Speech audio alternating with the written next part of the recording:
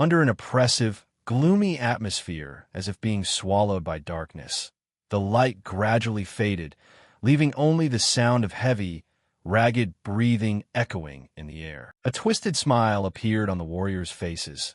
The battlefield was stained red with fresh blood, and a crimson glow rained down incessantly, leaving no path for escape. One by one they fell, but on the thin line between life and death, faint glimmers of hope still stubbornly persisted. Finally, we had reached this point, facing the terrifying fury while our spirits still burned bright. If we manage to defeat it, Gray muttered, everything will end way too fast. But at that exact moment, a sharp, cold light pierced straight through his chest. The pain struck suddenly, causing him to freeze, his body trembling as blood poured from the fatal wound. Gray's gaze became hollow, his dreams seemingly coming to an end.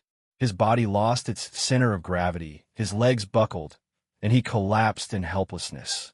Blood spread across the ground, surrounded by bodies that had fallen in despair. He slowly accepted that this was the end. Looking at the ruins and the fallen comrades, Gray's heart felt heavy with shame. After all this, am I going to die without having accomplished anything? His eyes flared with hatred, directed toward the creature floating in midair. Someday, an unknown catastrophe had appeared, threatening to wipe out the entire continent. The enemy of humanity, the Purger, continued to sow destruction. Gray looked at the warrior standing tall and shielding them with a buckler, his heart entrusting its last bit of hope to them. The group of warriors defending humanity included Brian Miller, the young man who survived the horrific meteor strike, known as the Shield of the World. The blue-haired girl, Bella Albright, a great sage with the power of an entire legion, summoned sparkling magic circles, ready to face any danger. Beside her was Jacob Bloomfield, an archer clad in green armor. Every arrow he loosed was sharp and startlingly accurate. Having once taken down a high-level dragon beast with a single shot, his title of God Archer was well-deserved. And Amy White, the golden-eyed swordswoman, who never faltered in the face of danger, with speed that overcame every obstacle. She was the strongest sword saint in history. Watching them, Gray felt a surge of inferiority. And us, he thought bitterly, we're just the support unit, used then thrown away. The cruel truth was harsher than he had imagined. They were nothing but sacrificial pawns. Observing the group's masterful combat skills, Gray couldn't help but admire them. They're on a different level, he thought to himself, witnessing the graduates from the World Union Academy easily closing in on the enemy. The distance between him and them became increasingly apparent, like an impassable abyss. The Purger was being suppressed by Bella's magic spheres. Gray lay shivering on the ground, his heart heavy. Does it even matter if the support team is here or not? Meanwhile, Amy continued to attack, her powerful sword strikes making the enemy stagger. The humiliation in Gray's heart reached its peak. We trained hard too, he screamed inside. Amy, with terrifying speed, forced the Purger to constantly defend. A final, powerful strike wounded him, but instead of fear, he was amused. Oh, you managed to hurt me? His body emitted a fiery red spirit energy, stronger than ever. Not bad. Suddenly, the Purger created a vortex of sword chi, and long blades shot forward. In just one move, everyone else was killed, their bodies slashed apart. The Purger stood proudly on high. The horrific sight left Gray stunned. Only one villain remained alive. His pupils constricted in shock. Getting serious, are we? Gray couldn't believe it. He had wiped out the entire team in a single sword stroke, and he had just been playing around this whole time. He slowly closed his eyes, accepting the cruel reality. There was no way to win. His body lay still in a large pool of blood. But then, Gray snapped awake. Wait, how long has it been since my heart was pierced? Looking at his reflection in the pool of blood, he wondered, why am I still alive? The sound of dripping blood mingled with a mysterious voice. Found you. Gray felt as if he were being pulled into another dimension. In front of him was a magical light, opening into a black hole. Come here, you who possess immense power. The voice resonated. Gray was stunned, stepping into a new world, like a desolate city. His wounds had healed. Where am I? The afterlife? He turned back, feeling as though someone was watching him. A figure in a black cloak, full of mystery, appeared. "Who are you?" Gray asked. That person was Kronos, his face obscured but exuding a majestic aura. "You are not dead yet," Kronos explained. "Your wounds have been healed." An ancient magical space, covered in brilliant golden light, left Gray bewildered. On the magic screen, his body from earlier appeared, full of injuries. "Did you heal me?" he asked. Kronos calmly replied, "No, that is your own power." Gray touched his chest, still doubtful. "My power," Kronos admitted. "Even I cannot accurately analyze your power, but I believe it is even stronger than the Purgers, if you know how to control it." Gray was still skeptical. "You mean I can win this fight?" Kronos was cold but firm. "I make no promises, but I believe we must destroy him." Before he could finish, Kronos lunged, piercing Gray's chest just like before. But this time, a magic circle protected him. "Go," Kronos whispered. "I will lend you my strength." Everything happened like a dream. Gray returned to the battlefield, his body still lying on the ground. He gripped his sword tightly, trying to stand up. The sword suddenly changed, its tip turning a mysterious black, becoming a dark blade. Kronos' voice echoed. "This is your power. My power is not something ordinary people can see." Gray was ready to fight, so that's how it is. The noise alerted the Purger. He had just turned around when Gray closed the distance, delivering a powerful strike. Killing intent surged within him. The Purger felt the terrifying source of magic power. "Impossible!" He retreated, astonished. Does someone this strong really exist? Gray didn't hesitate, advancing with absolute focus, searching for the enemy's weak point. Gray's eyes blazed with murder, channeling all his strength into a fatal blow. "Don't look down on me!"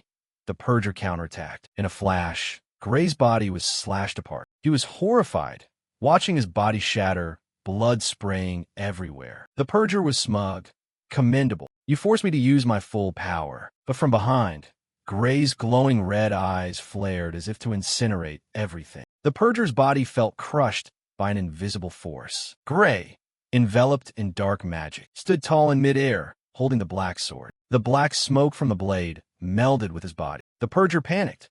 What the hell? He hurriedly activated his shield, but it was too late. Half of Gray's face was distorted. The black sword now, gargantuan, slashing straight down. The shield shattered, unable to withstand the pressure. The strike tore the Purger's body apart, leaving a massive scar on the ground. "Are you really human?"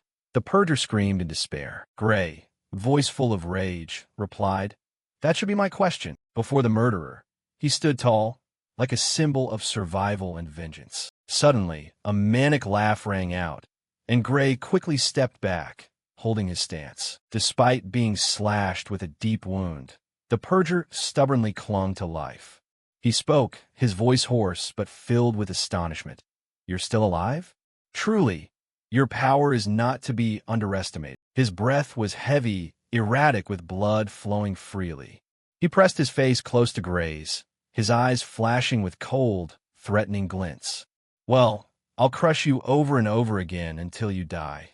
Not interested in arguing with a madman." Gray didn't respond, just poured all his strength into swinging his sword, a sharp, whistling slash flying straight at the Purger. The blade roared, powerful enough to make his body tremble, his wounds widening. A strange yellow liquid poured from his body, accompanied by agonizing screams mixed with vile curses. But suddenly, the Purger stopped. He clasped his hands together, his movements slow as if summoning something from the deep. His body suddenly emitted fantastical streams of light, as brilliant as the awakening moon. The wings on his back turned into 5 colors, sparkling like a galaxy. His hands faced each other, a magic circle gradually forming, floating in mid-air, emitting energy that made the air tremble. Time suddenly distorted. Night fell unexpectedly, shrouding everything in terrifying silence. The Purger muttered, his voice deep as if signaling fate. "Time's up." A brilliant moon appeared, casting down a cold silver light. Gray frowned slightly, suspicious. "What? Is it night?" All of a sudden, he offered a cold smile, unwavering. No one noticed that Gray had quietly appeared behind the Purger, fast as a ghost. His voice whispered, full of challenge. "So what?" Not letting the enemy react, Gray delivered a fatal strike straight to his throat. But unexpectedly, The blade hit an invisible film, hard as steel. Gray froze, his eyes flashing with surprise. The purger laughed, his voice full of arrogance. It's useless. In this dream realm, nothing can harm me. Stop resisting in vain, Gray. Take a last look at the stars. Gray stood stunned, not out of fear, but because the brilliant light from the sky was rushing straight toward him. That light, like a meteor, grew larger with terrifying speed, burning as if to incinerate everything. The purger's voice crept into Gray's mind, like an evil whisper. It's beautiful, isn't it? Now that star has arrived very close. The giant fireball plummeted, exploding right where Gray stood, creating an earth-shattering blast. Everything around turned to ash, the earth and stones shattered. The purger flew up, smugly looking down at the rubble. A deep hole appeared, but Gray's figure was nowhere to be seen. He laughed loudly. You can't resurrect if you've turned into dust. But from above, a sparkling magic portal suddenly appeared, leaving the purger confused. What? The portal gradually became clear, looking like a giant clock engraved with the word time. A deep voice echoed. It was Kronos. You've gathered truly incredible power, but this should be enough to send you back. The purger panicked, his whole body trembling. Impossible. Kronos, sitting leisurely on high, continued to speak. Can you hear me? You who hold great power, use all of my strength. I will send you back to the past. The purger's fury erupted. He screamed, Kronos, you bastard. Ignoring his outrage, Kronos calmly continued. This is all I can do for you. The clock of time began to run backward, the hour hand roaring like destiny. When the hand hit 1, Kronos' voice faded. I entrust the fate of this world to you. Perhaps this is not the end, but a new beginning for Gray. Gray woke up, his body lying on a lush green meadow. The sky was clear, gentle sunlight streaming down. This world, strangely peaceful, as if it had never been destroyed. He slowly sat up, his mind hazy. Where is this? Looking around, the vibrant landscape made his heart feel as if it were being healed. In the distance, mountains, forests, houses, and villages appeared, nostalgically familiar. Gino Village? How? He was stunned. Everything was like a dream, memories of a place he used to call home. Gino Village, the place destroyed 15 years ago. Why was it still here, as vibrant as if it had never vanished? The final words of Kronos suddenly echoed in his mind. Gray started. What he said, did it really happen? The emotion made the scar on his wrist throb. Looking down, he recognized the old wound from the days he was bullied and looked down upon. His body trembled slightly, painful memories rushing back. No, he told himself, voice firm, I cannot let myself be beaten by them again. In the past, Gray was weak, unable to fight back. They were too strong, and he was just helpless. But now, he didn't want to repeat that fate. Destroying the purger was no longer a hollow dream. Gray stood up, walked toward the forest, reassuring himself, when I'm stronger, I'll deal with them. For now, I don't want to get hurt anymore. Suddenly, he stopped. In front of him was Belder's group, blocking his path, each one looking ferocious. Belder, in a condescending tone, spoke up, I've been looking for you all this time. Gray sighed, frustrated. Such a nuisance. They tossed him a sword, ordering, take it. Gray didn't move, his gaze cold. Seeing that, the group approached, voices mocking, playing dumb. Let's have a sparring match. Gray tried to dodge, worried about his unhealed wounds. Oh, a match. Sorry, my wounds haven't healed yet. Thanks for the invitation, but I can't participate. Belder and his lackeys had no intention of letting him go. They sneered, full of contempt. Belder pretended to reassure him. Don't worry. The blade is dull. It's safe. Gray looked straight into his eyes, exposing his true intent. No matter how dull the blade is, it's still a block of iron. What if it hits a vital spot? Before he could finish, Belder interrupted, voice harsh. Shut up. He slammed the sword into the ground, his eyes sparking with fire. Do you have a right to refuse? Don't like swords? Then fight barehanded. Belder lunged, full of confidence. Gray was stunned. He wants to fight me while I'm unarmed? What kind of fight is this? In Gray's mind, memories flooded back. Before the regression, a former military doctor once said that his swordsmanship never improved because of childhood injuries. Perhaps, he thought, my pathetic life started here. Not wanting to repeat the regrets, not wanting to live a meaningless life, Gray was determined. Suddenly, subconsciously, he dodged Belder's attack. He was also surprised, but didn't stop, continuing to strike. Gray avoided him again, light as instinct. Is that all the speed you have? Belder was pissed, putting all his effort into the attack. But Gray dodged everything. He suddenly realized his body was faster, more flexible than ever. Belder's group was stunned, one muttering, "The way he moves, like a completely different person." Gray picked up the sword from the ground, gripping it tightly, his eyes blazing. "I may not have the same body as before, but the memories of the battles remain." Belder attacked from above, intending to finish him off. "Take this." But Gray counterattacked, the force causing Belder to stumble backward. Gray was worried, but this time for his opponent. Falling just from that? Is it really okay to fight a rookie like him? He focused, determined not to yield. No, he doesn't deserve pity. They bullied me just because I couldn't fight. Gray's gaze turned ice cold, determined to change the humiliating past. He swung his sword, knocking Belder's weapon away. He panicked. Damn it, how is that so easy? Gray stepped forward, voice deep but commanding. Perhaps you've never been trained on how to parry. He stomped firmly, causing Belder to flinch. But don't worry, you taught me that. Gray raised his sword, a cold smile appearing, his eyes burning with hostility. As long as the sword is dull, it's fine to hit people with. A sword strike slashed across Belder's shoulder. Fresh blood sprayed, causing him to panic. The hot droplets of blood splashing onto his face served as a reminder of the stinging pain. Belder cowered, clutching his shoulder, screaming in pain. The situation far exceeded Gray's expectations, as this incident wasn't in his plan. He was surprised, hesitating. Isn't the blade supposed to be dull? Suspicious, Gray raised the sword to check. Indeed, the blade was notched, riddled with cracks. Gray froze, heart confused. It was clearly dull. If this sword were sharp, he probably would have lost his life. But that didn't make him soften in the slightest.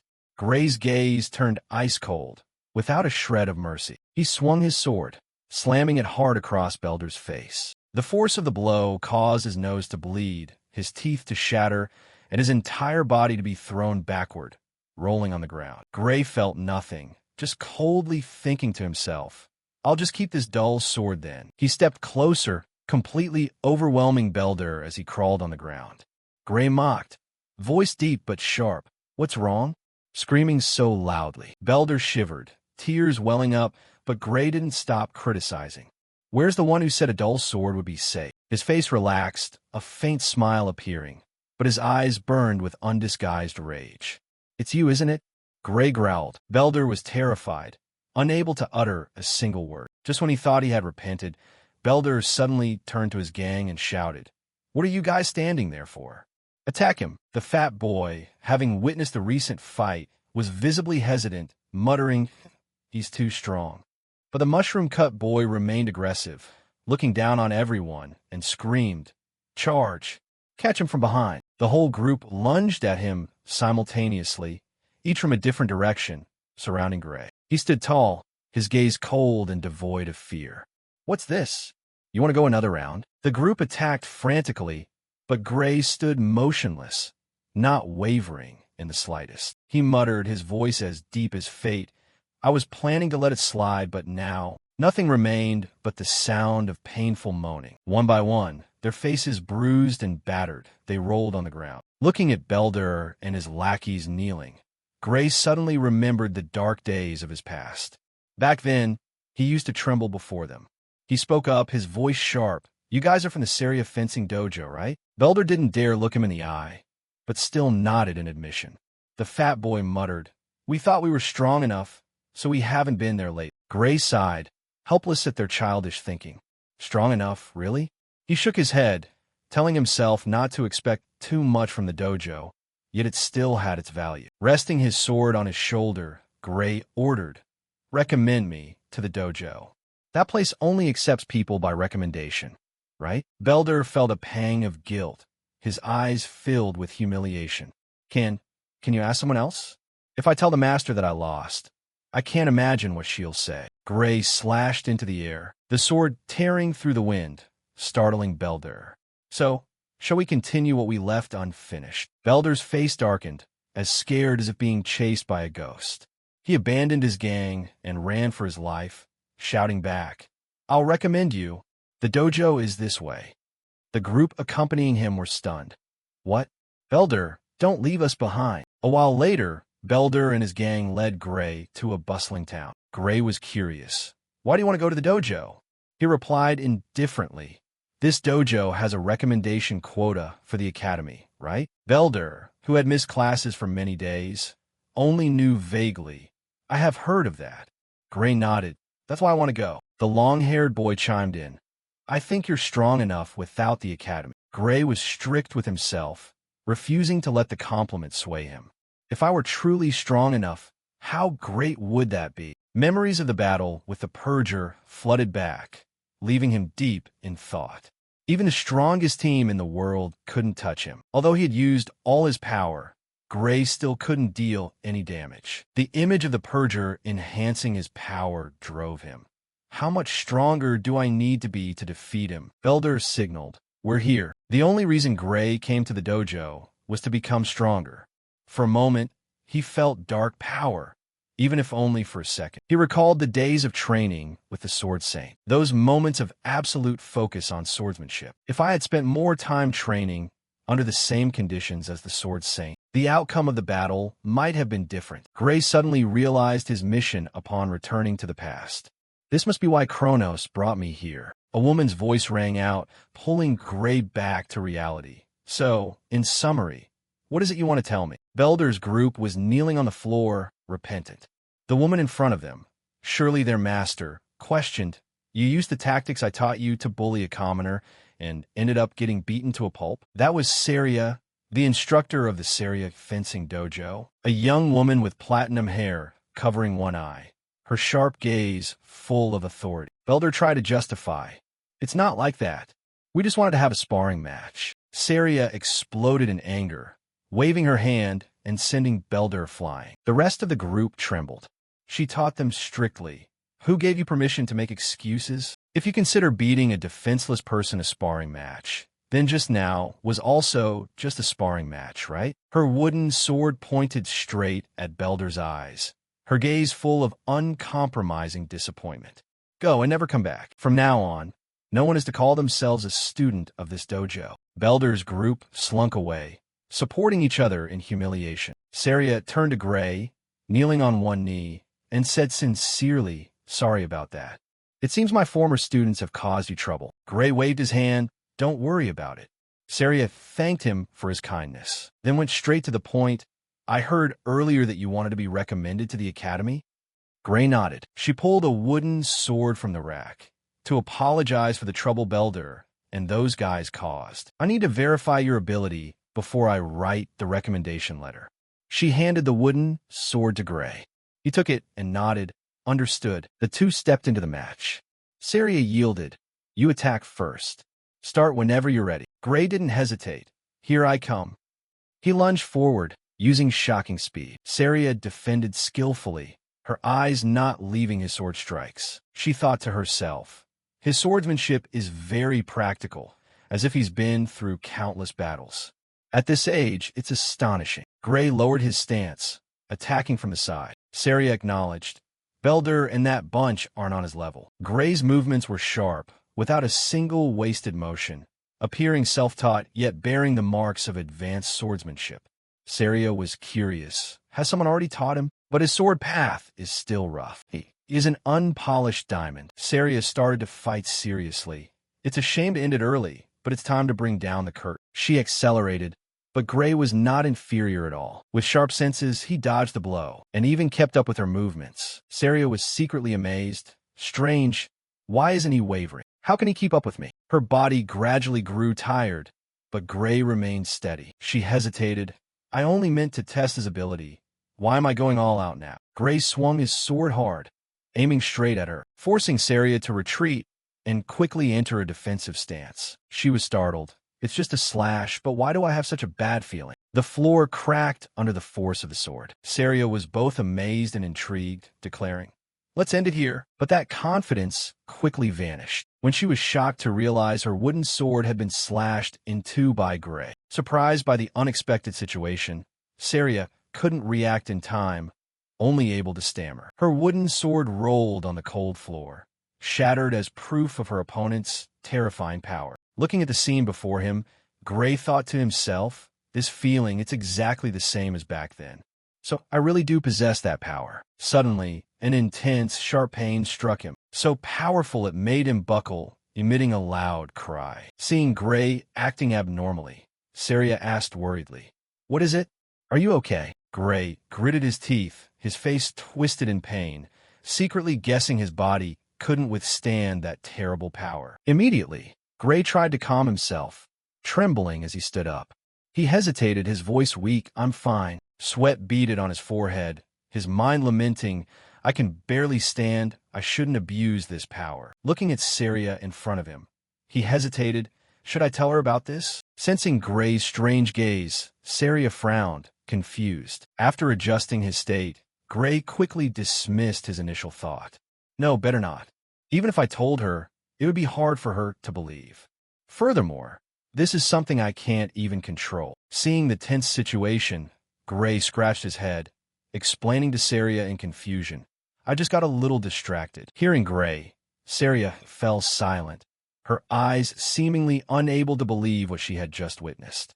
She looked in shock at the broken wooden sword, thinking, shattering my sword with a dull wooden one is impossible. She concluded, he must have realized it too. Seeing Saria standing motionless for too long, Gray began to feel panicked. He hesitated and asked, "Is something the matter?" The more she observed the small student in front of her, the more troubled Saria became. Is he not going to say anything about it? She closed her eyes, looking serious for a long time. After thinking, she turned her back, walked to the wooden crate, threw the broken sword into it, then spoke up. "All right, you said you wanted to be recommended to the academy, right?" Hearing the question, Gray showed signs of tension and nodded in response.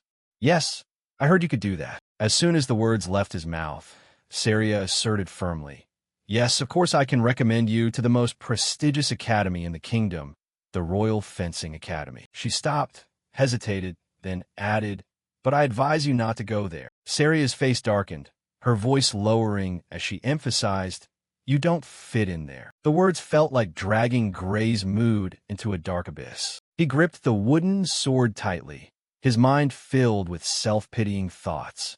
"I know, I'm not strong enough.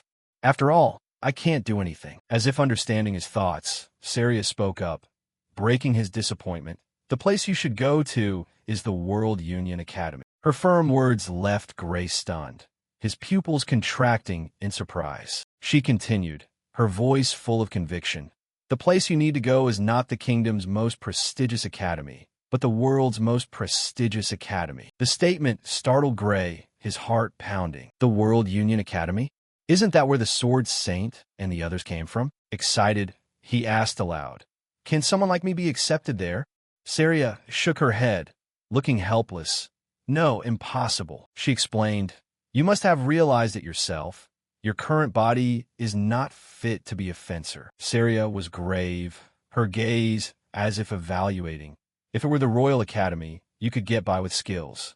But at the World Union Academy, it's impossible. How could you reach that level with such a weak body?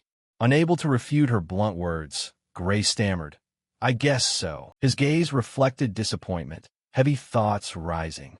"Everyone at that academy is a monster. With this body, I don't have a chance to compete." Under the dim light of the room, Saria spoke coldly. "Giving up already? There are still 9 months until the qualification exam." Knowing the time remaining, Gray was confused. Only 9 months. Saria agreed. Yes, perhaps not enough time, but she immediately growled, "Firm, but believe in me." Her voice carried a threatening tone. "These 9 months, are you ready to endure torture?" Gray looked at his palms, answering vaguely, "I don't want to endure torture, but I will do it." He clenched his fist, placing it before his chest, his voice heroic. "For the next 9 months, I look forward to your guidance." Receiving his answer, Saria smiled smugly. "Good answer." The atmosphere suddenly quieted. Gray trembled as he listened to Saria speak. Saria's expression became terrifying, her voice threatening. Let the days of hell begin. Immediately after, images of Gray's arduous days appeared, blending with Seria's firm attitude. She was always yelling, pushing him in every training session. Time flew by, and 8 months later, Gray's body was firmer and stronger. Looking at him, Seria praised him thoughtfully. You've gotten much stronger. Pride was evident on her face, a gentle smile in her arms crossed stance. I have nothing left to teach you. From now on, walk with confidence. Gray froze, his eyes surprised, asking, but there's still a month left until the exam. Seeing his surprise, Seria explained, in a strange place, you will face difficulties. It's best to get there early. She raised her hand, giving him a brown bag. This is money for the trip and enough food for a month. Feeling her thoughtfulness, Gray clumsily waved his hand in refusal. But leaving a month early, isn't it too soon? Golden sunlight shone through the window frame, lengthening the shadows of the two. Gray confessed, it's like you want to kick me out of the village. Seria smiled lightly, her eyes half closed, comforting him. You're overthinking it. Suddenly, Gray mentioned something that startled Seria. I heard there's a goblin den nearby, and the village doesn't have many guards. Seria didn't deny it, answering gently. All right, there's indeed a den. She was flustered, turning away, explaining calmly. But it has nothing to do with us. She smiled, acting as if everything was fine. There will be reinforcements in the capital, so we don't need to worry. She reassured Gray, just go take the exam, don't worry. But Gray thought to himself, she's lying. There will be no reinforcements for the village. And before the village is destroyed, the master will die. The image of Seria covered in blood, lying motionless on the ground, appeared in Gray's head. They said she had rushed into the goblin den alone and was killed. Even so, Gray pretended not to know, answering nonchalantly, I understand. His easy agreement left Seria slightly suspicious. Gray raised his hand to his chest, expressing his gratitude. Thank you, master. Gray's gaze was determined, full of confidence. I'm leaving now. Seria curled her lips, a heartfelt smile, sending her well wishes. Yeah, I hope you pass the exam. After Gray left, Seria walked quietly into the deep forest. Under the night sky, the faint moonlight appeared clearly. A dried skeleton with a sword stuck in its mouth appeared. She walked alone in the deserted forest. Seria touched the trail of blood on the ground, her gaze deepening as if calculating something, muttering, according to the scout report, they are over there. Suddenly, a voice rang out in the quiet night, startling her. Where are you going? Seria looked up at the high tree branch. A familiar shadow appeared, as black as ink. It was Gray. Gray put on a fake concerned face, asking, Master, where are you going? Moving. Suddenly a loud call rang out behind him. Gray? He turned back, encountering Seria. She spoke up, her eyes full of suspicion. Why are you here? Shouldn't you have headed to the academy? Gray jumped down from the tree branch, replying, his voice deep but sharp. I should be the one asking that question. I thought you said the goblin den would be handled by the capital's army. Seria waved her hand, answering, they said they couldn't come because of an emergency, so I plan to handle it alone. She added, her voice full of confidence. Anyway, I'm enough on my own. Thanks to the scout's report, I know the strength of that den. She sighed, her gaze momentarily thoughtful. The goblin boss is a high-level goblin, and in that den there are about 40 to 50 monsters. I have to admit, with that many, it's a bit troublesome. Gray listened, pondering to himself. High-level goblin, huh? He recalled the battle in the past, realizing that the goblin's strength didn't lie in physical force, but in intelligence and leadership ability. He spoke up. If he gets surrounded, fighting alone is no different from suicide. In his mind, one thing was certain. Looking straight at Seria, Gray affirmed, his voice determined. If I let you go alone, you won't make it back alive, and the village will be destroyed by them. He emphasized, I've seen that future with my own eyes. Ending his train of thought, he said, let me come with you. But Seria stopped him, her voice firm. I already said I'm enough alone. Gray didn't waver, his gaze steadfast. I don't want to miss the opportunity to gain actual combat experience. Or do you think I'm holding you back? Seria explained. You know why you aren't holding me back? She thought to herself.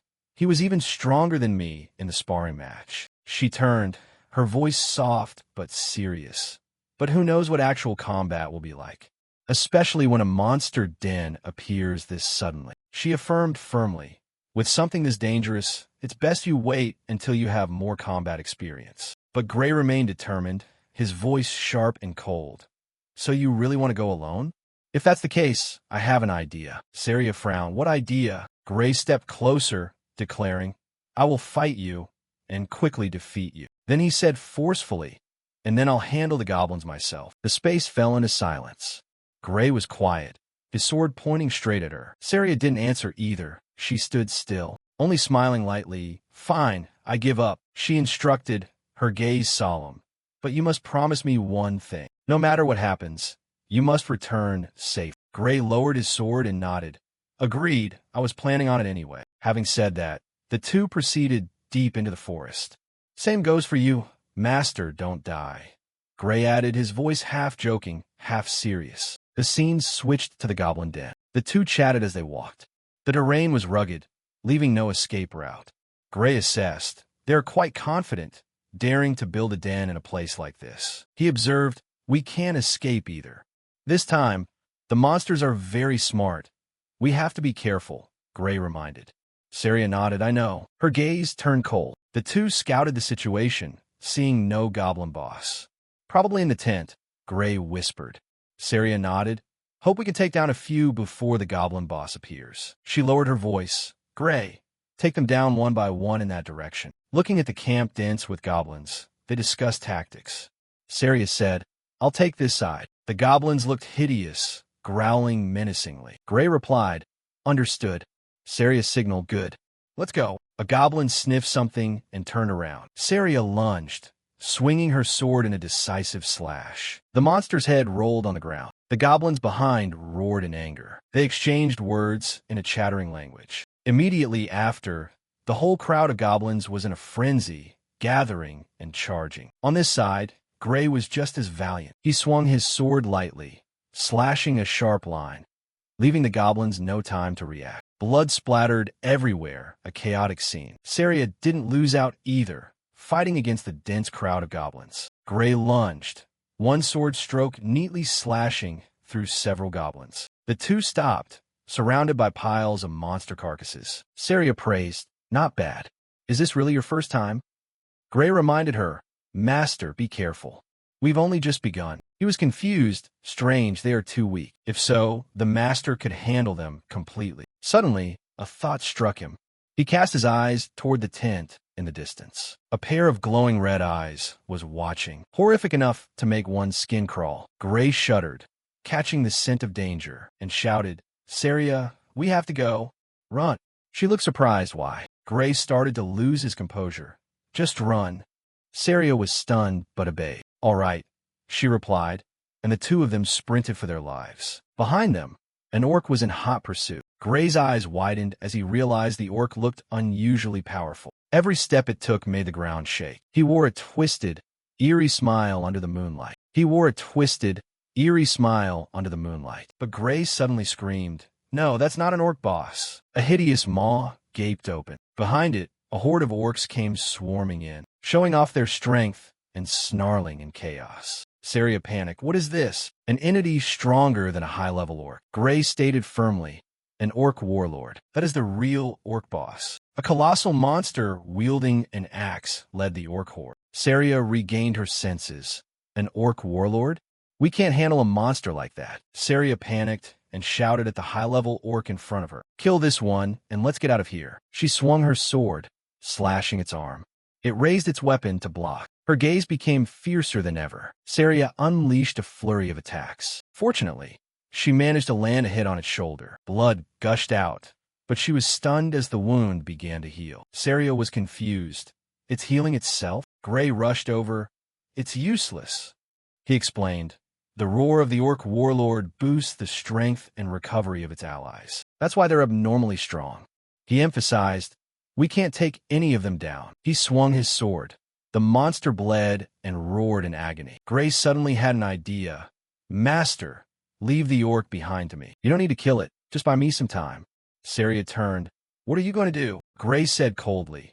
There's only one option left. He uttered chillingly, destroy that bastard. A sinister, arrogant smirk spread across Gray's face. He swung his sword at the orc in front of him, the blade cutting through the air in a brilliant arc. As he fought, he thought to himself, "It's so annoying how they keep trying to ambush me." He delivered another strike, the sharp blade flying straight at the orc. It didn't yield, instantly raising its axe and swinging it violently toward Gray. As he parried, he calculated his next move in his head. Now I just need to focus on wiping out all the enemies in front of me. But the very next second, an unexpected incident occurred. Gray's sword shattered into pieces the moment he swung it down. He looked at the hilt remaining in his hand, his expression filled with disbelief. Can my sword not withstand a hit from an enhanced orc? The orc didn't have the patience to wait for Gray to recover. It swung its axe hard into the ground, the impact forcing Gray back. He quickly drew his backup sword and continued fighting. It's a good thing I brought a spare. But this won't last long either. From afar, Saria, who was fighting the orc mob, shouted, "Gray, use my spare sword." Gray took the sword, feeling a surge of strength. "Thank you." He wielded two swords, ready to fight to the death with the orc in this brutal battle. Now that I have two, it's still not enough to clear out the monsters. Facing the orc warlord and the orcs in between, Gray sheathed one sword, deciding to focus. He lunged at the orc, slashing a brilliant line of light, powerful enough to tear through space. The orc refused to give in, swinging its axe straight at Gray's face, leaving a cut on his cheek. Gray gritted his teeth, using his sword to block the axe blade. He roared, his irritation barely contained. Moments later, he drew another sword from his waist, fighting with everything he had against the swarm of oncoming orcs. A beam of light erupted from the horrific skull. An orc roared loudly, its eyes emitting a bright golden glow. Gray was stunned by the sight.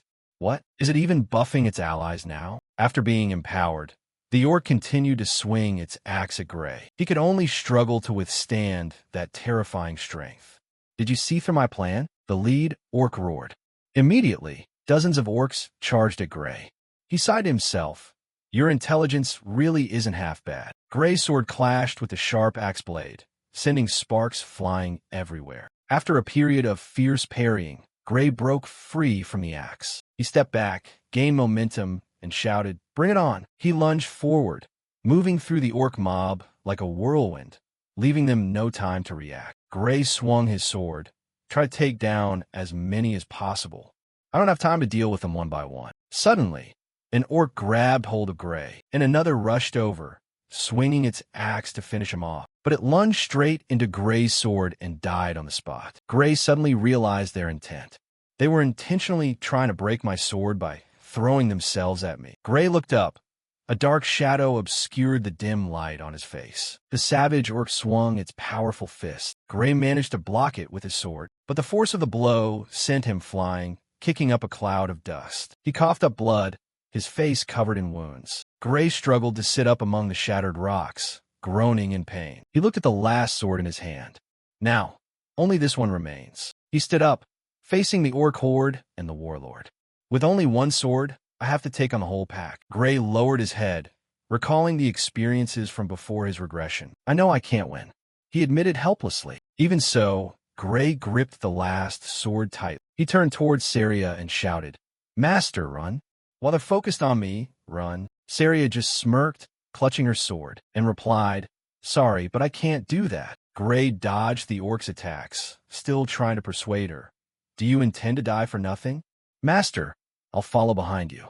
Don't worry about me." Saria replied, "That's not it." Her eyes flickered with a hint of helplessness. She looked at the wound on her thigh. "I can't run anymore." Gray heard this, unable to believe his ears, and turned to look at her in shock. He looked at the last sword in his hand. "I'm out of options." Gray decided to fight a life-or-death battle.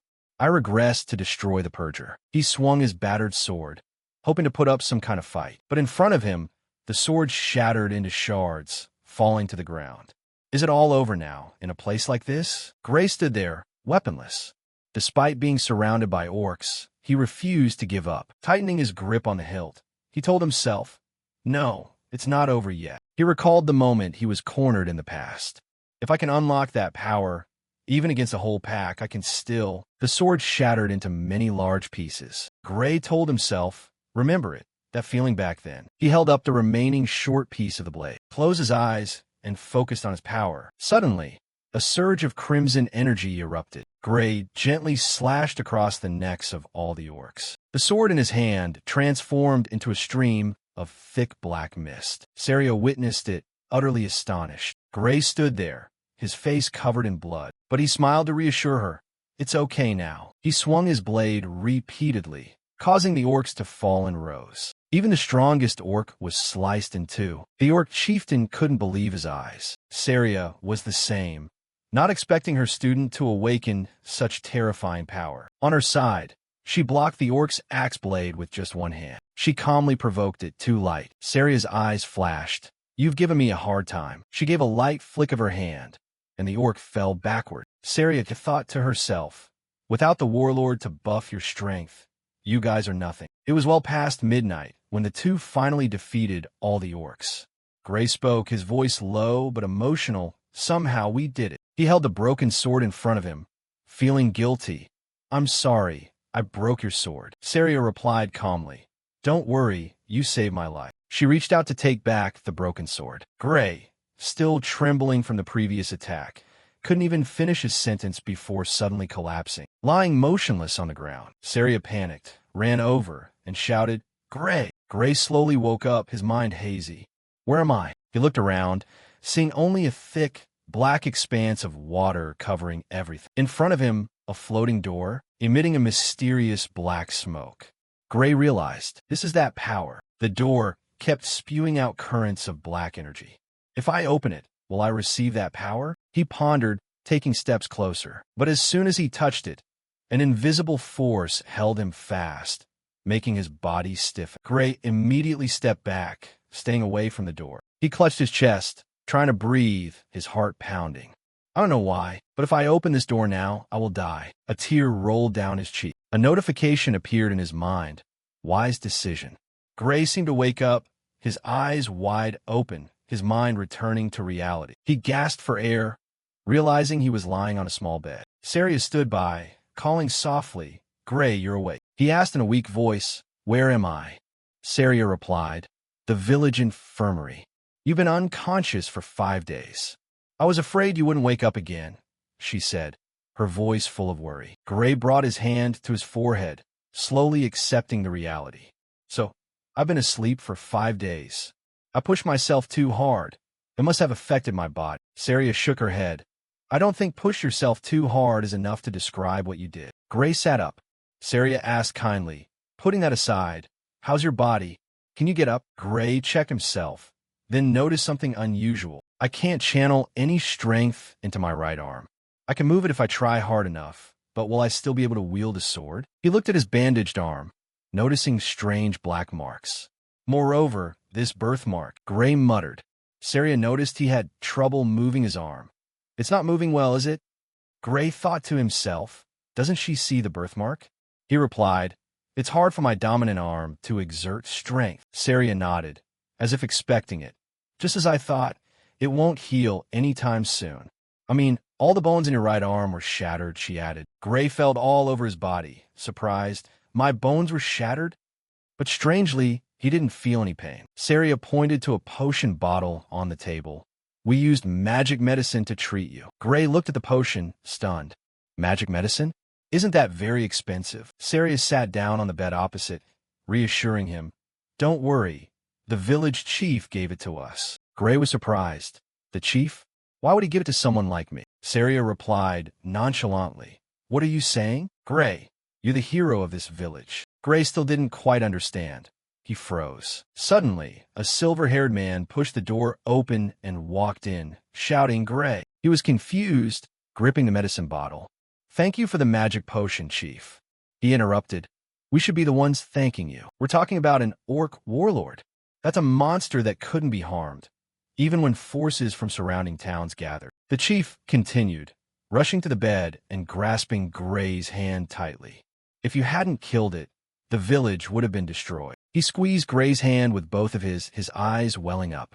Without you and Saria, this medicine, this infirmary, and even the villagers' lives, nothing would remain, he said. Gray was embarrassed. You're exaggerating, sir. Gray was embarrassed. You're exaggerating, sir. Gray looked at the medicine bottle, thinking to himself, perhaps he's right. In the world before my regression, this village was destroyed by orcs. The chief stood up and bowed respectfully. If you still don't realize the significance of what you've done, I'm ready to explain in detail, he said, pausing for a moment.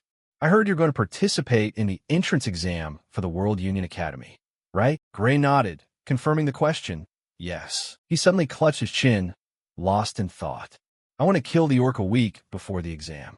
If I've been asleep for 5 days, there's only 2 days left. Gray's expression was serious. It takes 3 days to walk from here to the academy. It could be reached in 1 day by horse, but I don't have any money. He quickly asked the chief, Sir, I'm sorry, but could you lend me a horse? The chief turned, saying as he walked, I knew you'd ask, so I've prepared the best horse in the village. At that speed, you'll arrive in time. Saria stood by and added, If you hadn't woken up today, we were planning to carry you there ourselves. Gray left the bed, opening the door to the natural light, and was surprised by the scene outside. Hundreds of villagers stood cheering, celebrating his recovery. People held up banners, shouting, Thank you. You have to pass the exam. Another person said, Thank you for saving the village. A man stepped forward, handing Gray a small cloth bag. Gray, take this. Gray took the bag, asking, What is this? The man replied, It's what the whole village contributed for you. We heard the registration fee for the academy is very expensive. Gray was touched, not knowing how to respond. Thank you all so much. He prepared to leave, joking, If I fail the exam now, it'll be hard for me to come back here. Saria reassured him, No need to worry. She looked at him, her voice confident. No candidate at the academy can defeat an orc warlord. Gray was still self-conscious, touching his immobilized right arm. But with my right arm like this, Saria interrupted, Your left arm still works fine, doesn't it? Gray checked his left arm. Yes. Saria continued. That's enough. You don't need to use that power. Gray turned to mount the horse, but muttered, The exam isn't easy enough to pass with just one hand. Saria stepped closer. It'll be fine. The judges aren't blind enough to overlook your ability. I guarantee it. She looked him straight in the eyes, her voice firm. You'll definitely pass. Gray was energized. Thank you very much. After you said that, I can't fail now. He thought to himself, this village was destroyed in the previous world, but it still exists now. This world is different. The future can be changed with this power. Gray looked at the villagers one last time, saying his farewell. I'm off. Not long after, he arrived at the exam site. He stroked the horse. Thank you, buddy. Thanks to you, I made it in time. Gray looked up at the towering castle in front of him. So this is the World Union Academy. The massive building appeared against the blue sky, as majestic as a challenge. Amidst the clear blue sky, birds flew in flocks. The examiner's voice rang out, authoritative. We will now begin distributing the test papers. Until this process is complete, all candidates must remain in the central arena. As soon as the examiner finished speaking, a flurry of murmurs erupted from the crowd below. Are we all candidates? One whispered. But only about 20 people will pass. A few candidates discussed previous exams. I heard the number of those who pass changes every year. Some years they accept 50, but other years only one person makes the cut. The examiner's voice sounded again, cutting through the noise. Now, please welcome Professor Ariel. Not keeping everyone waiting long, a figure with long, fiery red hair appeared, drawing every admiring gaze. She smiled mysteriously and began, Let's get started. We will now distribute the test papers. Candidates, please take the paper that appears in front of you. She snapped her fingers to signal the start. A strange golden light flashed high above. In front of Gray, a sheet of paper gradually formed from that light. He quickly raised his hand to take it. The information appeared on the paper. Candidate number 513, Swordsmanship Zone. Seeing that everyone had received theirs, Professor Ariel reminded them from above, It seems everyone has their paper. Some of you might be surprised to see that the paper only lists your number and testing zone. She continued, her tone serious. Rest assured, it's the same every year. The World Union Academy does not discriminate based on age, gender, nationality, status, or anything else. She reached out and gripped the edge of the table, stating firmly, Not even your name. She wore a grim smile.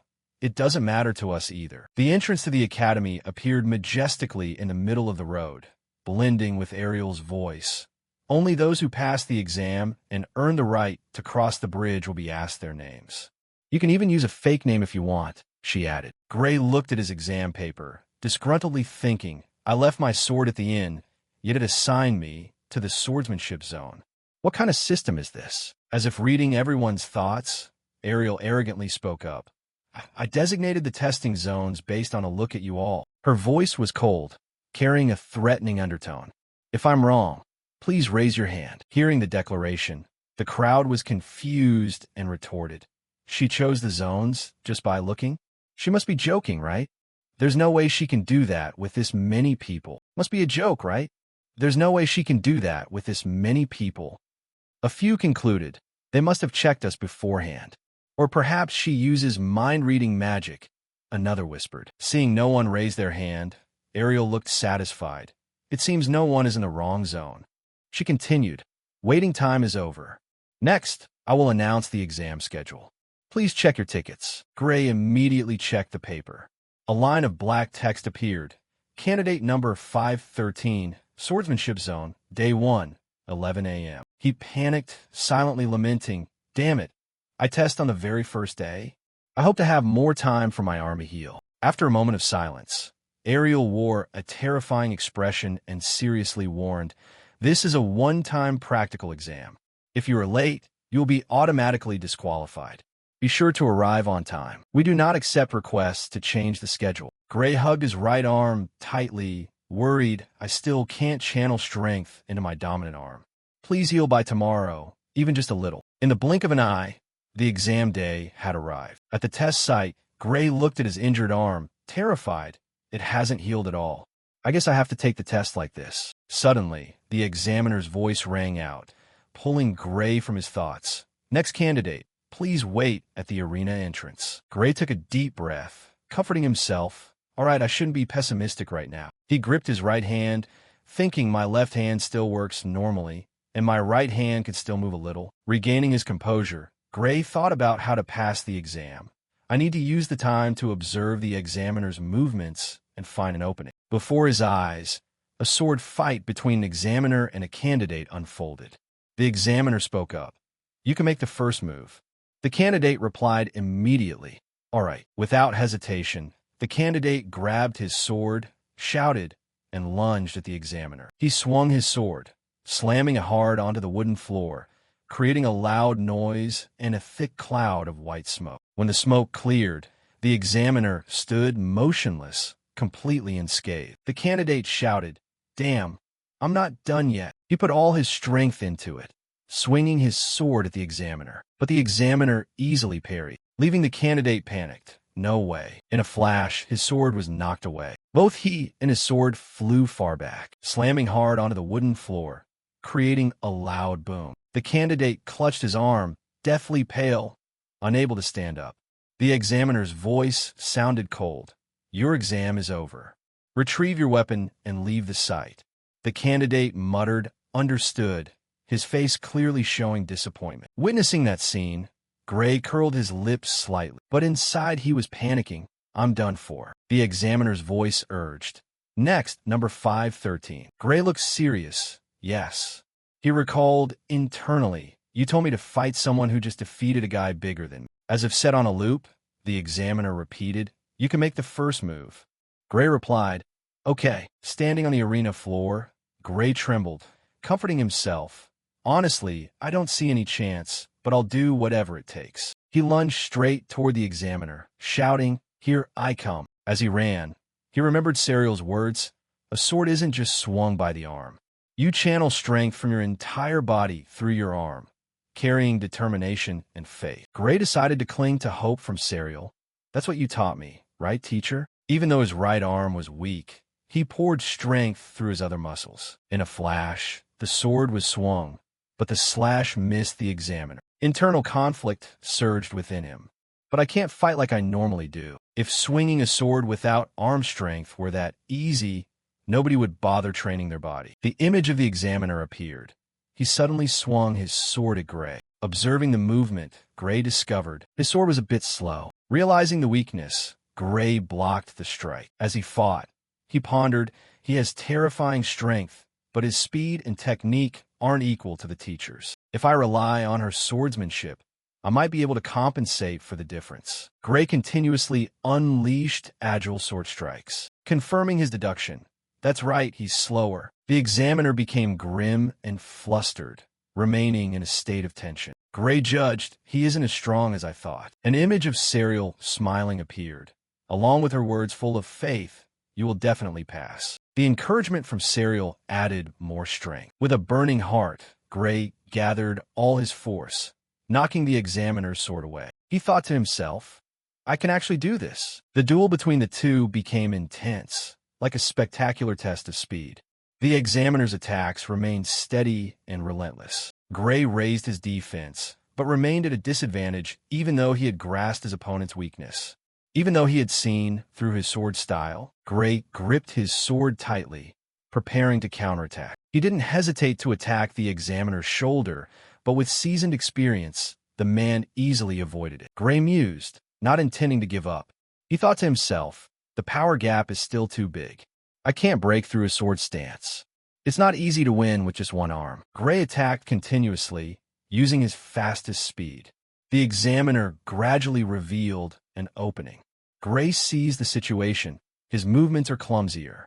A bit risky, but if I act right now, he pulled his sword back, causing the examiner to lose his momentum. Gray was ready for the plan now. Come at me. Just as anticipated, the examiner lunged forward. A look of confidence lit up Gray's eyes. Gotcha. He swung that sword too hard. It's easy to predict. He stepped back, entering a defensive stance. But instead of blocking, he planted his sword into the ground as a pivot. Gray nimbly circled behind, leaving the examiner panicked. Seeing his opponent caught off guard, Gray was secretly happy, despite the large power gap. As long as I get behind him. He lunged forward, but the referee's voice rang out, stop. Just a moment more, and Gray's blade would have touched the examiner, just inches from his tunic. Gray felt resentful, his body exhausted. Is the match over already? Isn't it too early? The referee from the stands announced. Match time is up. The result is a draw. Gray was stunned and disappointed. I wasn't fast enough. He tried to suppress the frustration about to erupt. He shakily held the sword, then let go, accepting it. Gray turned his back to leave the arena, telling himself, I did my best. But if I can't beat him, I will have a hard time later. He looked back at the arena, his heart heavy. Thank you, sir. A week later, in meeting room 53 of the World Union Academy, 6 members of the organizing committee sat in a large room. The principal, an old man wearing glasses, spoke up. What do you all think of the candidates? They have completed the exam. A brown-haired man replied indifferently. Tiring. An elderly examiner cautiously said, the way everyone observes together is a bit inefficient. Next year, we should divide the tasks. The man with the mustache focused on the benefits. We cannot miss out on talent just to save effort. The principal felt helpless at their lack of concern. I asked for opinions on the students, not the testing system. Starting with the swordsmanship course, the principal said. Small holograms appeared on the table. Someone asked who passed. The elderly examiner analyzed. As usual, whoever defeats the examiner passes. Otherwise, we judge based on the quality of their performance and their ability to hold on for 15 minutes. What do the swordsmanship instructors think? He continued. Besides those who defeated the examiner, candidates number 5217 and 753 stood out. Self-correction, addressing the flow. Besides those who defeated the examiner, candidates 5217 and 753 stood out. The brown-haired man interjected, keep the list at that level. The others, even if they pass, won't be able to keep up. The mustachioed man agreed. I agree. Any other opinions? The room fell silent with no one arguing. The principal concluded, we confirm the list for the swordsmanship course. Unexpectedly, a voice spoke up. What about candidate number 513? It was Ariel, the red-haired girl who had been silent from the beginning. What do you all think about candidate number 513? The man with glasses pondered. The mustachioed man opened the recording of Gray's match. This kid seems almost winning, but had to use traps. Will be hard to keep up later. Just good, but still weak. I saw him overwhelmed from start to finish, another said. The principal was hesitant. The mustachioed man shut down the intention to add gray. Ariel sighed, fed up. With so many people observing, does no one realize? The way everyone watches at once is truly a waste. The discussion ended. The next day, everyone came to receive the results. Gray was present, holding the notice. Candidate number 513, Swordsmanship Course, Day 1, 11 a.m. The loudspeaker boomed. We will now announce the list for the Swordsmanship Course. A total of 6 candidates. Gray was anxious. This is it. The speaker continued.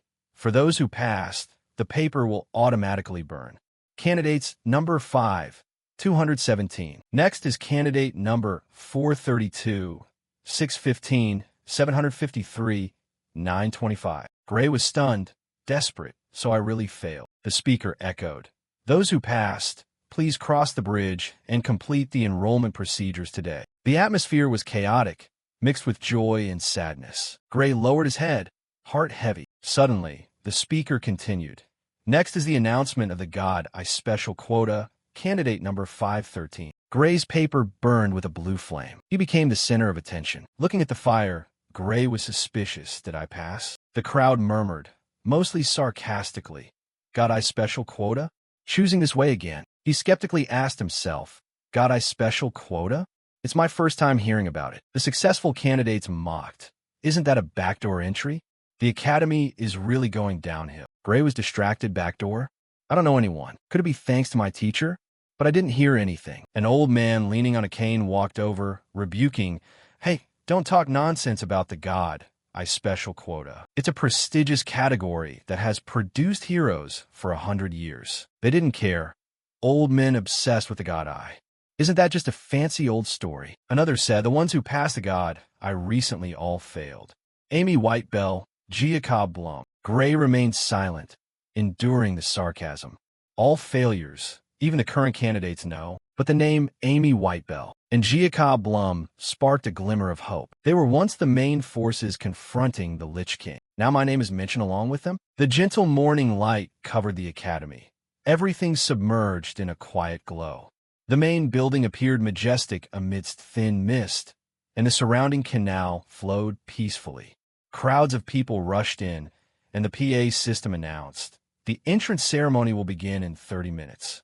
If you have changed, please gather at the square in front of the main office. Groups of students in dark blue uniforms with gold trim appeared on the stone path, the academy badge gleaming silver on their left chests. Amidst the crowd, Gray walked calmly, exuding a cold, unpredictable aura. A few students gathered, looking around confused. Is this the square in front of the main office? One asked quietly. The friend beside him replied, What's there? Are we in the right place? Suddenly a figure ran over, panting. Sorry, preparations were delayed due to a mistake. A student wondered, preparations? The man continued, Mind stepping back a bit so I can set up the stairs? Everyone looked at each other in confusion, but still stepped back as requested. Is this enough? He turned back, smiling. Enough. In confusion, he knelt down, placed his hands on the ground, and muttered, All right. A bright magical matrix covered the space. Complex, interwoven magical lines glowed with a golden light as dazzling as an exploding sun. Orange-red lightning streaked through the light, creating a fierce, supernatural feeling. The ground shook, and the air seemed compressed by the massive energy. The crowd stared in astonishment at the power beyond their comprehension. A moment later, everything vanished, the sky clear as after a storm. He stood up, calm. Sorry for the delay. You can sit anywhere you like. The students were still stunned, lips trembling, yes. They glanced around, one confused. Was that teleportation magic, right? Another gritted his teeth. They teleported something this big? Gray sat on a chair, thinking they must have wanted to hold the entrance ceremony where the school is clearly visible. Teleportation magic is such a waste. He turned his face, smiling brightly. This is the power of the World Union Academy. He suddenly saw 2 people chatting. A bit too many chairs, right? Only 30 students passed. Why so many chairs? The short-haired girl smiled wryly. Don't you know? The other girl was self-conscious. Sorry, Other than swordsmanship, I don't know much. The short-haired girl smiled. Let me explain. She spun her finger to the rhythm. The World Union Academy, as the name suggests, is the place that gathers the best students in the world. She shouted, "Look, they're here!" The other friend was startled, eyes wide, following the direction she pointed. In the blue sky, massive airships glided through the clouds. Their shiny hulls reflected the morning light. The sails were taut, catching the wind like majestic flying warships. Interspersed between the airships were giant dragons, wings spread, their massive bodies soaring. She screamed, "What is this?" The airship still stood majestically. Gray's eyes widened in surprise. The Sotra Quinn magical airship. I was on it when I joined the Purge Squad. I heard this was one of the largest airships in the world, yet they brought it out just to organize an entrance ceremony. He thought to himself, it truly lives up to the reputation of the World Union Academy. The airship landed, dust flying everywhere. The stern-faced group entered. The principal was happy, resting his hands on the podium. It seems everyone has arrived. Let us begin the entrance ceremony. The speaker echoed, "Thank you, Principal, for the speech." Gray crossed his arms. Yawning, it turns out the entrance ceremony is quite normal. He was surprised to hear his name called. Next is the greeting from the valedictorians of each subject. Leon Hart, valedictorian of swordsmanship, please step forward to speak. Leon stood up, bowing politely, yes. He walked down, amidst the praising whispers. He defeated the examiner in just one strike. I heard his swordsmanship is on par with the instructors. Leon bowed deeply, placing his hand over his chest to greet the professors. I am Leon Hart, truly an excellent student. His face exuded a serious aura. Gray sighed, his expression pensive. Leon politely asked, "May I speak freely?" The professor smiled. Of course. Leon thanked him and turned sharply to look at the students. I have something I want to say to you, fellow students. First, congratulations to everyone who passed the official way. It is an honor to enroll with you all. He placed his hand over his heart, showing goodwill. To graduate and contribute to the world, let us try our best. I look forward to the days we advance further at this prestigious academy. But unfortunately, among us, there is one person who does not deserve to be here. Right, got I, Professor Ariel?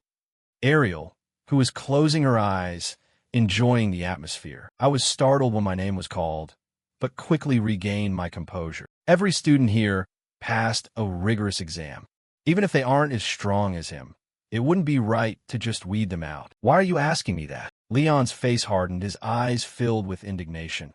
I'm not talking about those who passed fairly. I'm talking about the students who were handpicked by the professors for the gods. I special admission. He shouted, pointing at the group of students. Step out, turn in your uniforms, and leave the academy immediately. The students erupted into chaos. Everyone was frantically looking around, trying to figure out who the god's eye student was. Gray felt anxious.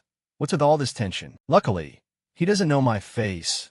If I just sit still, I shouldn't be discovered. Ariel laughed out loud. Humph. The freshmen this year are certainly live. Gray protested. Professor, I'm serious. Please stop these backdoor admissions. A sudden whoosh swept by like a gust of wind. Ariel appeared behind Leon and whispered, Do you think you're stronger than that student? Leon shouted, What? Of course am I wrong. Ariel grinned with interest. I like that attitude. Then, let's make a bet. Leon was surprised. A bet. Ariel crossed her arms, calm and collected, her lips curling into a confident smirk. I'll bet my entire professorship against that student's enrollment. Gray was stunned by her words, choking slightly.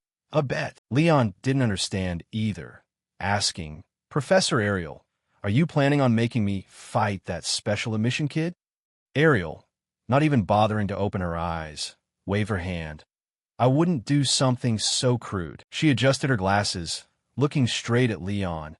Anyway, if you were to go all out, you'd die. As a teacher, I can't let a student get into danger. A vein popped on Leon's forehead. He glared, furious. Are you provoking me? Ariel remained composed. I'm serious. So, let's bet on monsters instead of people. It's much safer. She paused, and then continued. Besides, you're better at hunting monsters than fighting people, aren't you? Leon became even angrier. So, you know that much, huh? Then, what exactly is the bet? Ariel smiled faintly. as if she had already achieved her goal. Raising a hand, she said, "It's simple, just kill the monster I choose as the target." Professor Ariel went on to explain the rules for each round, with the monsters becoming stronger each time. Whoever fails to kill their target first loses. Gray sat in his seat, rubbing his head in frustration.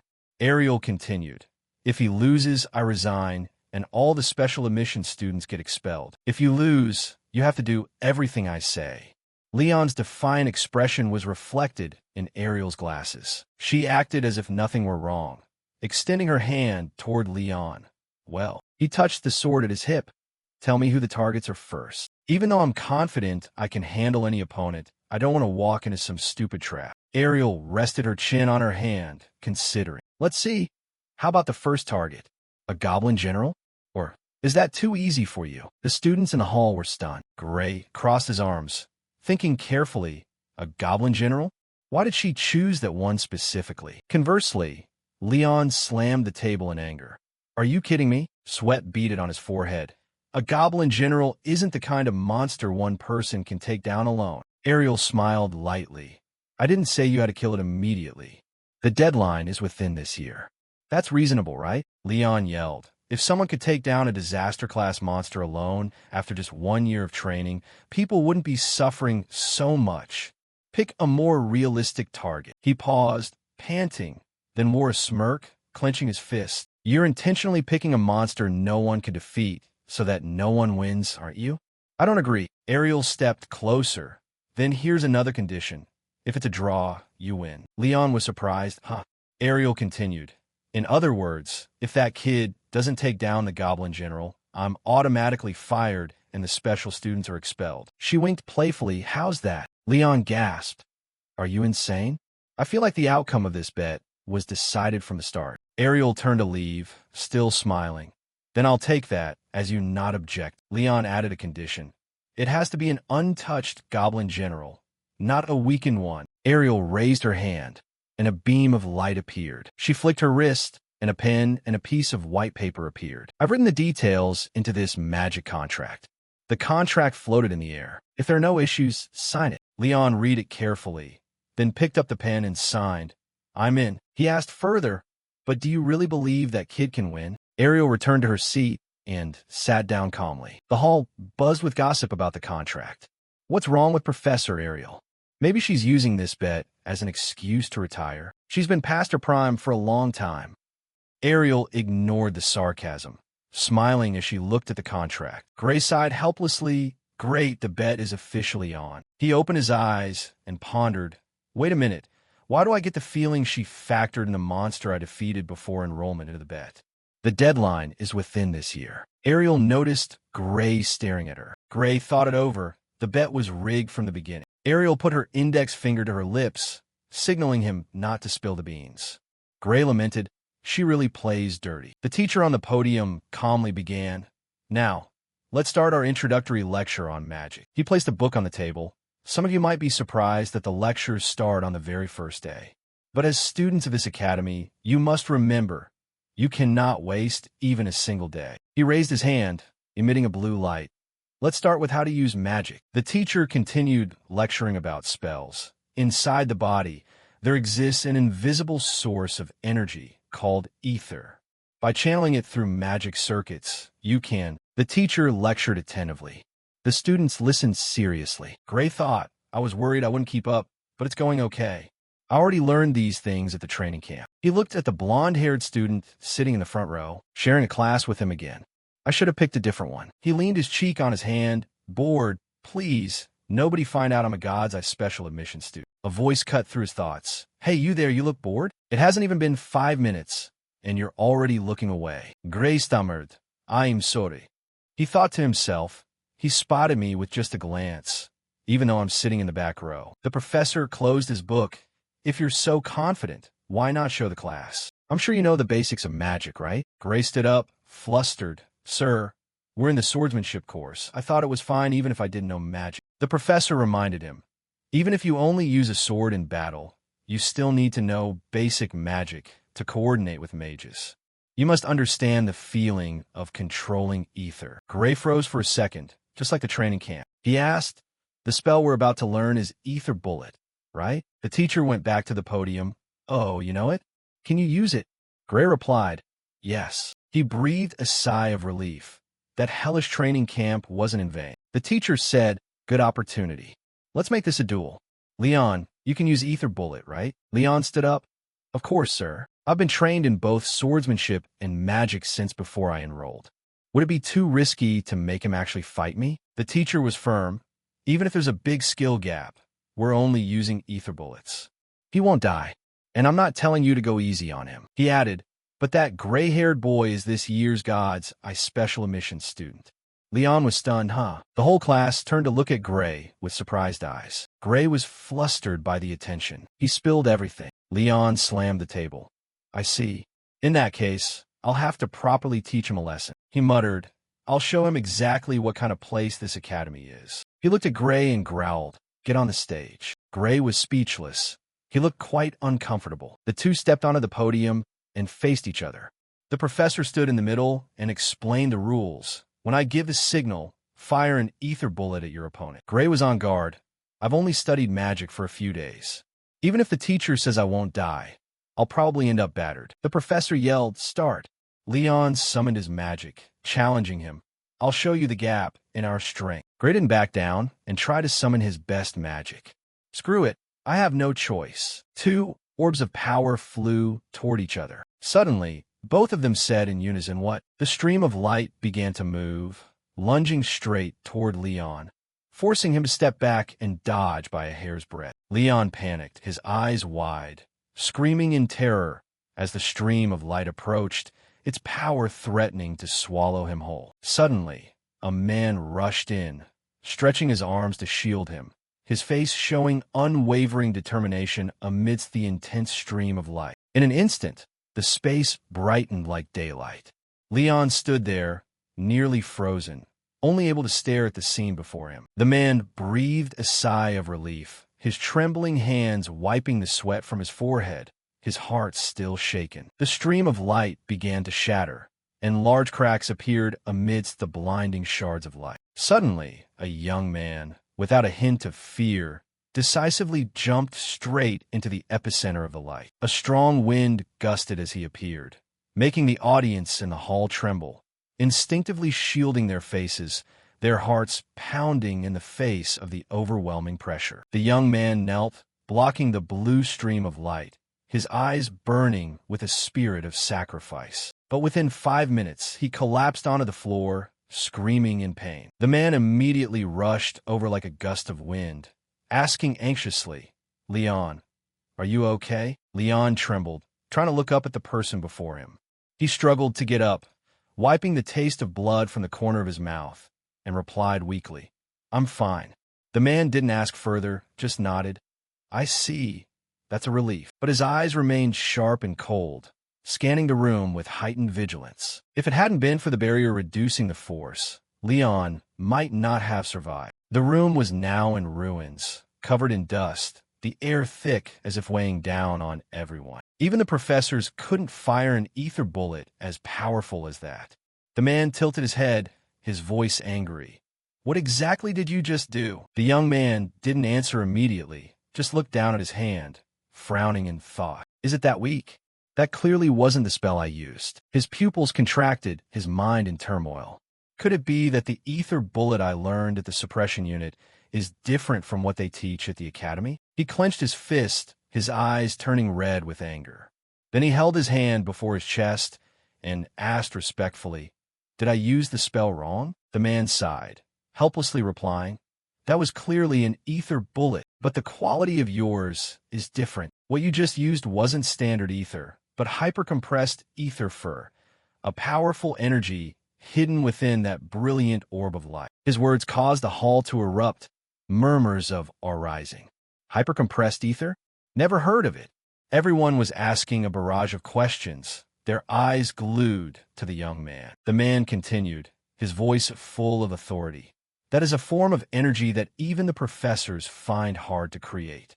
Yet, in that moment, you formed it and turned it into magic.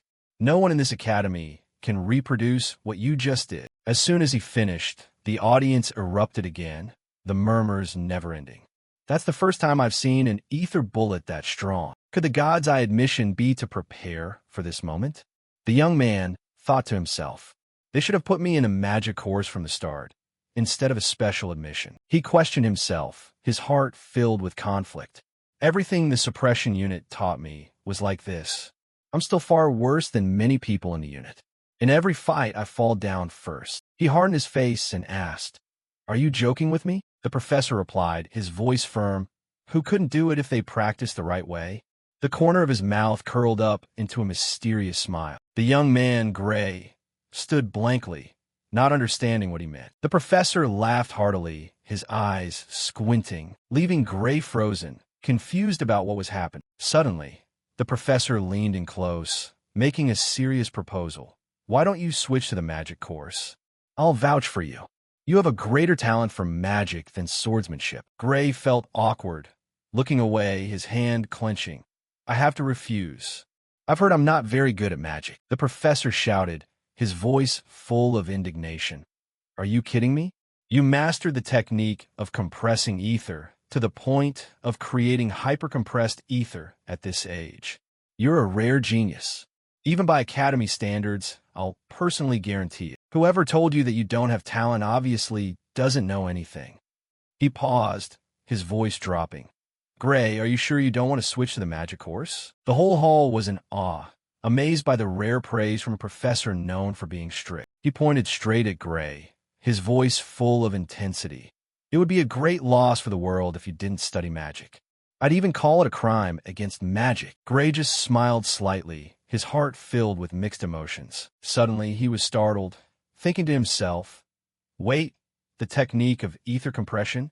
I've heard of it. In the old days, before humans knew about OD, vitality, casting magic was very difficult. You had to compress ether inside the body and mix it randomly with OD." Bella suddenly spoke up. "Thinking back, that's really ridiculous, right?" Gray followed up. "Professor, do you know about OD?" He thought for a moment, then asked back, "What is OD?" Seeing that reaction, Gray was shocked to realize the current world doesn't know about OD yet. "What I learned at the suppression unit are secrets from the future." His eyes widened, his heart pounding. "I have to be careful. I can't reveal this casually." He clenched his fists, his eyes burning with determination. The man asked again, "So, do you want to switch to the magic course?" Gray bowed his head and replied respectfully, "I'm sorry, I don't love swordsmanship, but I'm grateful for the offer. I still have to decline." He sighed. "If that's your choice, I'll have to accept it." Then he clasped his hands, his voice warm. "If you change your mind, find me anytime." Gray scratched his head, smiling. "Thank you very much, sir." He pointed to the stands. "Go back to your seat. I won't blame you if you're distracted in class, or even leave if you're bored. This lecture is too basic for you." As soon as he finished, the whole hall was amazed.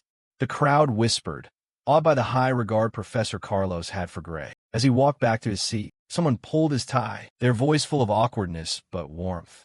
"Mr. Gray." He was startled, feeling a chill. "What's this?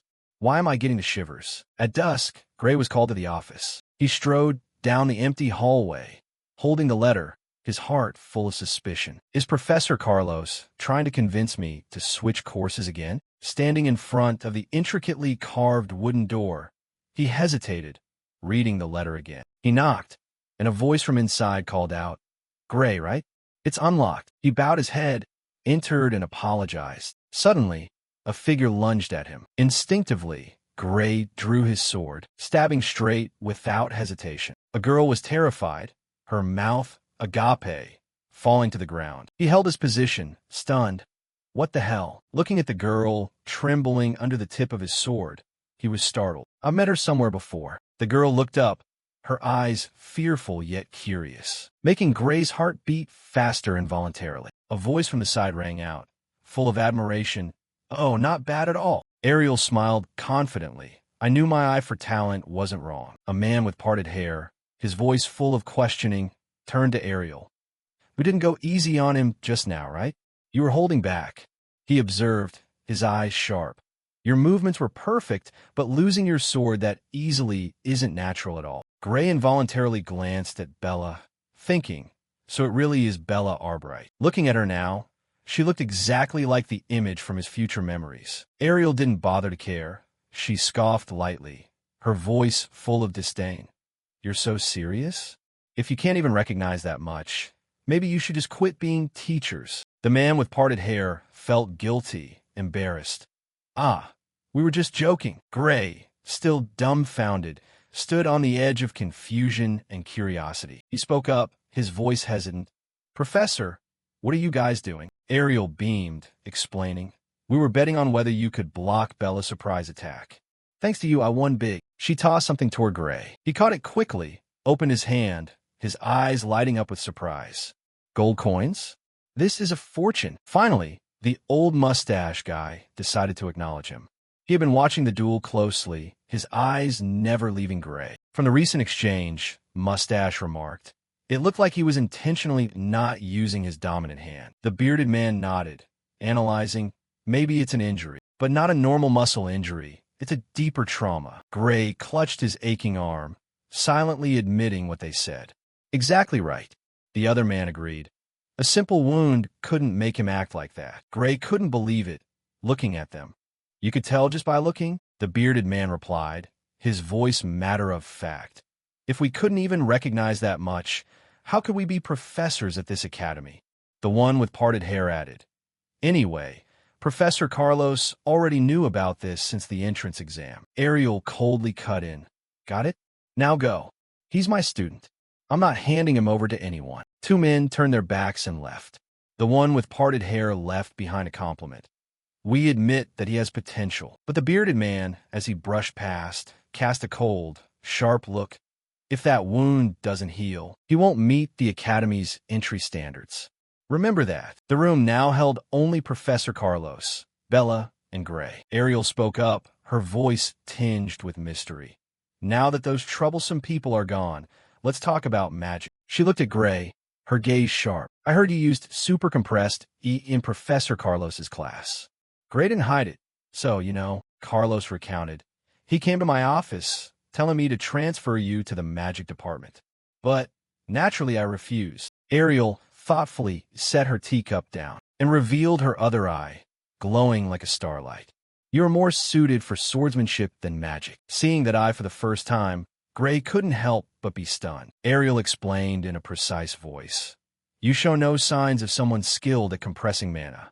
There's not a hint that you've ever trained in it. Gray thought to himself. Just by looking she knows. It's best not to lie. He was honest. Just as you say. Ariel delved deeper, curious about her student. May I ask? What method did you use? I promise not to reveal it, and I'll even throw in a reward. She glanced at Bella, as if the two shared a secret. I need to know, for the sake of this girl here. Gray almost slipped up but stopped himself just in time, sighing in relief. That was close. I almost called her a mage. Ariel looked at Bella's distressed expression and shared. That's right. She is a genius at magic theory, but her practical application isn't quite as brilliant. Ariel sounded troubled and worried. I don't understand why she can't compress E well. That's the reason she can't create super compressed E. Gray observed Bella, recalling what he knew. I heard Bella Arbright was a late bloomer. So that was it, Ariel continued. Carlos said when you use super compressed E, it didn't look like you were compressing E at all. If there's a way to use super compressed E without compressing E, she wouldn't have to be transferred to Professor Vajian Borley's class. Hearing that name, Gray's face turned pale, his eyes revealing clear terror. Professor Vajian Borley? He exclaimed agitatedly. Is it him? Ariel nodded. That's right, it seems you know him. Gray's mind was in turmoil. How could I not? He's notorious everywhere. Memories flooded back.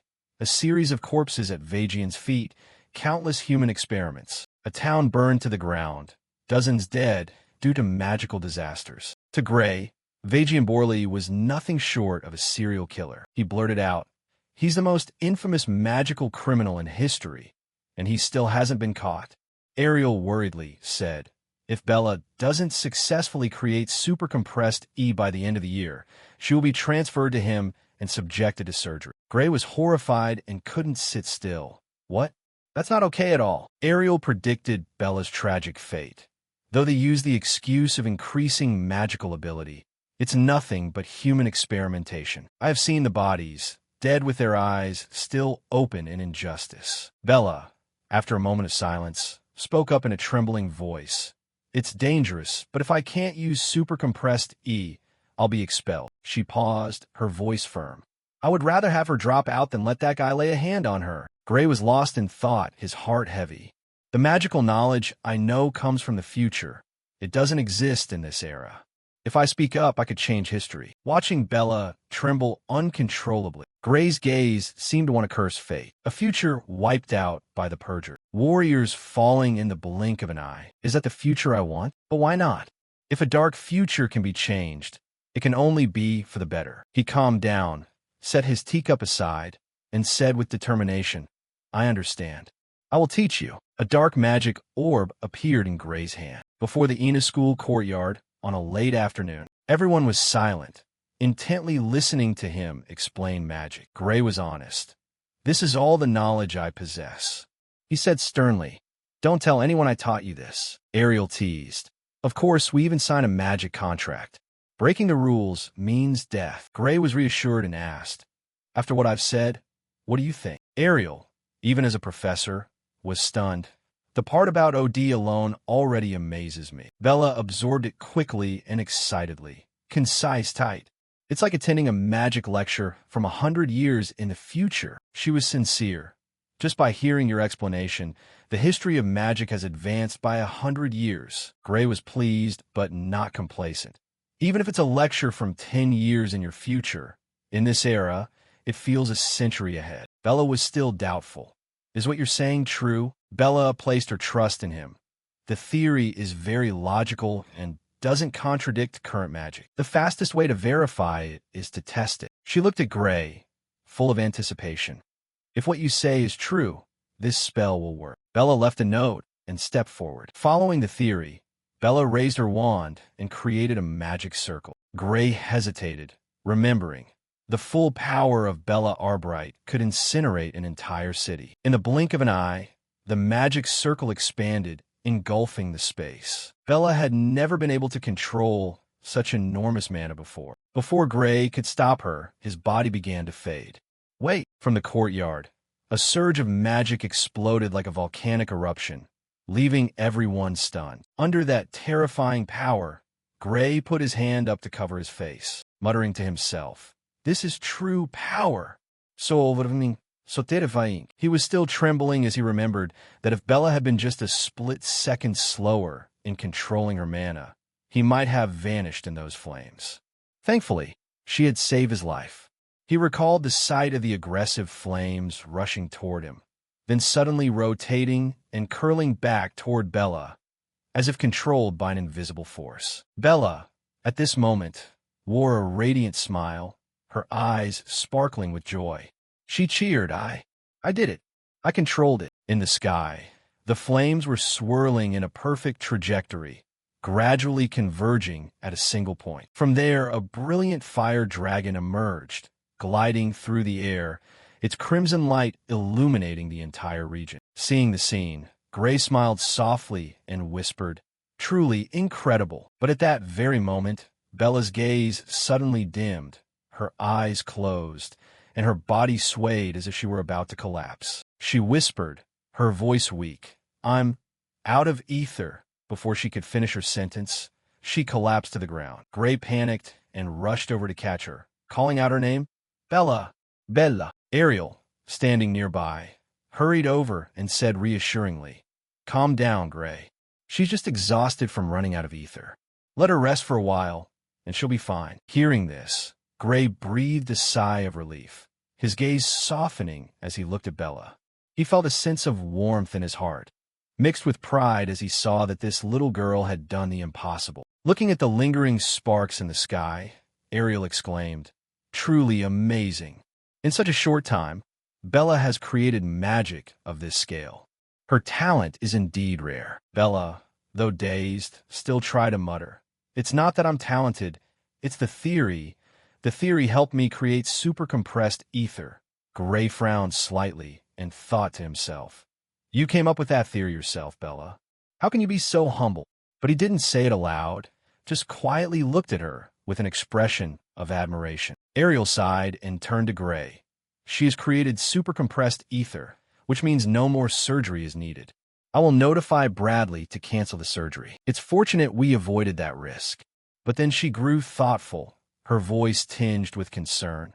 Even so, I'm still worried that Bella might lose control of her mana. Gray was surprised and asked, Mana control? What do you mean? Ariel explained. Bradley's surgery can increase mana output, but the price is the loss of control. It forcibly breaks the body's limits, and the exact mechanism remains a secret. But they say it's a process full of risks. Gray rubbed his chin, deep in thought. I see. Is that why the mages in my previous world couldn't control their powerful mana? Ariel nodded, then suddenly smiled.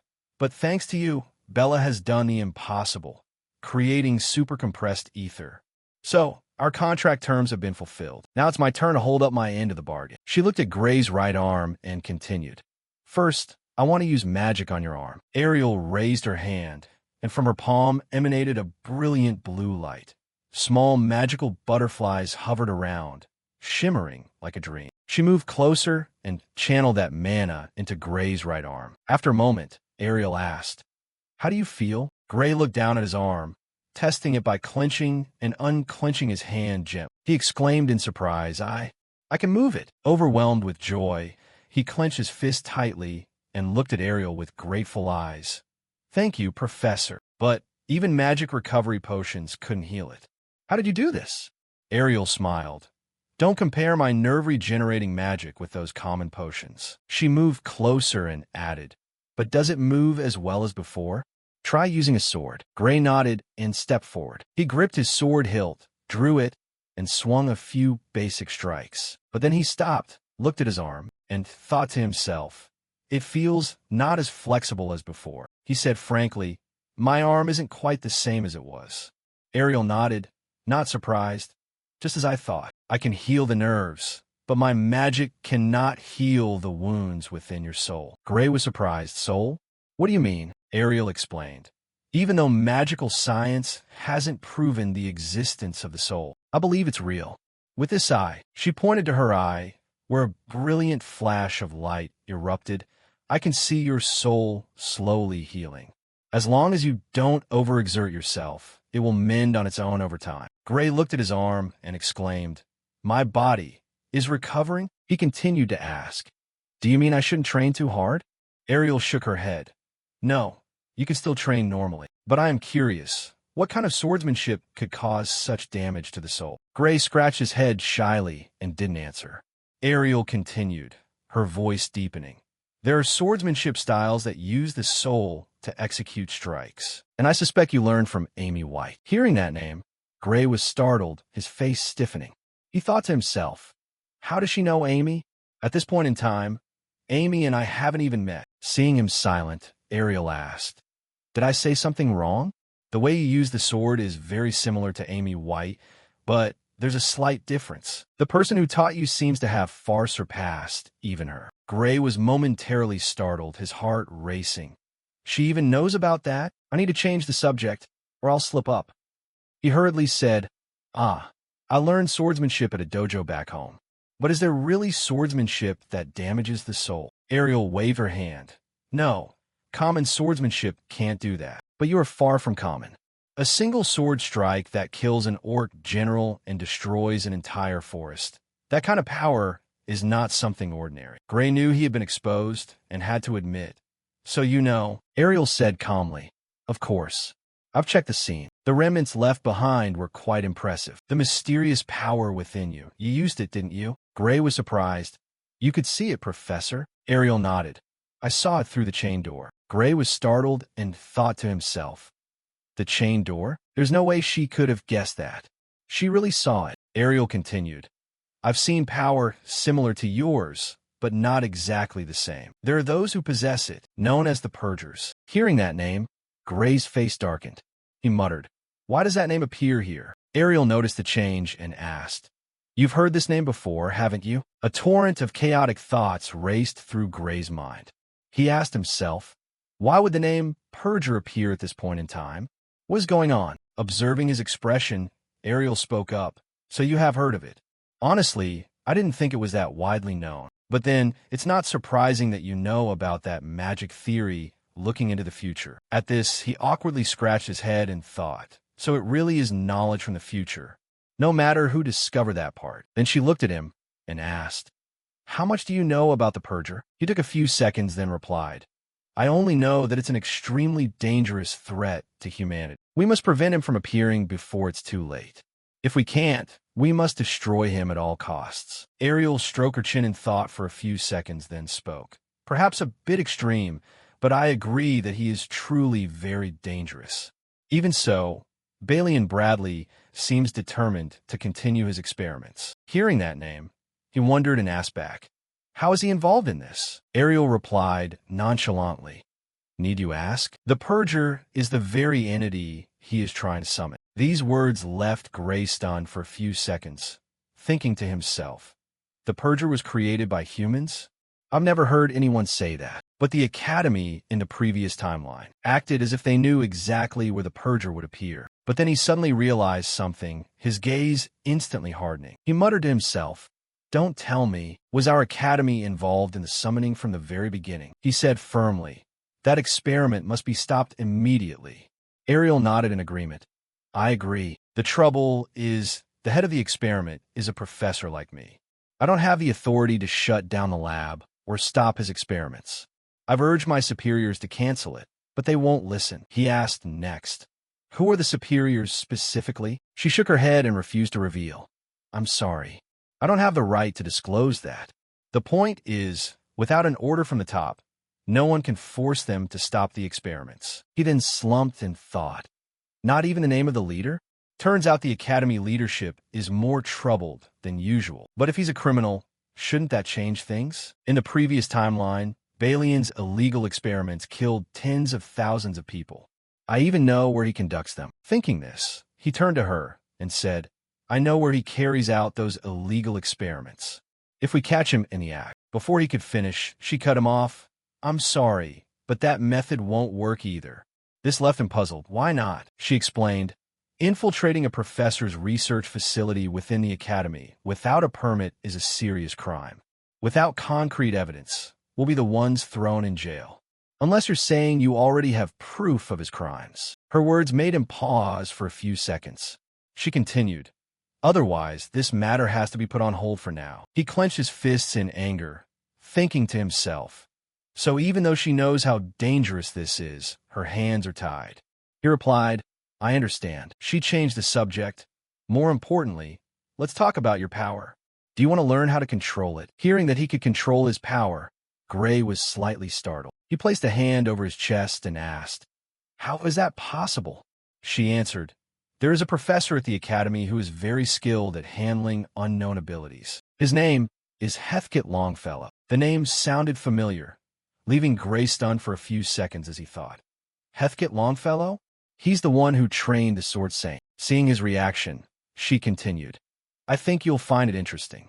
I will arrange for you to start training privately with him starting tomorrow. This excited him so much that he clenched his fists and said, thank you.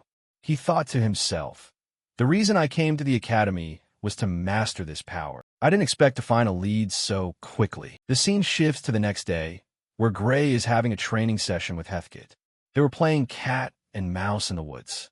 Heathkit ran ahead, while Gray had to chase him from behind. Sweat was pouring down Gray's face from exhaustion. Panting, he thought, am I actually being taught privately by Heathkit Longfellow? But why do we have to run like this? They were training in the forest outside the Academy grounds. Glancing back and noticing Gray's pace slowing, Heathkit reminded him, your mind is distracted. I can feel it. If you still have room for wandering thoughts, then speed up. Run until your body is completely drained. Only when you burn through every drop of physical vitality will your soul's power awaken. As long as you have a shred of stamina left, I won't let you touch my sword. Do you understand? Although he didn't yet understand this training method, he nodded and replied, yes, Professor. He thought to himself, if it's Heathkit's training, there must be a purpose behind it. But while I'm running around here, Balian is still conducting experiments to summon the Purger. Two trains of thought emerged in his mind, leaving him incredibly conflicted. Should I be doing this right now? After a grueling week of training, he went to see Ariel. She looked at him and said, "So a week of training has passed. How are things with Hethkit?" He scratched his head and replied, "Actually, it was mostly running. We only practiced a few sword drills on the final day. But I do feel a bit stronger." This training wasn't strange to Ariel, who smiled with interest. That sounds just like him. While they were talking, a teacher pushed the door open and said, "Excuse me." He handed over a letter. "Professor Ariel, there is a letter for you." She accepted it. "Oh, thank you." She opened the letter and scanned through it. Then her expression suddenly darkened. This made Gray extremely curious. "What's wrong?" He took the letter to read it, his own gaze freezing for a few seconds. The letter read, "Dear Professor Ariel, we have received reports that Bella Albright has successfully created supercompressed ether, which means you have truly acquired powers similar to it. However, after clear inspection, she has not yet actually compressed it. Therefore, her new ability cannot be recognized as supercompressed ether. The contract remains in effect, and the campaign will proceed as planned. Sincerely, Balian Bradley." After reading the letter, Gray shouted in anger, "This is insane." Realizing Balian's intent, Ariel said, "It seems Bradley is still determined to force her to undergo the surgery, even if she doesn't need it anymore." He asked, "Can't she refuse?" Ariel replied, "The contract's penalty clauses are tight. Unless Bradley himself cancels it, Bella can only choose between expulsion or surgery." These absurd regulations made Gray furious. Ariel felt the same. She slammed her hand on the table and said, "Gray, I need your help. Show me where Bradley's laboratory is. If we expose his criminal activities, the contract will be invalidated." Hearing this, he was stunned for a few seconds. Then a corner of his mouth curled into an excited smile. As he said, "Didn't you say it would be dangerous without proof?" She sighed and replied, "We will find the proof. I'm putting my trust in you. Actually, perhaps I've trusted you from the very beginning. My eyes tell me that you've been telling the truth all this time. It's just that it took me some time to admit it." She then turned toward the door and said, "Lead the way, Gray. We will expose his crimes together." He then revealed the location. His lab is located in the mountain range near Truel Village. Ariel repeated, "Truel Mountains? I clearly recall him having an Academy-approved lab there." This puzzled Gray. He's committing illegal experiments inside an approved laboratory? She confirmed with a nod. What better place to do illegal work? Even if he stays there for a long time, no one would suspect a thing. Furthermore, no professor at the Academy would ever interfere with another's laboratory. As soon as we find proof of his guilt, no one will blame us for breaking in. From outside the door, there was a knock. "It's me, Bella," Ariel replied. "Come in." Bella walked in holding a letter. "Professor, I received this letter." She stepped forward and took the letter. Knowing exactly what was written, she turned to leave and reassured her. "Don't worry, I'll handle this." Bella asked, "What do you mean?" Then she asked, "Professor, are you going to confront Balian for my sake? Just you alone?" She pondered for a few seconds, then looked back and smiled. "Alone, I am enough." Hearing this, Bella remained extremely worried and looked toward Gray, who was standing beside her. He stepped forward and said, "Please wait a moment. I'm coming too." Bella stepped up from behind with a determined voice. "Me too. After all, this concerns me." Ariel turned around and warned, "Wait, he is an Academy professor. Not to mention, he is a madman who has repeatedly conducted these dangerous human experiments. If he catches either of you, no one knows what he'll do. I cannot let you two risk going there." Before she could finish, Gray stepped forward to reassure her. "That's exactly why going alone is more dangerous. If I use the power that defeated the Org General again, I can certainly help you. Besides, if you disappear as the star student with the divine eye, I'll be expelled anyway. So, please, let's decide our own fate." Their determined expressions were reflected in her glasses. She helplessly sighed and replied, "It seems no matter how I stop you, you're both coming along." "Very well, but you must promise me one condition. No matter what happens, your own safety comes first. Do you understand?" Gray and Bella replied in unison, "Yes, we understand." And so, time passed quickly, and the three of them reached Balian's laboratory. Looking at the massive building, Bella was the first to speak. "Is he really conducting illegal experiments here?" The professor nodded and answered, That's right. Now, we look for evidence, right? Gray looked at the lab and nodded. Yes, it's definitely this place. Bella said, if you say so, I believe you. But can we collect evidence without causing any trouble? Ariel continued. Balian is currently at a Magic Association conference. He's not here. The main entrance is likely trapped. So, we'll have to break through the sidewall to get inside. Bella wondered, is that really okay? Gray replied, breaking into an approved lab is already a crime, so it doesn't matter. If you change your mind, you two can go back. Bella gripped her staff tightly and said with determination, I'm going. She turned to Ariel. Are you really sure about this? You're doing all this for someone like me. Gray interrupted to explain, you're wrong. Stopping his experiment is for the sake of the whole world. Otherwise, countless people will die. The entire world will be sacrificed by him. These horrific crimes left Bella shocked. What? Ariel reassured her. What Gray said might be a bit of an exaggeration, but I agree that he must be stopped. So don't worry too much. We aren't risking our lives just for you, Bella. Now let's go. With that, the three of them lunged forward at high speed. As she moved, Ariel created countless magic circles. Then a barrage of attacks struck the wall in front, creating a massive, violent explosion, causing dust to fill the air and debris to fly everywhere. Watching the attack, Gray frowned and thought, that was a bit too flamboyant, haha. The three of them proceeded to assess the situation inside. But Gray noticed something, his eyes freezing as he said, what is this? Inside was a vast corridor, looking like a prison with rows of cells surrounded by iron bars. Inside were countless people being held captive. They were in a state of extreme exhaustion, with blood covering the floor. Moving deeper, Ariel observed for a moment and sighed. It seems we don't need to look for evidence anymore, Bella exclaimed. There are so many, Ariel confirmed. Just at a glance, I've spotted 14 forbidden spells, which is already a serious crime. Not to mention the illegal human experimentation, which is just as great. Then, everyone's eyes landed on something. It was a vast open space with a magic circle in the center, surrounded by countless candles. Gray asked, what is that? It looks like some kind of altar. Bella asked, what should we do? The original plan was to get evidence and leave, but should we save the people trapped here? He turned back and reminded, we can't stay here for too long. If we delay, Balian might return. Before he could finish, a voice echoed from behind. Oh, did you call for me? A dark shadow appeared from behind, out of nowhere. Balian slowly walked toward them. Ariel remained calm and asked, how was your conference, Balian? He kept walking toward them calmly, while Gray and Bella entered a combat stance. Gray cursed inwardly. Balian, why is he here right now? Balian said, I sent a body double there. I have more important experiments to do here. Ariel asked, more important experiments? Balian glanced at the prison cells on both sides and nodded. That's right. I just acquired some fresh resources, so I must take advantage while they are still fresh. In a room beside him, countless corpses were hung in rows. Then he looked at Ariel with a cold tone. But I've changed my plans. Everyone stared at him in astonishment. He continued, I want materials that possess magical potential far exceeding ordinary people. I don't know how you heard about my experiments, but you certainly haven't told anyone you were coming here, right? If all of you suddenly disappear, no one will suspect me.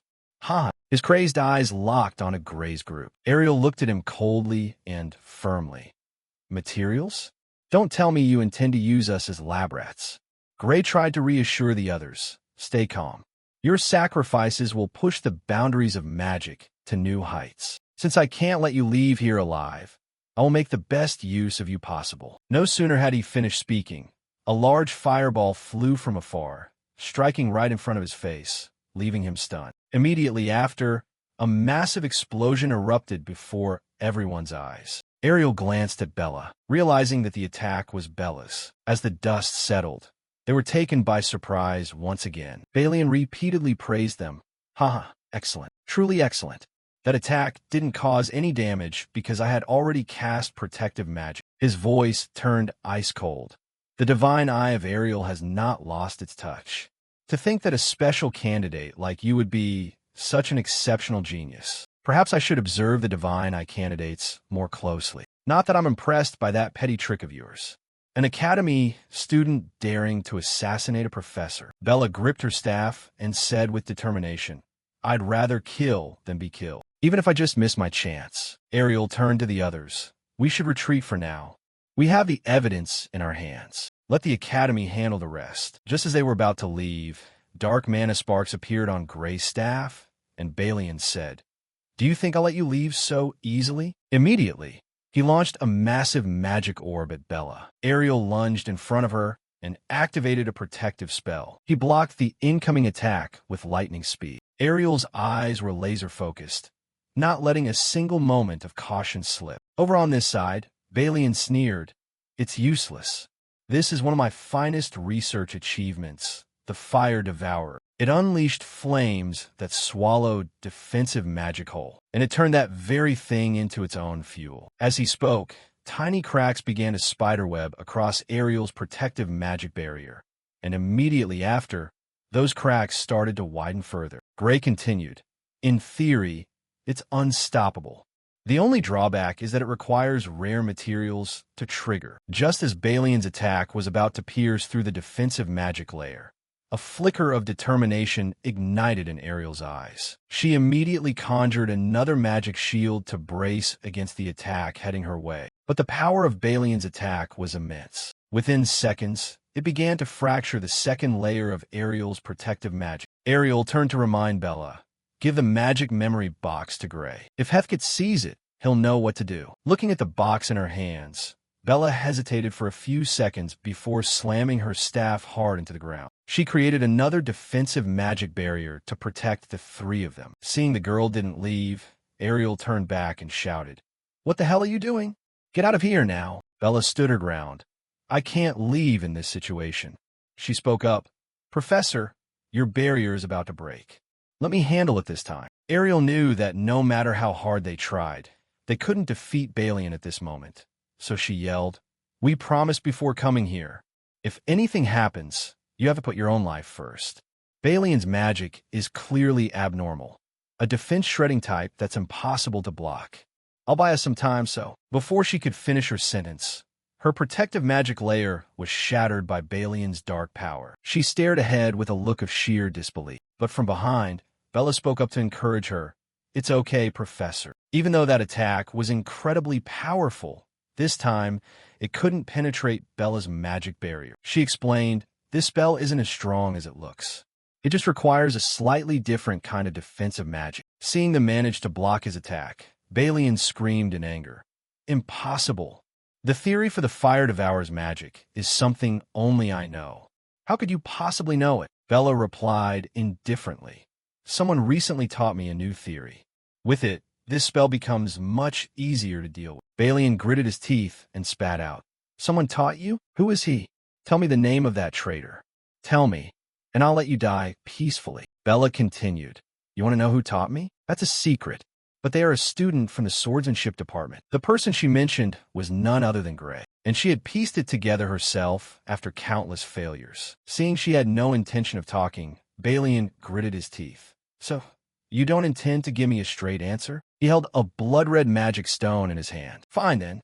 Let's see you burn to death." Gripping the red magic stone, he immediately crushed it into pieces. Then, countless souls summoned by Balian rushed forward, fueling his attack with even more power. Now, empowered further, his magical attack seemed to develop a sentience of its own. It transformed into something like a demon. With a massive maw, it relentlessly lunged toward Bella. Seeing this, Gray called out from behind, "Bella, are you okay?" Bella answered, "I'm fine. The barrier is still holding." But, on the other side, Balian smiled and said, "But your mana reserves won't last, will they? With those levels, what do you have left? A minute tops." Bella looked wearily at the professor in front of her and said, "Professor, please attack him. I am Busa defendin." As if understanding the girl's intent, Ariel nodded in agreement. "I understand." Her eyes regained their resolve once more. Looking at the attack in front of her, she thought to herself, "The flames look thinner in that spot. I might be able to project my magic force to the outside of the barrier." Without hesitation, she reached her hand forward and released a small bolt of magic. And then, after it pierced through the layer of the magic barrier, she pumped more power into it, forming a blinding bolt of lightning that struck straight at Balian. However, as the attack drew closer to his position. The lightning bolts gradually dissolved into the air and then vanished completely. On this side, Balian jeered. Are you trying to counterattack? You haven't even managed to touch me. Gray, standing to the side and observing the attack, thought to himself, if I recall correctly, Professor Ariel's techniques are the weakest among the faculty, and given the nature of these flames, they're definitely absorbing her magic. Seeing the previous attack was ineffective, Bella said tiredly from behind. What should we do? I'm almost tapped out. Her eyes grew hazy, and her whole body trembled, but she still tried to grip her staff tightly to stay standing. Ariel turned back and chided.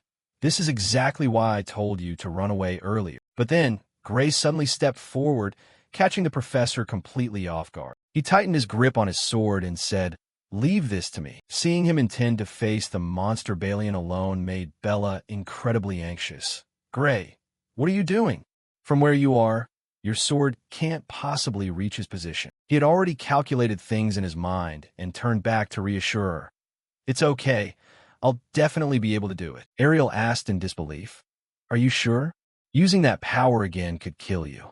Even if you survive, your recovering arm might never heal. A thrill-seeking grin spread across his lips. Dying alone is better than all three of us dying together, right? Standing outside and observing, a brilliant hole of light appeared at the center of the attack, as if trying to burst through to the outside. Immediately, Gray broke through the perimeter and charged out to confront the Balian standing there. Without hesitation, he swung his sword decisively. With just a single blow, he easily took Balian's head, leaving the villain in utter shock. Balian's head was now severed from his body. Witnessing the scene unfold in just a few seconds made Bella's eyes widen in surprise, and she let out a small gasp. Afterward, Balian's body collapsed to the ground like a kite with a snapped string. Ariel, witnessing this, couldn't help but be stunned.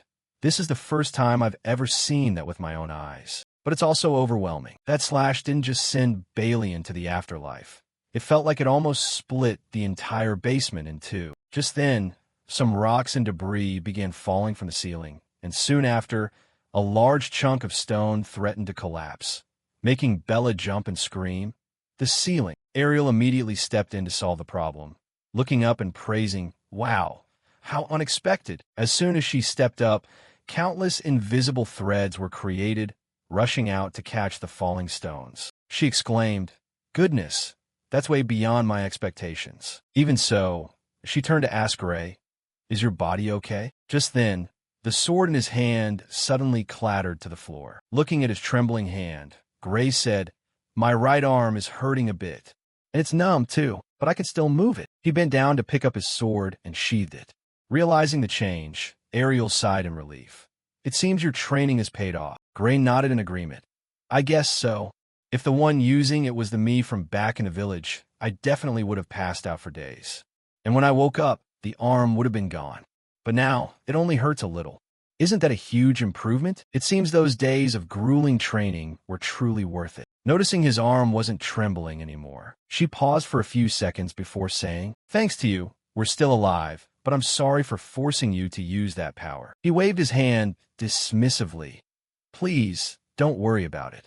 It was me who insisted on stopping Balian in the first place." She stepped forward and said, "Thank you.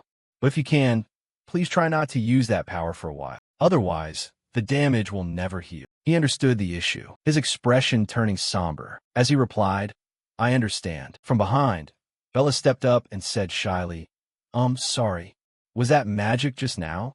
I didn't feel any ether at all." The truth is, try to explain that power as magic was impossible. Not wanting this to be exposed, Ariel interrupted. "I'm sorry, but I prefer if you didn't ask about this anymore. And please don't tell anyone about what you saw today." This left Bella deeply confused. "Why, Professor?" Ariel explained. "If you can't promise me that, then I will be forced to erase your memories of today." Ariel's firm words made Bella incredibly scared, and she stuttered, "I understand. Shall we make a magic contract then?" Ariel nodded in confirmation. "Exactly." Afterward, a binding contract instantly appeared in front of them, and both of them signed their names to confirm. Gray looked around the room and asked, What now? While I'm also very concerned about the experiments, I think we should help these people first. It seemed they were just put to sleep by magic. Ariel let go of her hand and said, even if it's not life-threatening, we should take them to the Academy's infirmary to ensure they're safe. As soon as she finished speaking, a mystical golden light radiated from the rooms. They were enveloped by a protective barrier. Ariel explained, I will set a protective barrier to prevent any injuries from the outside. Now that it's done, let's continue investigating deeper inside. Looking around, this place really was insane, with illegal experiments being conducted everywhere I looked. Almost all of them involved human sacrifices to catalyze magic, or to enhance human magical abilities. I didn't see any experiments related to the purifier. Perhaps it's at another facility. Gray stroked his chin and thought to himself, this is strange. This is the place where the event that killed tens of thousands of people in my old world happened. Could creating a simple magical catalyst really cause such a catastrophe? Then he suddenly realized something. Wait, the thing that killed everyone in my old world was the miasma that surged up from the ground. Seeing him suddenly stand still and deep in thought made Ariel very curious. So she turned and asked, what's wrong? Bella also turned and called out his name. He was now focusing his gaze on the floor, muttering, if that's the case, could there be something beneath this place? Then he turned to the professor and suggested, there might be something underground. It's possible there's a secret passage. Following his lead, Ariel glanced down at the floor, but didn't see anything unusual. She replied, I don't see any hidden paths. But then, she suddenly noticed something, immediately walked quickly forward, and said, wait. She walked to an empty space and sat down, her eyes flashing with light. She observed something. Although it's very faint, I can feel traces of short-range teleportation magic here. Perhaps it's a space that can only be accessed by teleportation magic. Based on the traces, the teleportation distance is around 300 meters. There is definitely something underneath here. Gray stepped forward and asked, 300 meters underground? Can we get there? Ariel answered, though unsure. I can also use short-range teleportation. Let me try. She released her hand, creating a magic circle that appeared in front of them like a portal. Looking into it, she said, if there's nothing there, the other side of the gate will only lead to dirt and rocks. Without hesitation, they stepped into the teleportation portal. As soon as they stepped out, the three of them froze at the scene before them. What is this? The space below was incredibly vast, looking like a miniature city, leaving Ariel completely stunned. I didn't expect to find such a vast space down here. Bella discovered something and spoke up. I can feel a massive source of ether radiating everywhere, especially from that direction. Then she pointed at a huge cylindrical building, a room that looked different from the rest. Ariel also sensed something and said, but it's not just ether. Another type of energy, completely different from magic, is leaking from that direction. And it's stronger than anything I've ever seen before. Looking at her reaction, he asked, could that other energy be? She nodded in confirmation. That's right. That is the power of the purifier. Then, without wasting a second, the three of them hurried straight toward the mysterious building where that powerful energy was being emitted. Walking inside, the group witnessed several purple glass columns, accompanied by a black door with a six-winged symbol on it. To prevent her two students from being in danger, Professor Ariel stepped forward to examine it. The energy source is definitely coming from here, but now there are no signs of the purifier anywhere. As she spoke, she reached out and tapped the door gently to check. Behind her, the mage Bella quickly asked, are you sure we should be touching that thing? Contrary to Bella's tension, Ariel replied calmly, stay calm. This door doesn't contain any power. It was only placed here as a symbol for the ritual. You know that, right? As she spoke, she walked behind the door and opened it as if to prove that it was completely safe. Then, she took a moment to observe before continuing. The power isn't inside the door. It's in the magic circle surrounding it. As she said this, the redhead's gaze shifted toward the massive glass tubes filled with a pinkish liquid. Then, whether they accidentally touched something or not, all of those glass pillars suddenly erupted with a fierce surge of power, which terrified Gray to no end. He shouted in a panic, what is this? It's not actually trying to summon the purifier, is it? Standing nearby, Bella's face contorted under the pressure. This magical current is too dangerous. We have to stop it immediately, she remarked. However, Ariel remained as calm as if nothing were wrong. Don't rush in. According to my projections, this system isn't enough to summon the purifier. To everyone's astonishment, countless cracks suddenly began to spread across the space in front of the black door, finally revealing a pitch-black void behind it. Gray and Bella were so terrified, they felt like their hearts were about to drop. Space is being torn apart, they screamed. At the same time, the entire magic circle beneath the ground reached its peak energy output. However, the expressions on Gray and Bella's faces turned somewhat confused, because even though this magic circle was emitting an immense aura, nothing actually happened. To explain this, Professor Ariel quickly informed the two of them. These devices aren't meant to summon the purifier. They're just piercing a small hole to where it exists to siphon off the energy leaking from that place. The energy core used to crystallize that power is very likely human life. It seems about 10 souls were used, but during the molding process, even more may have had to be sacrificed. It's likely that most of the people captured above were the raw material for it. She quickly gave her assessment, but this left the mage Bella feeling puzzled. But why would they go to such lengths just to collect energy? What do they intend to use it for? Answering this question, Ariel shrugged and said, "Don't you see? The flame that Varian used during the fight. The crystal amplifying that flame is exactly what will be produced when this process is complete. In fact, that catalyst isn't limited to just the fire attribute. If they mass produce it, who knows what they'll do with that kind of power?" As she spoke, she kept her eyes on the rhombus-shaped object hovering in midair. Elsewhere, the spatial crack they had created quickly sealed shut. Seeing this, Gray began to speak up. "Look, the cracks are fading away. So Varian didn't intend to summon the purifier after all?" Responding to his question, the professor, who had sat down to check the containers, said, "I'm not sure if he didn't want to or couldn't, but it seems these spatial opening magic tools have been pushed to their limit. This is likely all they can do." Regarding Bella, she took this time to observe the surroundings and quickly realized the value of the equipment installed there. "I think this set of equipment is incredibly valuable. I've never seen spatial teleportation magic this accurate and powerful." Her opinion was fully agreed upon by Professor Ariel. "Exactly. As you said, creating a set of equipment like this would cost a nation's entire budget. And with 8 sets here, only one organization comes to mind." Hearing this, Bella blurted out a guess. "Is it the Discar Empire?" The redhead professor shook her head to reject this answer. "It's not them. They may be the largest nation in the world, but their magical research isn't advanced enough to create this." The professor's answer made Bella even more curious. "Then who is it?" she asked back. Ariel didn't answer immediately, but slowly said, "There has to be an organization whose research capabilities far exceed even the Empire." Not letting her finish, Gray suddenly interrupted. "The World Alliance Academy, right?" Hearing this, Bella turned to look at Gray with a confused expression. Meanwhile, the female professor agreed immediately. "Exactly. No other research institution could handle a scale and budget like this." After those words, the air in the room suddenly went quiet. It took a few seconds for Bella to speak. "So, you mean the Academy is behind this?" "But the World Alliance Academy is supposed to be the place that protects humanity from threats." Faced with this naive thought from her student, the professor just shook her head slightly.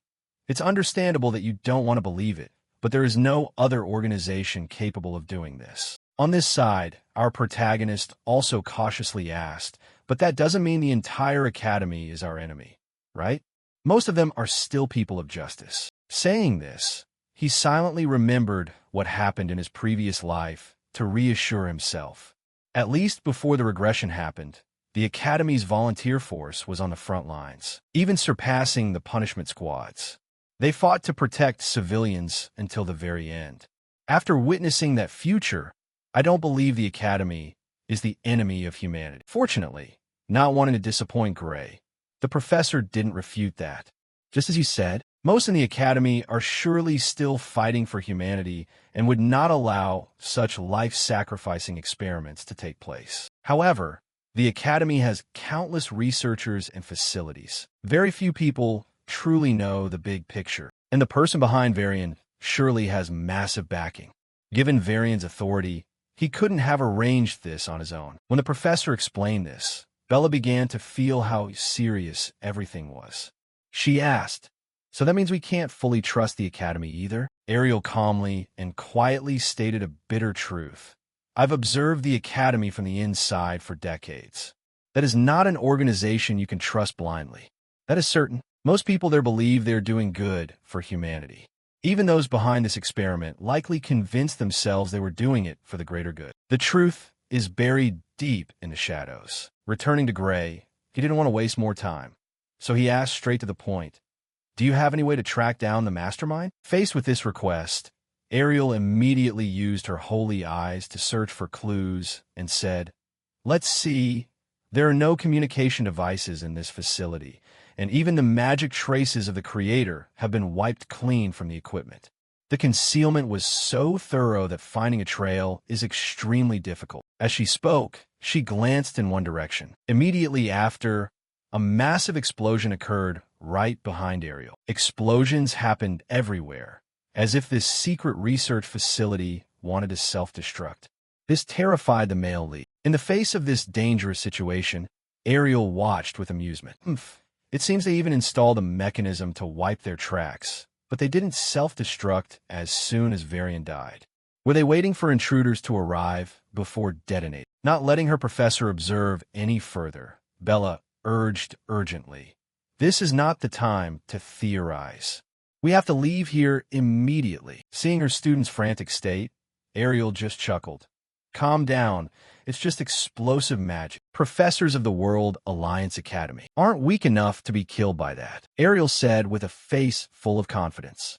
She activated a protective magic circle, shielding the group from the room's destruction. She reminded the two not to step out of the circle. The energy pillars were still glowing brightly, while the room was severely crumbling. On the ceiling, rocks began to collapse. Outside was desolate and quiet, and suddenly the group was safely brought outside by Ariel's teleportation spell. She took a head count and said, "It looks like the captured people are all safe now." Bella let out a sigh of relief. "I thought we were dead for sure this time." Gray was also worried.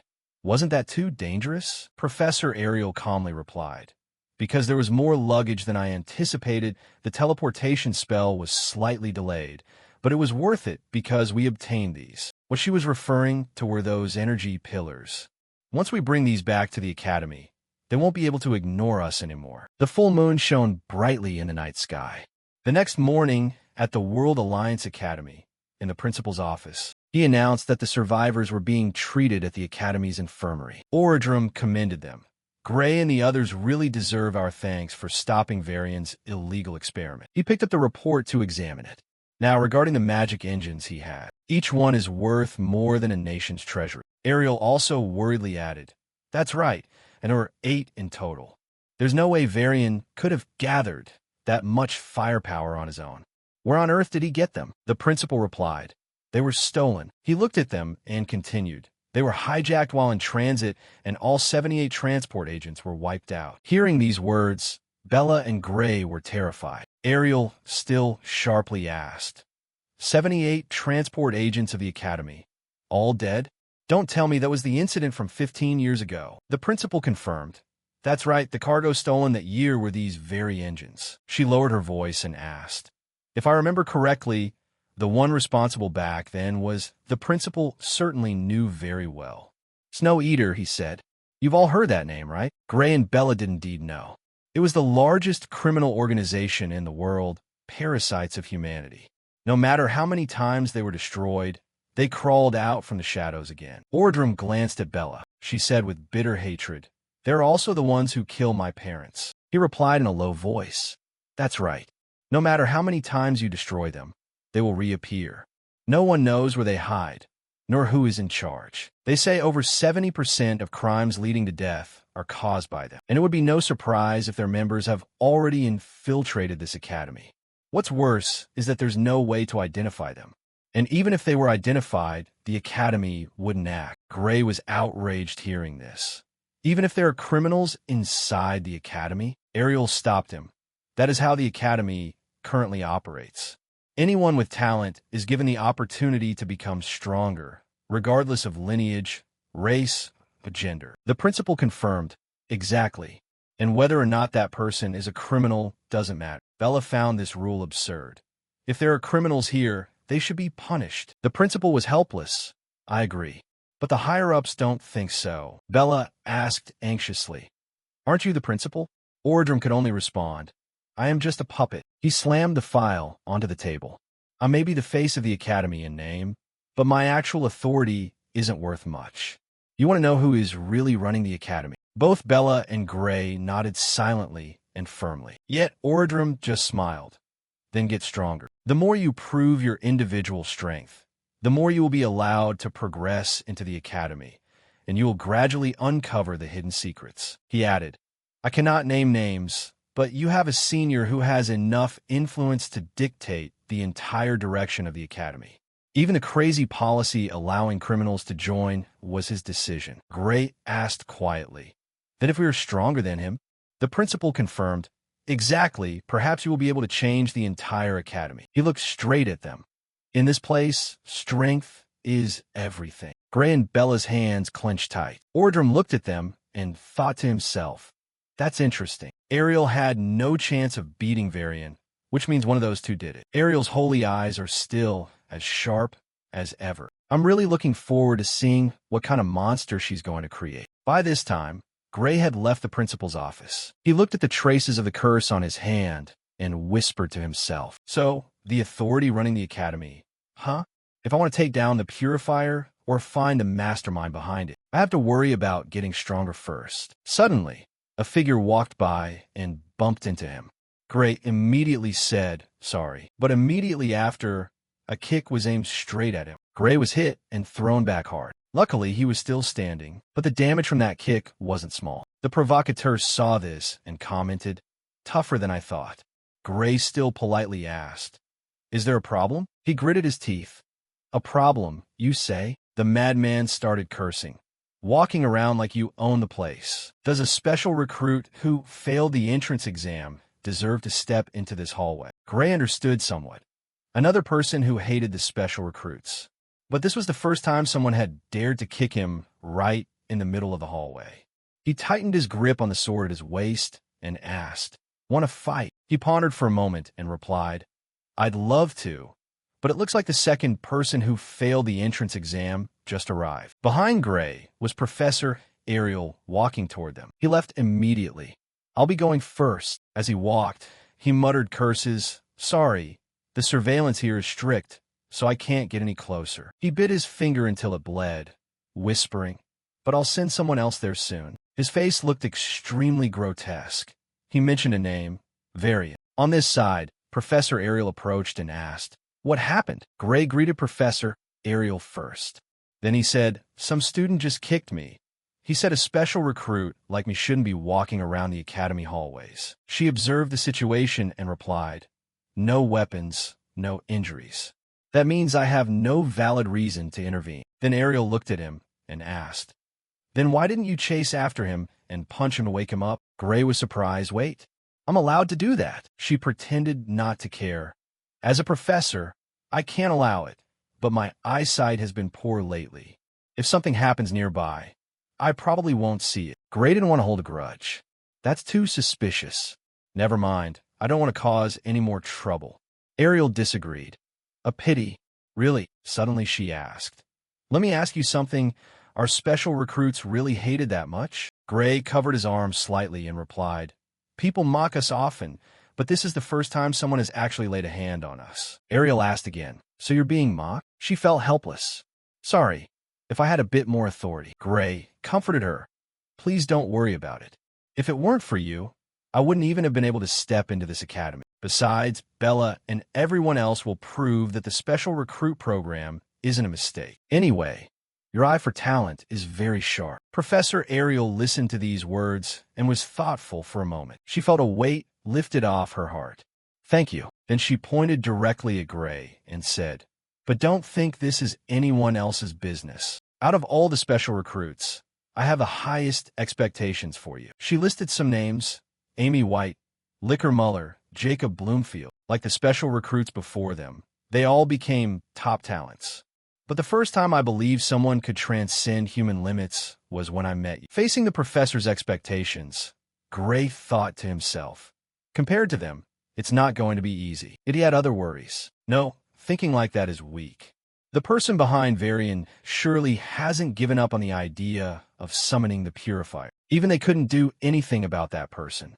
I came back to this timeline to make sure I can defeat it. The fate of this world is in my hands. At the World Union Academy's training grounds, Professor Doc explained, today's swordsmanship lesson will be live combat. Pair yourselves up according to the list on the board. Gray thought to himself, live combat? I need to stay completely focused. If I mess up, people are just going to start bad-mouthing the Magic Eye students again. At the very least, I have to prove I'm not inferior to the regular students. Suddenly, he felt like something was off. Oh boy, the pairing list read, Gray, Leon Hart. Gray Must, Leon Hart. He's the top student in the sword class, which basically makes him the strongest freshman. Looking at the students, the professor said, I've matched students of equal ability, so feel free to go all out. Think of this as a real battle. Gray was internally protesting. Equal ability, my foot. Why do I have to fight the top student when I'm just an exception admit? Gray recalled, plus, he hates Magic Eye users. He's probably dying to beat me to a pulp after what happened last time. He suddenly noticed someone behind him. Speak of the devil. He was already there. Leon said cheerfully, looks like we're paired up. I'm really happy about this. He was secretly thrilled getting to fight Gray. Being the top of the class is truly an honor. I've trained harder than anyone else. Gray, show me what real swordsmanship is. Gray, meanwhile, was growing increasingly terrified. That blinding smile on his face, there was no doubt about it. He was overjoyed that he finally had a legitimate chance to beat me up. Leon added with emotion, I'm really looking forward to this. On the training ground, the supervisor asked, is everyone ready? The order rang out. Begin. The students immediately started pairing off. Leon lunged forward with his sword. Here I come. Luckily, Gray managed to block it. Leon swung his sword hard, knocking him backward, and immediately seized the opportunity to rush forward again. Leon thrust his sword forward forcefully, but fortunately, Gray managed to dodge just in time. He didn't want to be outdone, so he swung his sword up, and both blades clashed with a powerful force. Leon remarked to Gray, you're actually strong. It's hard to believe you didn't get in through the regular entrance exam. Flash-like strikes continued to be unleashed. Both of them were trading blows on equal footing. Gray thought to himself, I thought I'd be defeated instantly, but I'm actually holding my own. Still, even giving it my all, I can't match his pure strength. He watched Leon carefully. His swordsmanship was incredible.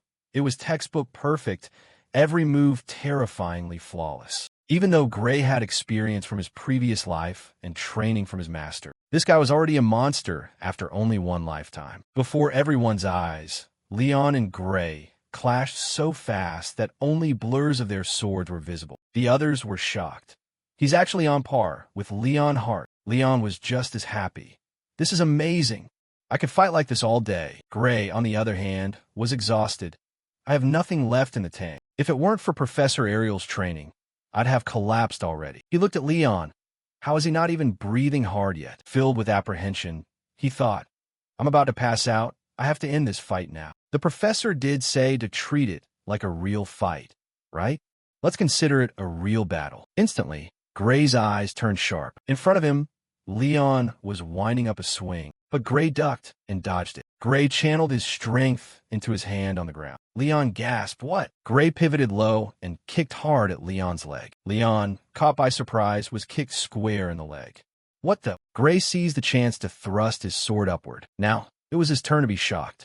Is he really treating this like a life-or-death battle? But Leon still swung his sword, determined that he couldn't lose. Time ticked by, but the match remained intense. Both blades were held at each other's throats. Both Leon and Gray held their positions, ready to end the other. He lowered his sword first and reached out. It's a draw. Good fight, Leon replied. I wouldn't say that. He pondered. In that last moment, all I could do was swing my sword. On the other hand, you could have pierced my heart easily if you wanted to. Leon stared sharply at Gray and asked, since it was a mock battle, did you really try to stab my throat? Was I wrong to do that? He had to come clean. You've got me. Even with all these protective charms, isn't putting a blade to someone's heart in a practice match garbage behavior. Leon didn't seem to care, but it still meant he had lost. Saying that, he turned and left. Thanks to you, I finally understand the difference between a real fight and sword practice. And that fight was about more than just swordsmanship skills. Gray still wanted to make excuses. It was, in part, a cheap trick for a sword class, after all. But Leon cut him off. The teacher told us to treat it like a real fight. In a real battle, there's no such thing as going easy. Suddenly, he pivoted on his heels, turning to face Gray, and raised his sword in an excited challenge. Let's go another round. Facing Leon's bloodthirsty blade. Another round? I only won because I caught him off guard. If we fought head-on, I wouldn't stand a chance. This isn't even about technique anymore. That guy's raw physical strength makes me feel like straw. Suddenly, someone stepped in to interrupt. Stop right there. An arrogant student said, whether it's mock combat or not, this is a sword class. Nobody said you could use anything other than a sword. He mocked Gray. And how does a kid who got in through an exception get paired with a top student? Don't get cocky just because you have a little mana. He thought to himself that he didn't pick this fight. Unexpectedly, Leon stepped up to claim his territory. The professor decided I was the only one worthy of Gray. Back off. The professor stepped forward as well, echoing Leon. I set the pairs. I matched students with similar overall strength. Right? He confirmed that Gray was the only one capable of facing Leon. He nodded in satisfaction. The professor looked at the troublemaker. If you're not satisfied, try fighting him. Defeat Gray, and you could be Leon's opponent. Provoked, he angrily agreed. Fine. He still tried to get a jab in. I defeated the proctor to get here. Don't group me with people who barely scraped by in a draw, or those who couldn't even pass. But Leon looked at him with disdain. He's judging Gray by his admission category without knowing his real strength. It feels like looking at my old self. He trusted him unconditionally. This was a good opportunity. His strength deserved recognition. Yet, Leon shifted his focus. But more importantly, you interrupted my time with Gray. Seeing the look in his eyes, he quickly looked up, only to see Leon's handsome face twisted in rage. For that alone, you deserve to die. The troublemaker truly didn't understand why he was so angry. The professor said to Gray, if you don't like the real combat rules, fine. You're only allowed to use your sword, okay? Behind him, Leon was still radiating malice. He worried internally. I really don't know how strong this guy actually is, but if he got into the academy through the regular exam, it won't be easy. Gray assessed his opponent. He definitely has more stamina and physical strength than I do. Even after my master's brutal training, I can't beat years of proper nutrition and physical conditioning. Gray tried to leave himself an out. I'm not very confident in my skills, but losing doesn't mean getting expelled, right? The professor said, this is just class practice, but don't go easy on each other, regardless. Gray raised his sword. All right. The other guy also got into a ready stance immediately. He seized the moment and rushed forward, thrusting his sword forward with a roar. Time to show this exception admit his place. Remember your role. Instantly, both swords clashed hard. Gray was caught by surprise. He flicked his sword and then blew him away. The troublemaker was stunned, while Gray thought, he's hitting too lightly. His strength is nothing special at all. The guy angrily wound up to swing again. Gray thought to himself, is he holding back? And yet, who would have thought he'd be taken down on the second strike? He fell backward, his head meeting the ground. The professor declared the result. The match is over. Gray approached and asked worriedly, sorry, are you okay? I was aiming for your sword, but I hit you instead. I thought you dodged. The guy wouldn't give up and picked up his sword. That was just luck. You only caught me off guard. Even with his face bruised and tears and snot everywhere, he still said, let's go another round. The crowd murmured, man, that looks painful. The professor was helpless. Go ahead and fight until you're satisfied. So he swung his sword up to attack again. Under the blazing sun of the training ground, Gray asked worriedly, are you sure you're okay? The guy's eyes were already swollen, with blood pooling in them. His face distorted and teeth broken, but he managed to mumble it. I'm fine. The professor sighed helplessly. All right, that's enough. Someone take him to the infirmary. He gathered the students and announced, and so, the representatives for this year will be Gray and Leon. Any objections? He asked curiously.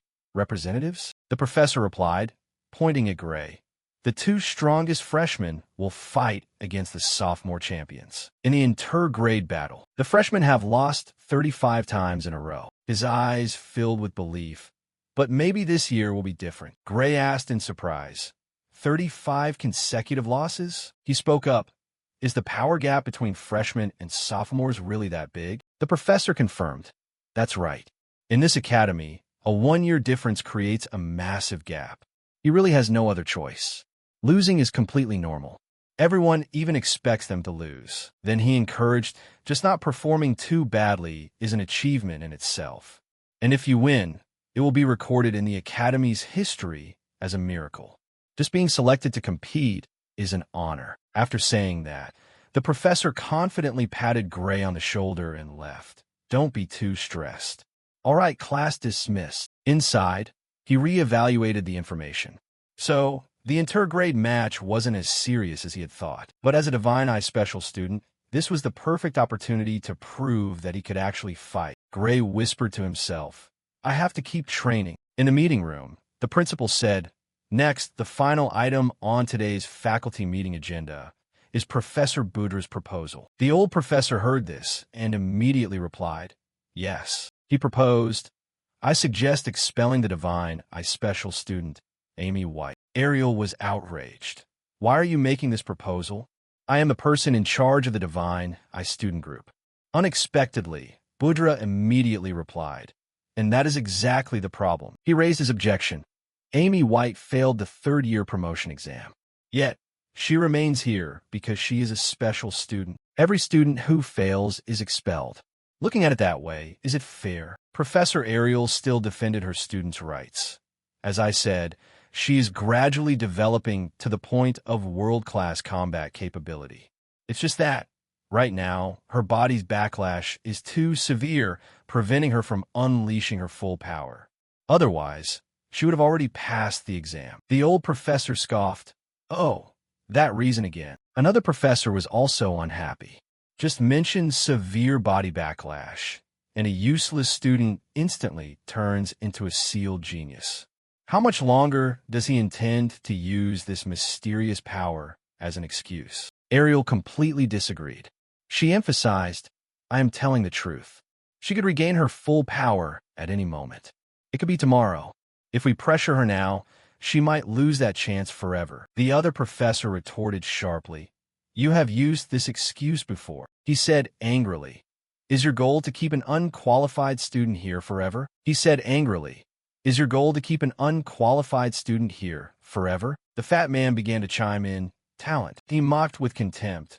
Back in the day, Divine Eye students might have been impressive, but this batch is just a bunch of failures. He listed typical names, Amy White, Bella Albright, Jacob Bloomfield.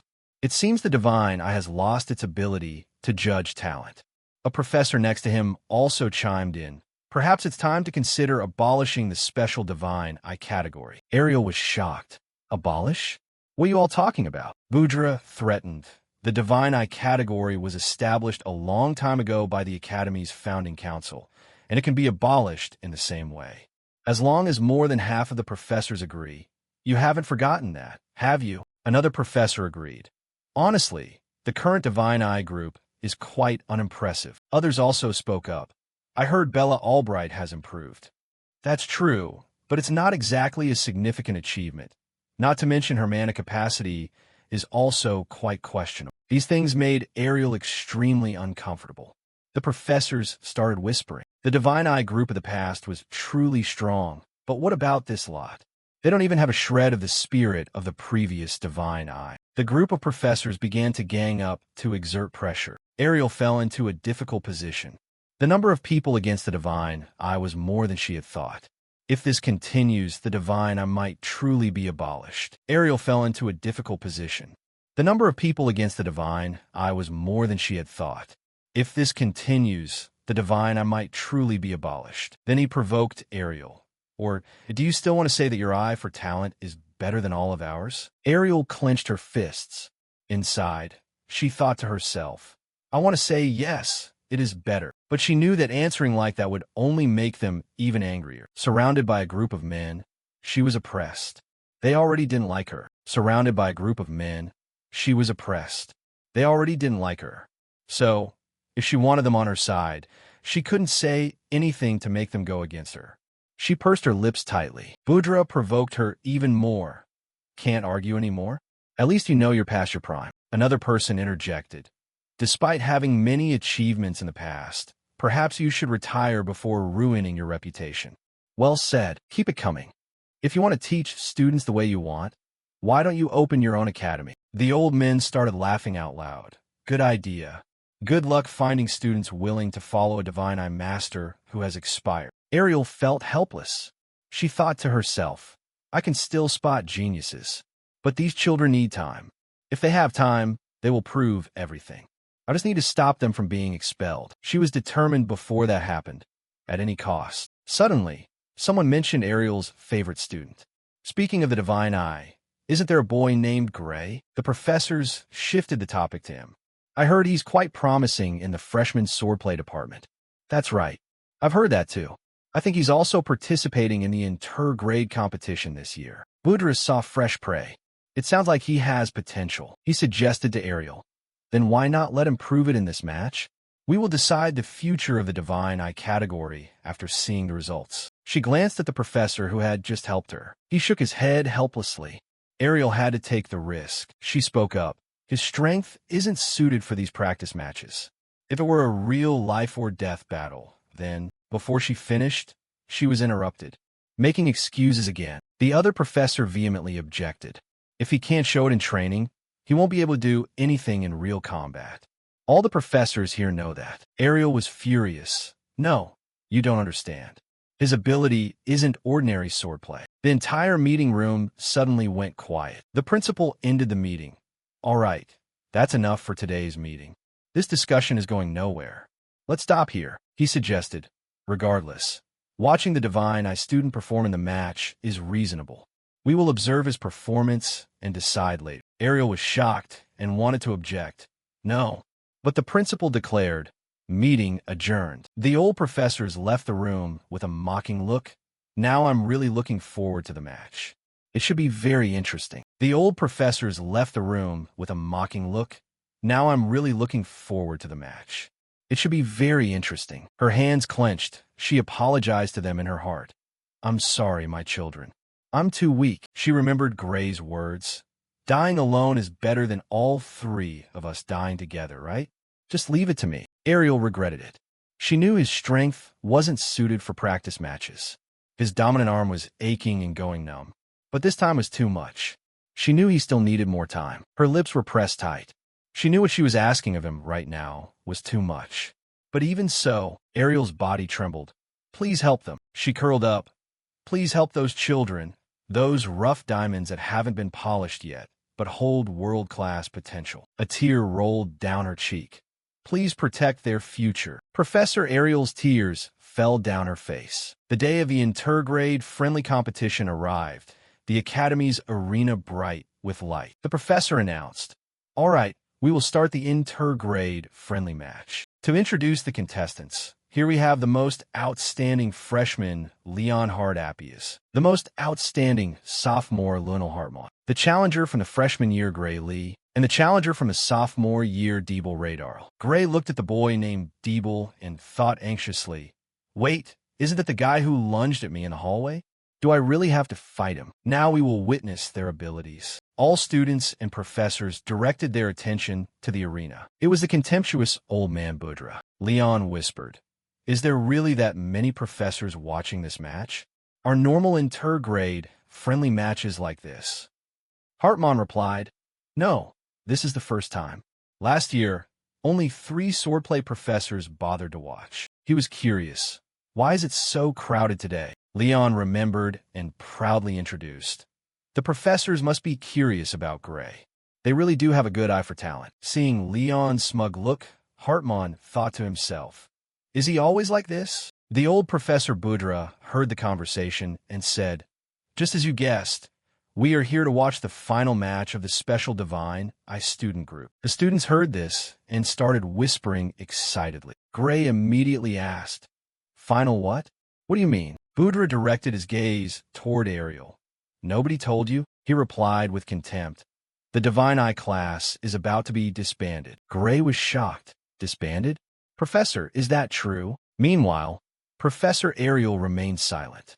She thought in her heart, if I tell Gray the truth, he will risk his life. He might even use that power, but in his current state, it could kill him. Ariel was forced to speak up to reassure Gray. Budra is just trying to shake your spirit. Don't let it affect you. Focus on the match. Below in the arena, there was a moment of silence. Gray saw her arm trembling. He knew what he had to do. He replied, if the professor says so, then fine. Budra saw this and said with utter contempt, suit yourselves. Keep pretending to be clueless. He targeted Ariel. When he loses miserably, the other professors will understand that Ariel's divine eye is no longer as sharp as it used to be. Unexpectedly, Gray immediately retorted, I can't let that slide. The old professor suddenly froze. What? I don't care if you insult me, Gray declared firmly. But please don't look down on Professor Ariel's judgment. This statement shocked Ariel. Budra still wouldn't let up. What strength has her eye seen in you? Unlike your professors, those who haven't aged are sure that you will lose miserably. Gray was angry, his voice dropping. All right, I will prove you all wrong. He was provoked to the point of madness. What is with that insolent attitude? The referee in the arena ordered. Contestants, please separate and return to your teammates. Ariel was still worried. I am very grateful for your trust, but what is Gray planning to do? If he fights the most outstanding student, your practical sword skills might give you a slim chance. But the opponent you are about to face is a terrifying one. Deeble Radarl, Bradley performed brain reconstructive surgery on him, increasing his reflexes to superhuman levels. He is almost a living weapon. He is the worst possible opponent for Gray's ambush style. Don't tell me he intends to use that ability? Thinking of this, Ariel's lips unconsciously pursed tight. She stood in the stands and called out, Gray. Ariel begged, don't worry about me. Please don't risk your life. He was stunned for a moment. Then Gray gave a faint smile and reassured her. I know. The referee, along with all the professors and students, turned toward the stands. The referee declared, the arena is protected by a magic barrier to prevent fatal injuries. Activating the opponent's protective shield counts as a win. Fight as if it were a real battle. Leon whispered to himself. A real battle. The match between the two most outstanding students began. Leon immediately seized the chance to lunge forward. Here I come. Hartman also enthusiastically got into position. Good. Let me see what you've got. The sharp blades of both sides constantly clashed. By now, Hartman had built up enough momentum. He swung his sword powerfully. Fortunately, Leon dodged. He pushed off the ground to gain momentum, then kicked hard upward, but Hartman dodged as well. Leon said regretfully, looks like I can't fight like a knight, Gray. But Hartman exclaimed, you're not bad either. Honestly, you're even stronger than I was as a freshman. Then he radiated pressure and lunged forward. Let's pick up the pace, making Leon worried. Can I keep up? A storm of sword strikes descended. Hartman just continuously chased Leon until he hit the protective shield. Damn it, Hartman's blade hit its mark. It was perfectly pressed against Leon's throat. The referee shouted loudly, stop. The winner was clear.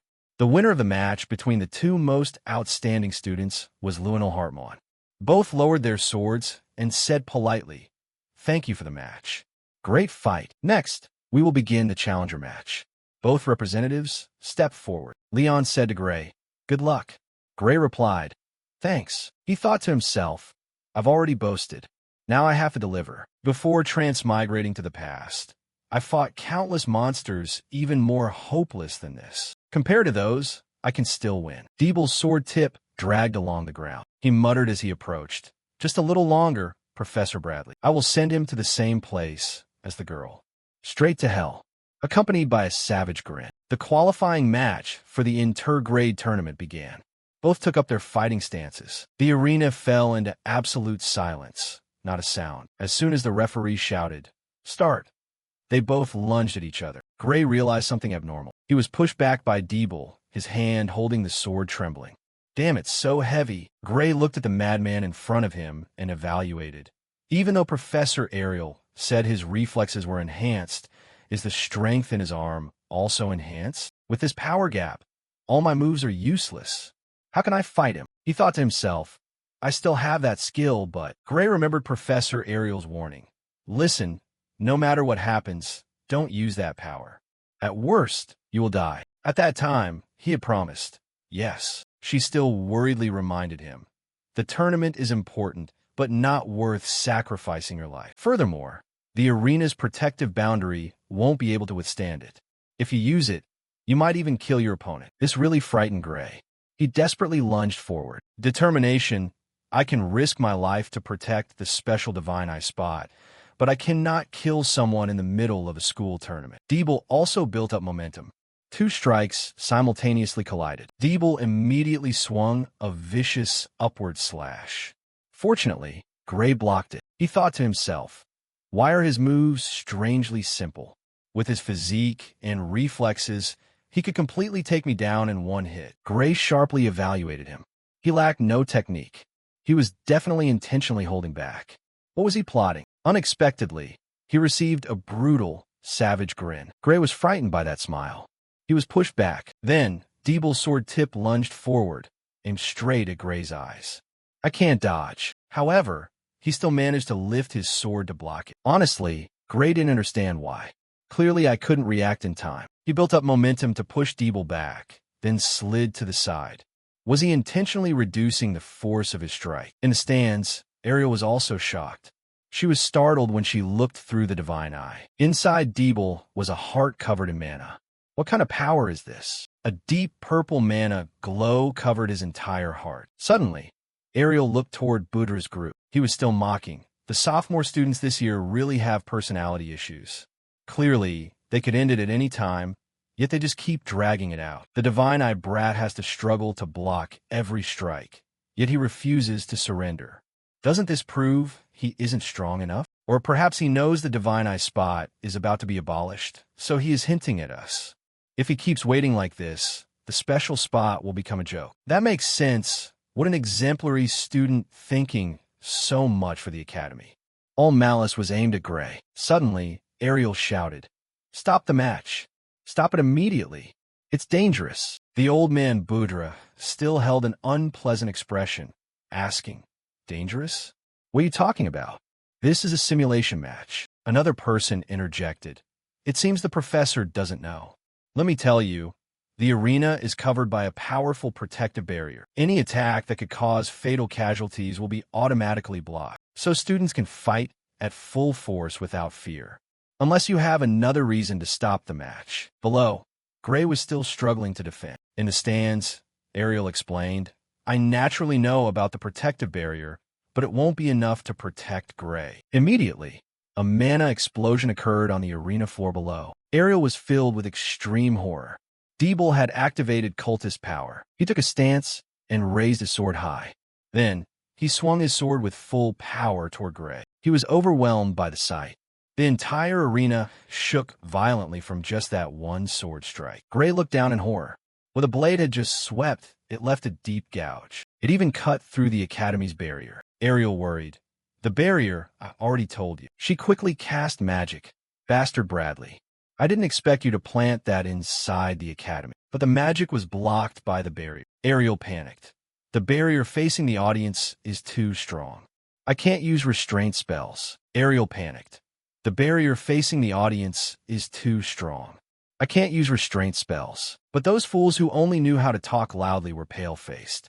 "Damn it!" Ariel screamed toward the arena. "Run, Gray. Stopping the match from the outside will take too much time." He faintly heard her voice. "Run." But he had to dodge a fatal strike from Deeble. "If I turn my back for even a second, I will die right here." The students were panicked and terrified by the scene. The professor standing in the stands looked down and thought, "The professor's magic will take at least 30 seconds to arrive. Too slow. Looks like there's no other way." He placed his hope in Gray. "It's still a bit early, but with trust and support, you must be able to do it, Gray." The professor shouted loudly. "Gray, treat your body like the sword. Don't just swing the blade. Let your body move with that power." While struggling to dodge Deeble's attack, he thought, "Treat my body like the sword." What was he talking about? But if the teacher said so, he would follow. Gray paused for a moment and thought, "No, I have to do this." He became calm. "I'm a unique sword. Focus. pour everything into it. The blade lunged forward to take his life. It was getting closer and closer. Then it crashed violently into the sturdy barrier. Behind Deeble, Gray was swinging his sword. He turned back in horror. Having grasped the lesson, Gray thought to himself, has he been this slow from the beginning? No. He gripped his sword tightly. He swung with all his might to pay back all the trouble Deeble had caused. It's me who's getting faster. Gray nearly sent Deeble flying. Even though Deeble still had a protective shield around his body, Gray continued his frenzied attacks, attempting to shatter it at any cost. Finally, he succeeded. A terrifying explosive blow sent Deeble crashing straight into the ground, piercing through the wall and creating a massive hole. Professor Budra gaped at the shattered defense. Another professor asked in astonishment, "What kind of fighting style is that exactly?" Meanwhile, Professor Heathkit anxiously asked if the student was okay. The match official hurriedly called for the emergency medical team. Deeble slowly crawled out of the wreckage, but everyone felt that something was seriously wrong. A dark, monstrous aura was radiating from his body. Deeble's face no longer looked human. It resembled the face of a true monster. Everyone was shocked to see he was completely uninjured. Professor Ariel immediately warned Gray, "It's not over yet. Keep your wits about you."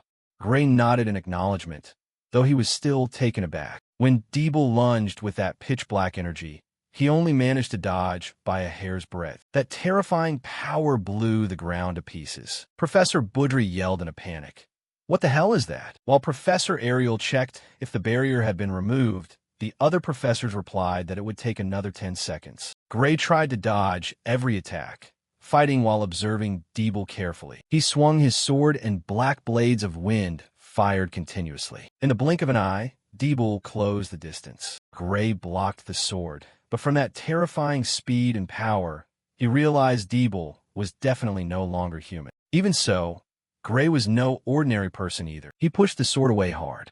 But despite being attacked continuously, Deeble remained completely unaffected. Gray was a beat slow and took a hit.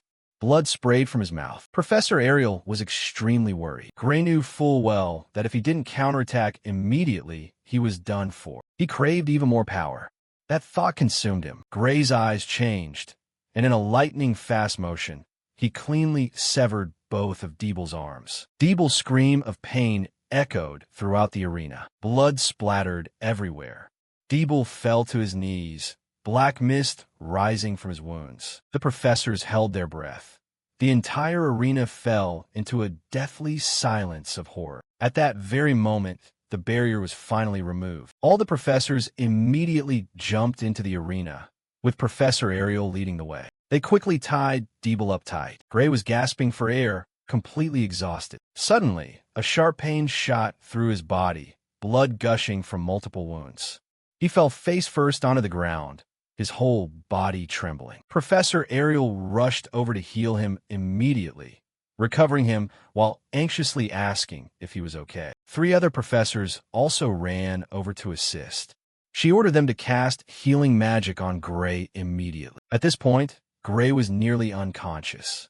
Ariel closely watched his breathing. A moment later, she breathed a sigh of relief, but when she looked up, she was startled by a dark shadow obscuring her vision. Gray stood up, completely healthy. He smiled and thanked her. Everyone was astonished by his rapid recovery.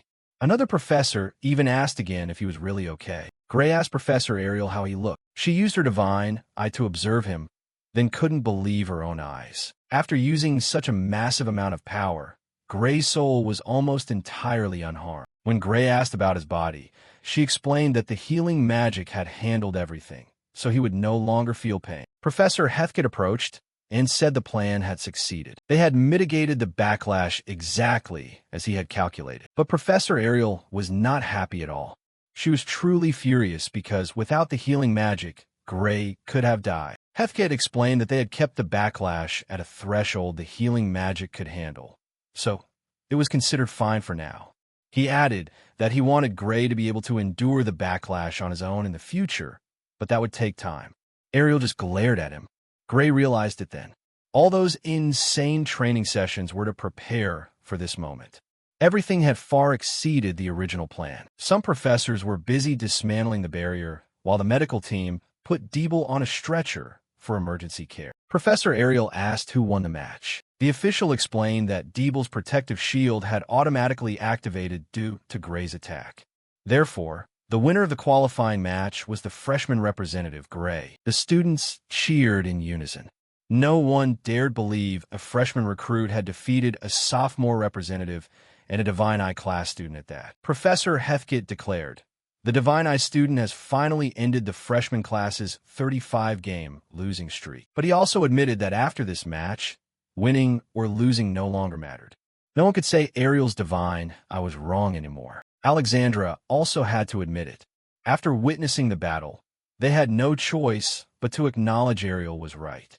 Now, no one dared to support the proposal to abolish the special Divine Eye class anymore. One professor even said they should be ashamed for ever thinking of expelling such a talented student. Gray was busy chatting with other professors. Meanwhile, Professor Ariel clenched her fist to control her emotions. She was both relieved and extremely grateful to him. Another professor suggested that those who had pushed for the abolition of the Divine Eye class should reflect on their responsibility. All eyes turned to Professor Boudra and his two accomplices. They were silent, sweat pouring down their faces. Boudra muttered an excuse about having other things to prepare and quickly slipped away. His henchmen also hurried to follow. The remaining professors saw that and burst into laughter. An elderly professor remarked, "The saying, 'never mess with the Divine Eye,' is still as true today as it ever was." The person next to him added, "Compared to the past, Professor Ariel has actually become much gentler. Times have changed." Gray couldn't help but wonder what had happened to her in the past. When all the attention had died down, Principal Alexandra approached Gray with a serious expression. Gray became immediately wary. The principal said that during the match, sophomore Representative Deeble was clearly forced to inject an abnormal type of power into his body, and the school would conduct an investigation into this. It was unacceptable for a simulation match to become a life-threatening situation for a student. The principal apologized to Gray on behalf of the academy for not discovering the anomaly sooner. Gray replied, "Principal, don't worry. The end result is fine anyway." But Alexandra continued. After Deeble lost control, Gray also released something. Gray was startled and tense. The principal knew it wasn't ordinary magic, but a much stranger type of power, something even modern magical theory couldn't analyze. He wanted to know what it was. Gray didn't know how to answer. He couldn't reveal what had happened before he transmigrated back in time, especially when he still didn't know where the mastermind behind the liquidator was hiding. He only replied, "I'm not sure either." Alexandra looked suspicious. Gray added that it was Professor Ariel who had recognized it and explained it to him. Ariel knew full well that was a lie. Ever since Gray defeated that ogre general, he had been using that power quite naturally. She wondered to herself what he was planning. Gray secretly hoped she would cooperate. To stop the liquidator, he needed her to remain in a position of power. Ariel understood. She was impressed that Gray had calculated everything in advance. He didn't seem like someone living for the first time. She realized he trusted her a lot, so she felt compelled to help him. She interjected into the conversation and told the principal, "You're right. Gray's power cannot be analyzed by ordinary magic theory, but with my Divine Eye, I can see it clearly." She continued, "After observing, I asked Professor Heathkit, who has a good affinity for this type of power, to support Gray.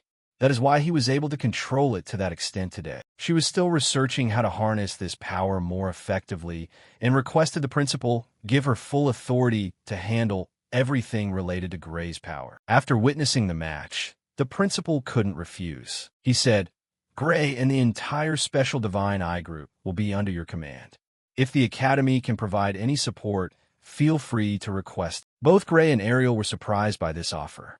Ariel thanked him. Gray and Professor Ariel exchanged a knowing smile. Afterward, the principal went down to the special underground medical facility to check on Deeble's condition and invited Ariel along because he needed her eyes. She happily accepted. Back at the office, Ariel sipped some tea and informed Gray, according to the analysis, the power used on Deeble is almost identical to the liquidator. "I am certain that the crystals from that research facility were used." Gray asked, "What is Deeble's condition?" Ariel answered sadly, "He's dead." Gray intended to ask if it was because of him, but she cut him off No. The moment that power was activated, Deeble was no longer himself. It's likely he was already dead from the moment that power was implanted in him. She continued. And clearly, the target was Gray. This is retaliation because you killed Varian Bradley. Gray's face darkened. He also realized that if Deeble was interfered with after Varian's death, it was very likely the work of a third party. Ariel also sensed that there was a much bigger fish hiding behind it all. She would continue to dig deeper into this connection, even if it might take quite some time. Her intuition told her this was related to the deeper levels of the Academy. Gray nodded. If you need any help, just tell me. Ariel sincerely thanked him. She also realized Gray had learned how to use the power without harming his own soul. Gray acknowledged it, but this time the backlash on his body was much heavier than before. Her silence made Gray anxious. Ariel smiled and declared, Professor Ariel thinks it's time to upgrade Gray's training to the next level. Hearing this, Gray excitedly asked, Really? Ariel replied with a radiant smile. That's right. This time you will learn to control that power much better than you currently do. A scene opened up under the vast sky. A suit of armor stood towering, and at its center was the lone swordsman, Gray. A suit of armor stood towering, and at its center was the lone swordsman, Gray. Professor Heathkit stood not far away, his voice revealing clear anxiety. This training method is extremely dangerous and painful. If you take the time, there are still many safer options. He asked one more time, Are you sure? Gray only replied briefly, Yes. The training session began. Gray closed his eyes and concentrated deeply. He imagined himself as a single sword, recalling that terrifying moment from that day. Black mist covered the blade, gradually transforming into fiery red energy spreading throughout his body. Ready, Gray swung his sword once. The bright red energy tore through the iron-armored mannequins, causing them to shatter into pieces. Red slashes swept across the arena, debris flying everywhere. Gray lunged like a storm, slashing continuously from every direction. The mannequins were ripped apart without mercy. After the whirlwind, Gray emerged from the center.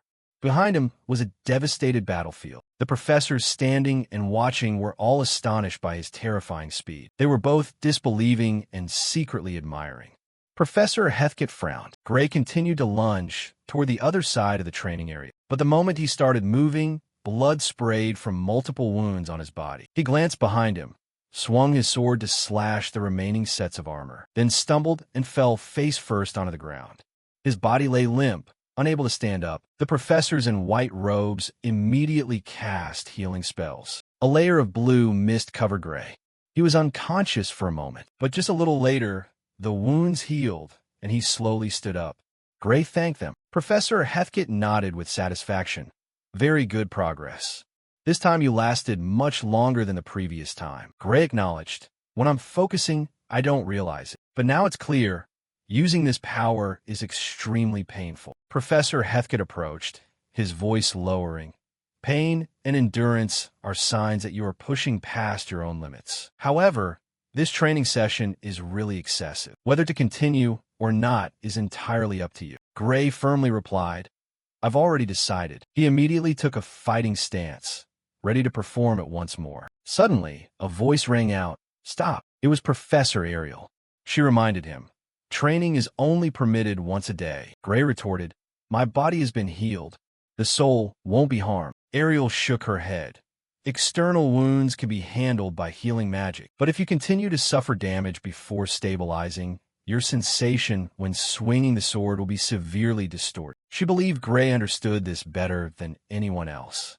Gray remembered his hands in the previous life, the life where he was bullied and his swordsmanship never progressed due to the aftermath of his childhood wounds. Professor Heathkit breathed a sigh of relief. Good thing she arrived in time.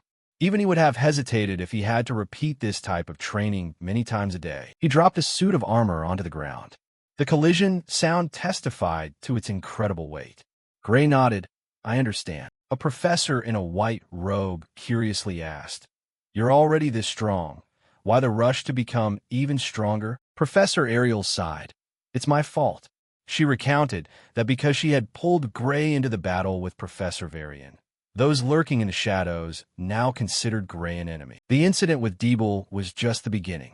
There were forces operating in the shadows of the Academy, possibly even the Blood Drinker criminal group that had stolen the magical catalyst for Varian. Even if we locked Gray away in a strictly guarded place, it wouldn't guarantee his complete protection. Therefore, the only way to survive is to become stronger.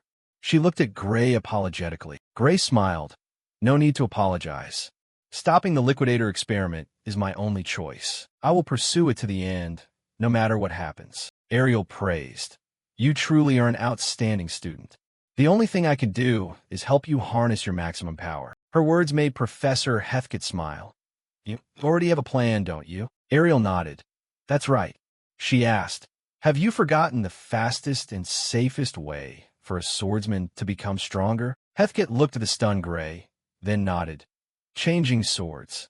That's the fastest solution. Gray was surprised, but the Academy-issued sword is a high-end customized weapon. Ariel explained.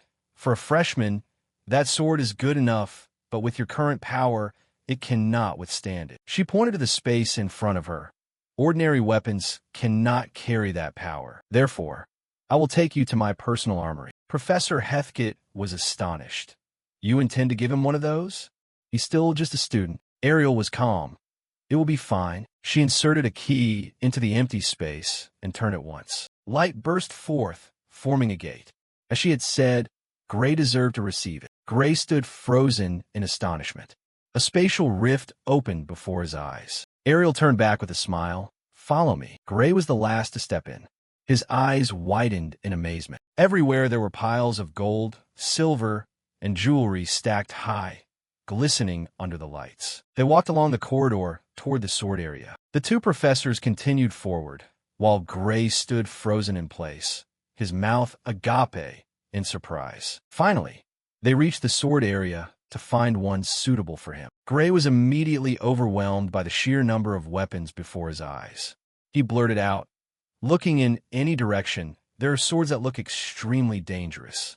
Professor Heathcote proudly replied, there is no sword collection in the world as vast and high quality as this one. Professor Ariel knew very well that choosing one sword out of hundreds was extremely difficult. Ideally, Gray would test each one with full power, but due to the nature of his power, they could only test one sword per day. Finally, she decided to narrow the scope and test a few at a time.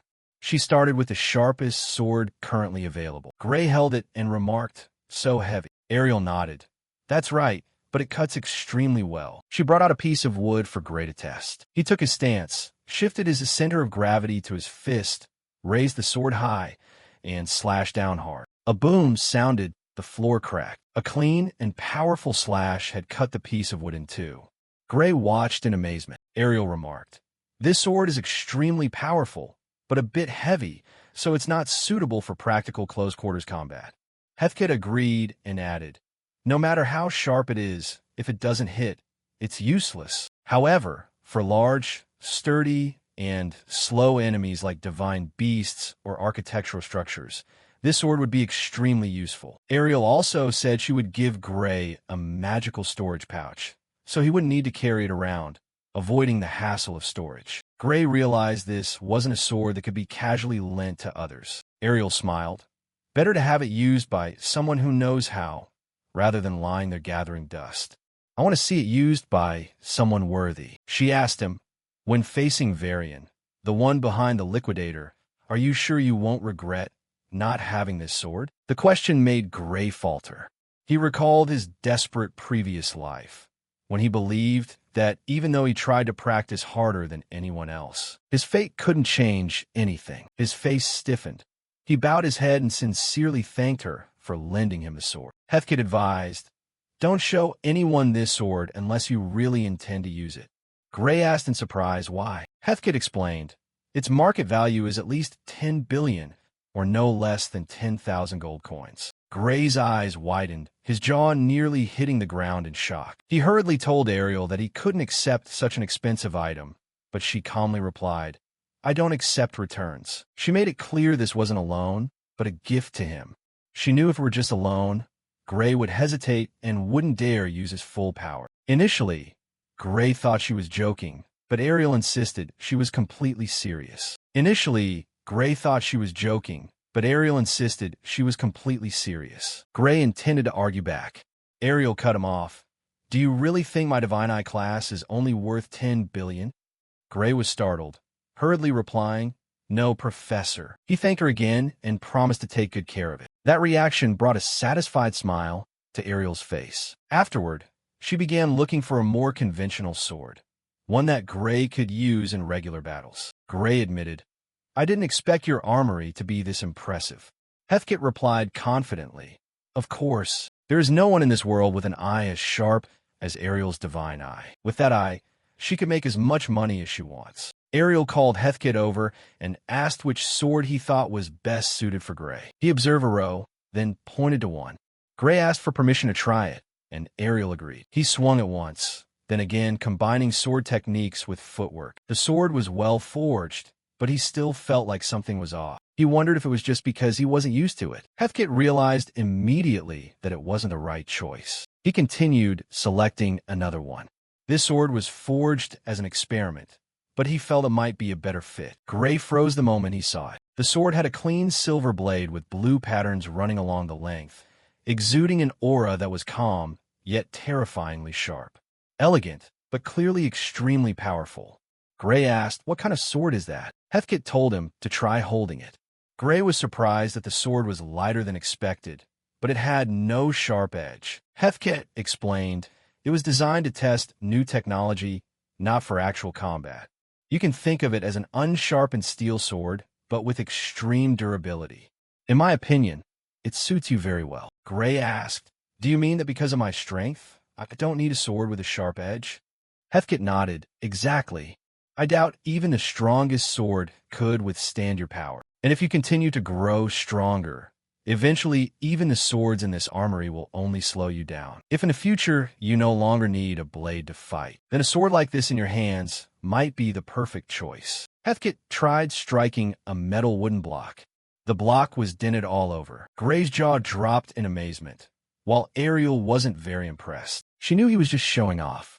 Personally, she still thought Gray should use a real sword, but she didn't object to testing various options. She asked Gray if he wanted to try other weapons, even offering to lead him to areas outside the sword section. Even so, facing the massive number of swords, Gray just wanted to try them all. A red-bladed sword particularly caught his eye. It looked much lighter and stronger than the first one. He said he wanted to try that one and stepped toward it, but halfway there, another sword made him stop. He felt a familiar sensation from it. Gray asked Ariel about that sword. She recounted, "A former student of mine left it behind after graduating. It's not a famous sword, but it was forged very well." Gray asked to try it.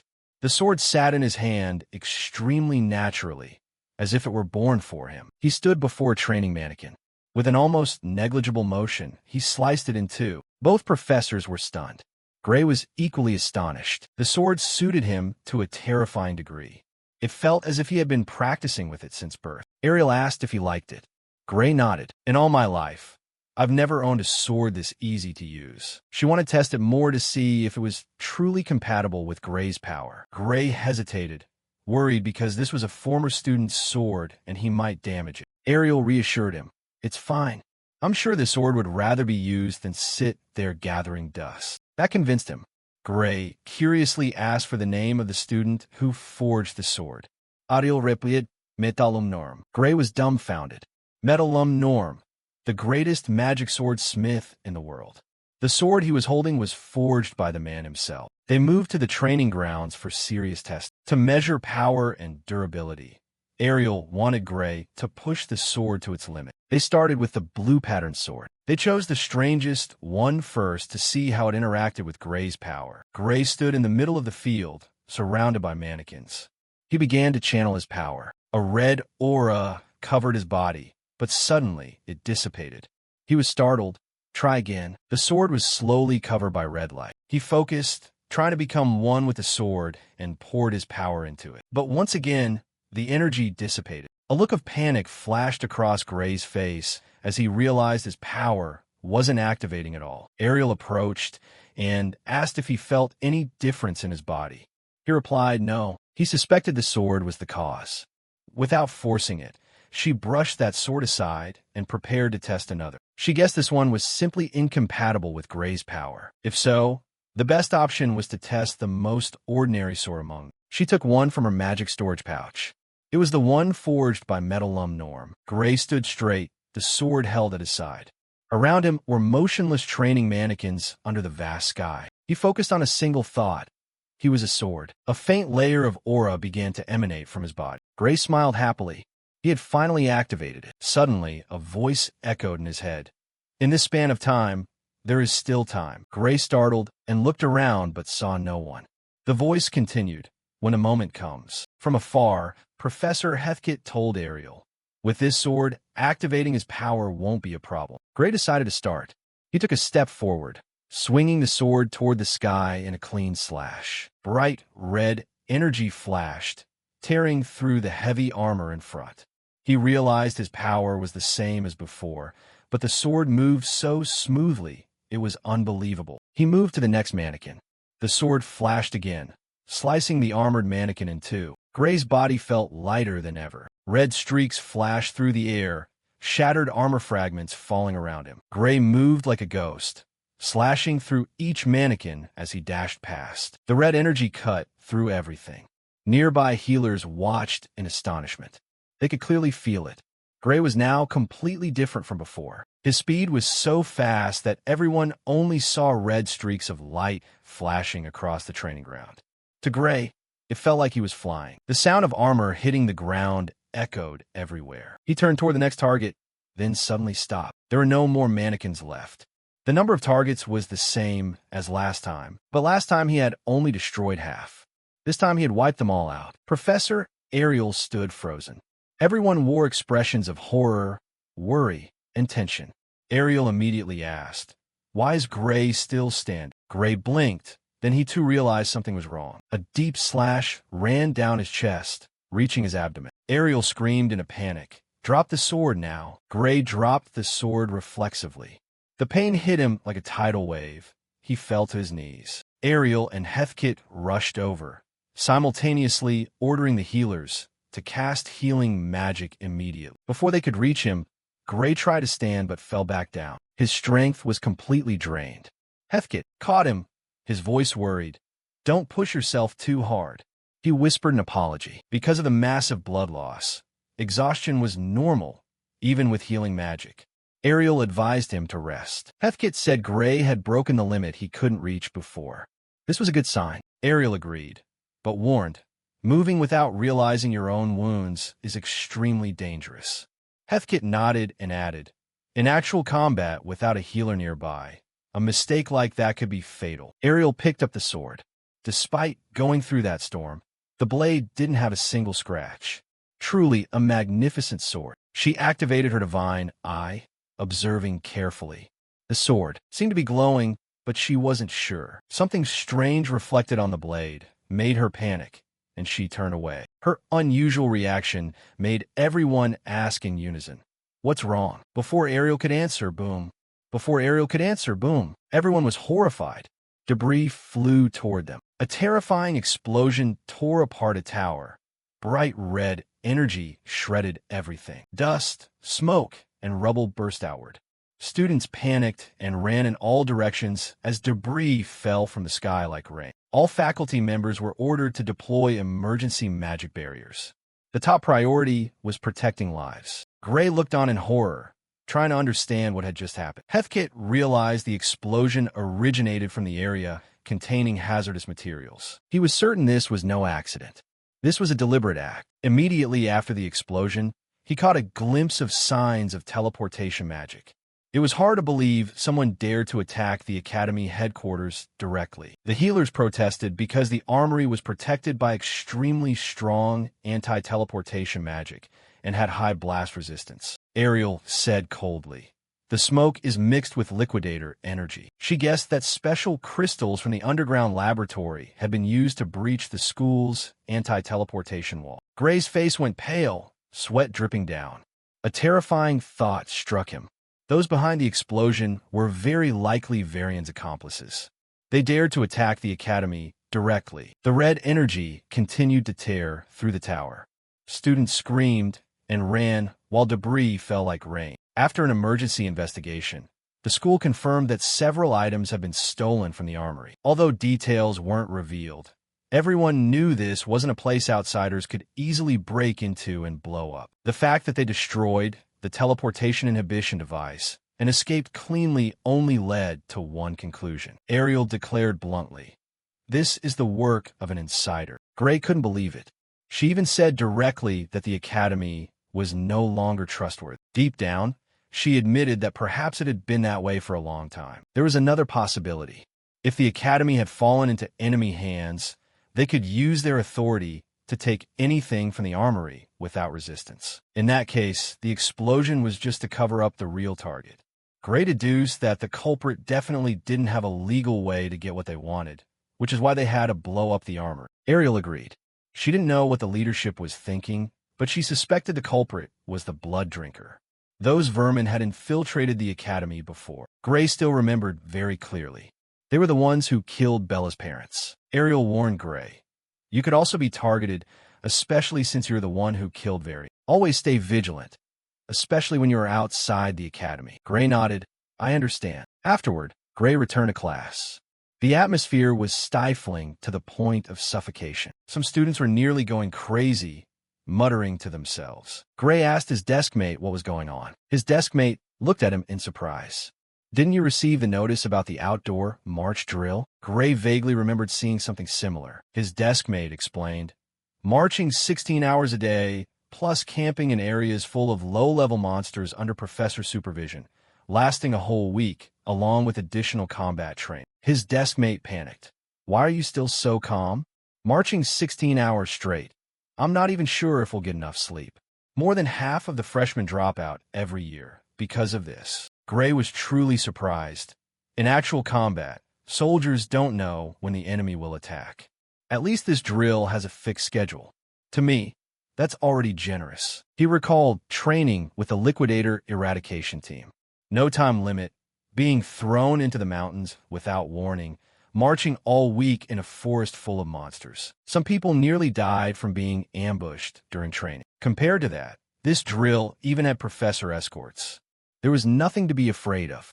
His deskmate was speechless. Compared to that, this drill even had professor escorts. There was nothing to be afraid of. His deskmate was speechless. Even so, looking at everyone's terrified expressions, he couldn't help but feel something dangerous was lurking beneath. He understood better than anyone. He couldn't afford to let his guard down. The day of the annual freshman March drill finally arrived. Professor Heathkit warned bluntly, "It will be extremely harsh. Most of those who don't complete it won't be able to advance to the second year. Endure it if you don't want your life at the Academy to end right here." They were teleported to a beautiful island. Gray immediately recognized this as the edge of the winter continent. If his memory was correct, this place was almost uninhabited. He silently wondered why that was. The march began. They crossed vast grasslands, then entered the forest. The professor led them onto a narrow trail covered in weeds. A student hesitated. "It looks like we're on the wrong path." Heathkit said calmly, "I know." Everyone was even more confused. He explained, "If we took the main road, it wouldn't be called a march anymore." The looks on everyone's faces said it all, how terrified they were. But they still had to keep moving forward. A student complained, "How much further do we have to go?" Heathkit replied coldly, "It's only been 8 hours. We're not even halfway through the day." Panic quickly spread. The students' faces were pale, eyes soulless, sweat pouring like rain. They couldn't believe they were this exhausted in just the first half of the first day. Heathkit reassured, "Just keep going. Your bodies will adapt. The hardest part is just at the beginning. Before long, you'll be walking without thinking." Everyone knew he was lying. Amidst that terrified atmosphere, one person stood out. Leon Hart, the best swordsman of the freshman year, looking completely unweary. But the person he was paying attention to was none other than Gray. From start to finish, Gray hadn't slowed down by even a single step. A girl groaned in fatigue. Then suddenly, a monster spider jumped down from a tree. Before it touched her, a dagger flew by, piercing the monster and pinning it to the tree. The one who acted was, of course, Gray. She hurriedly thanked him. Gray warned, "Stay alert. Some insects here are venomous." Leon Hart narrowed his eyes. Gray wasn't just walking. He was constantly scanning his surroundings, ready to respond to any surprise attack. Marching 8 hours straight while maintaining that level of vigilance, Leon Hart couldn't help but think, what kind of training does it take to reach this level? As for Gray, his stamina was still fine thanks to the hellish training from his previous life. Just getting a good night's sleep made this drill much more comfortable than the hell he used to go through. But what worried him most wasn't the marching. Professor Ariel's warnings still echoed in his head, especially since he was outside the academy. This drill pushed them into wide-open areas with minimal security. Worse yet, the academy always knew their exact location. His hand tightened instinctively. Gray silently prayed that nothing would happen. The professor ordered all students to stop. Everyone was completely exhausted, faces haggard, legs trembling. Right at that moment, the goat-bearded professor announced, "Now we will begin the cooking training exercise." Everyone's minds were filled with images of a lavish feast. The students looked at each other, then burst into joyful cheers. Finally, they would get to eat and rest. But Gray specifically felt the professor's tone was very unsettling. He had a bad premonition. The professor smirked. "Why do you all think this is time to rest?" He explained coldly. "In an actual march, if you want to eat, you have to hunt and cook it yourselves. No one is bringing lunchboxes for you." The entire group of students was stunned, their faces drained of all color. The professor divided everyone into teams, trying to balance the strength as much as possible. Every face was still full of fatigue and desperation. He continued, "Each team will receive a set of cooking tools and prepare their own meal. Team C, captain is Leon. Members include Plua, Rygis, and Basque. Team D, captain is Gray. Members include Basque, Rumia, and Benis. Team D, captain is Gray. Members include Basque, Rumia, and Benis." Gray thought to himself, "Is it okay for me to be captain?" He worried whether anyone would listen to someone who took the special divine eye spot without ever taking the standard entrance exam. Suddenly, someone spoke up. "We're on your team." Gray startled. The pink-haired boy reached out to shake his hand, smiling brightly. "Nice to meet you." The girl beside him also smiled, while the last boy remained calm, his expression completely indifferent. Gray was surprised because their attitude was much more comfortable than he imagined. He thought they would complain about having to take orders from someone who didn't pass the regular exam. He asked, "Do you guys really not mind me being captain?" The calm boy raised an eyebrow. "What are you talking about?" He continued, "After seeing the interlevel match, no one is stupid enough to want another captain." The girl nodded in agreement. Gray is clearly the most reliable person. They picked up the tools and immediately asked, "What do you want us to do?" Gray was surprised by the 180-degree change in attitude. The match against Diebel had clearly left an extremely strong impression. He tightened his resolve. He realized this academy was a place that worshipped strength. Suddenly, a student said to the professor, "Sir, there is no food in the tools. Only pots and a lighter." The professor smirked. "In an actual march, sometimes you won't even have a pot. Having a pot is already very lucky." All the students went pale. Leon Hart stepped out, saying politely, "In modern campaigns, logistics supported by magic storage pouches are the standard. It's hard to imagine a long march without carrying dry rations." The professor nodded, acknowledging Leon Hart was right, but that only applied when the march was planned in advance. In an emergency situation in the middle of a battle, or if the logistics officer was killed, having to march for days without preparation was entirely possible. He emphasized, "Magic storage pouches are extremely rare items. Unless you belong to a large-scale unit, you still have to carry your own luggage on your back, just like you're doing now." He looked straight into their eyes, his gaze suddenly darkening. "At that time, do you want to die without being able to do anything?" A heavy atmosphere descended. Leon Hart bowed his head in apology. Gray had confirmed before that magic storage pouches were indeed extremely rare. He had once received one and thought it was just a high-end backpack. The professor suddenly changed his tone, happily announcing good news. "This forest is full of monsters. Throughout the journey, we used magic to repel them, but now I will remove it. That means you don't have to worry about finding food anymore.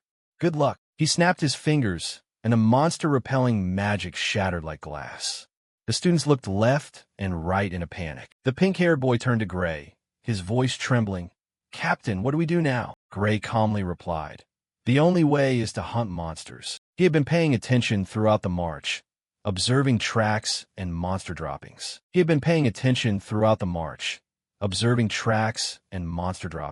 Everyone immediately tensed up, realizing they were about to fight. The girl and the team worried. Finding monsters in such a huge forest must be difficult. Gray smiled slightly. "If they are carnivores, it'll be easy. We just need to walk around. They'll smell us and come running." The pink-haired boy clearly didn't like the idea of being bait, but Gray pointed out, "If we stay put, we'll have to compete for food with other teams. It's better to go deeper into the forest." He added, "If you really don't want to fight monsters, we could catch insects or snakes to eat. Insects are a bit hard to swallow, but if you prepare snake properly, it's quite delicious. In a forest without monsters, this type of survival skill is very important." The girl was horrified, her face pale.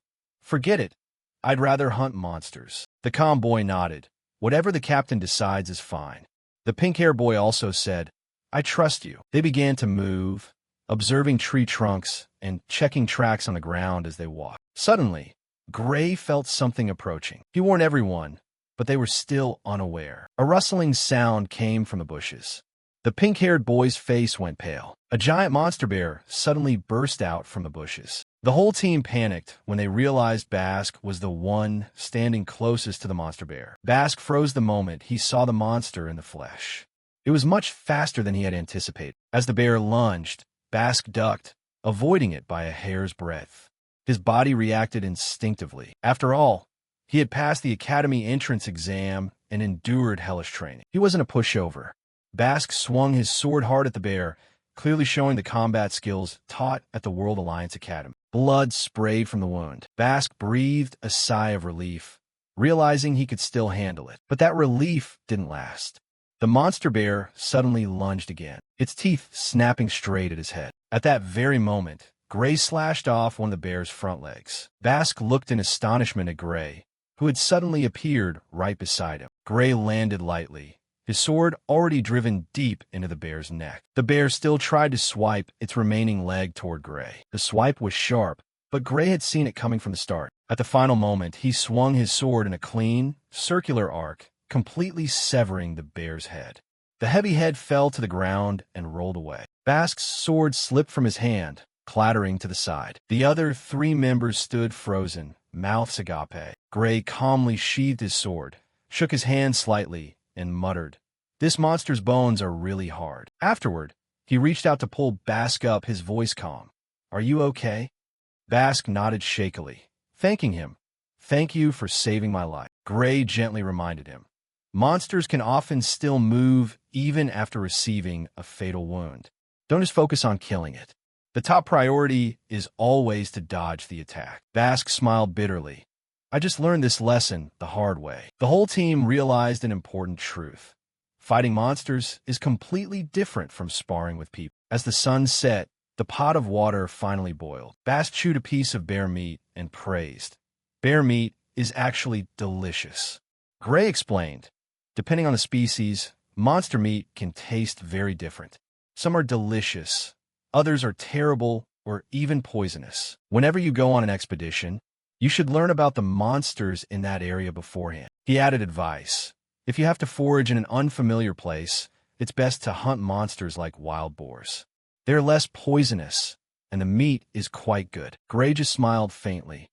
"I only learned a little," but deep down, he didn't want to recall the experiences that had taught him those lessons. Even so, he remained humble.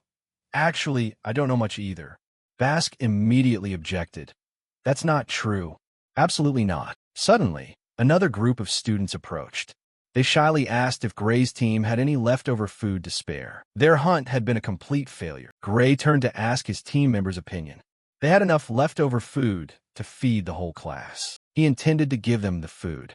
Those faces were looking at him with extreme gratitude. Then the professor suddenly appeared and interrupted. "Trading food between teams is strictly prohibited. If you want to eat, go hunt for yourselves." The students' faces turned white, and they could only stammer, "Yes, sir." Afterward, they left in deep disappointment. Gray and his team silently watched them go, left only with feelings of pity. The next day, They continued the march. When the sun set, the professor ordered them to stop. Tonight, they would camp here and begin the field camping exercise. Everyone breathed a sigh of relief as they finally got to rest. Everyone breathed a sigh of relief as they finally got to rest. Everyone breathed a sigh of relief as they finally got to rest. Fortunately, the professor announced, "Tonight, dry rations and individual tents have been prepared for everyone." The teams remained the same as in the cooking exercise. He instructed them to collect their supplies, set up tents, and start fires in designated spots. He then added an important detail. There will be surprise attacks at night. Each team should organize their own watch shifts. Use any method you like, as long as you can repel the attack. Hearing there would be fixed positions, one student grumbled, "Do we have to go that far again?"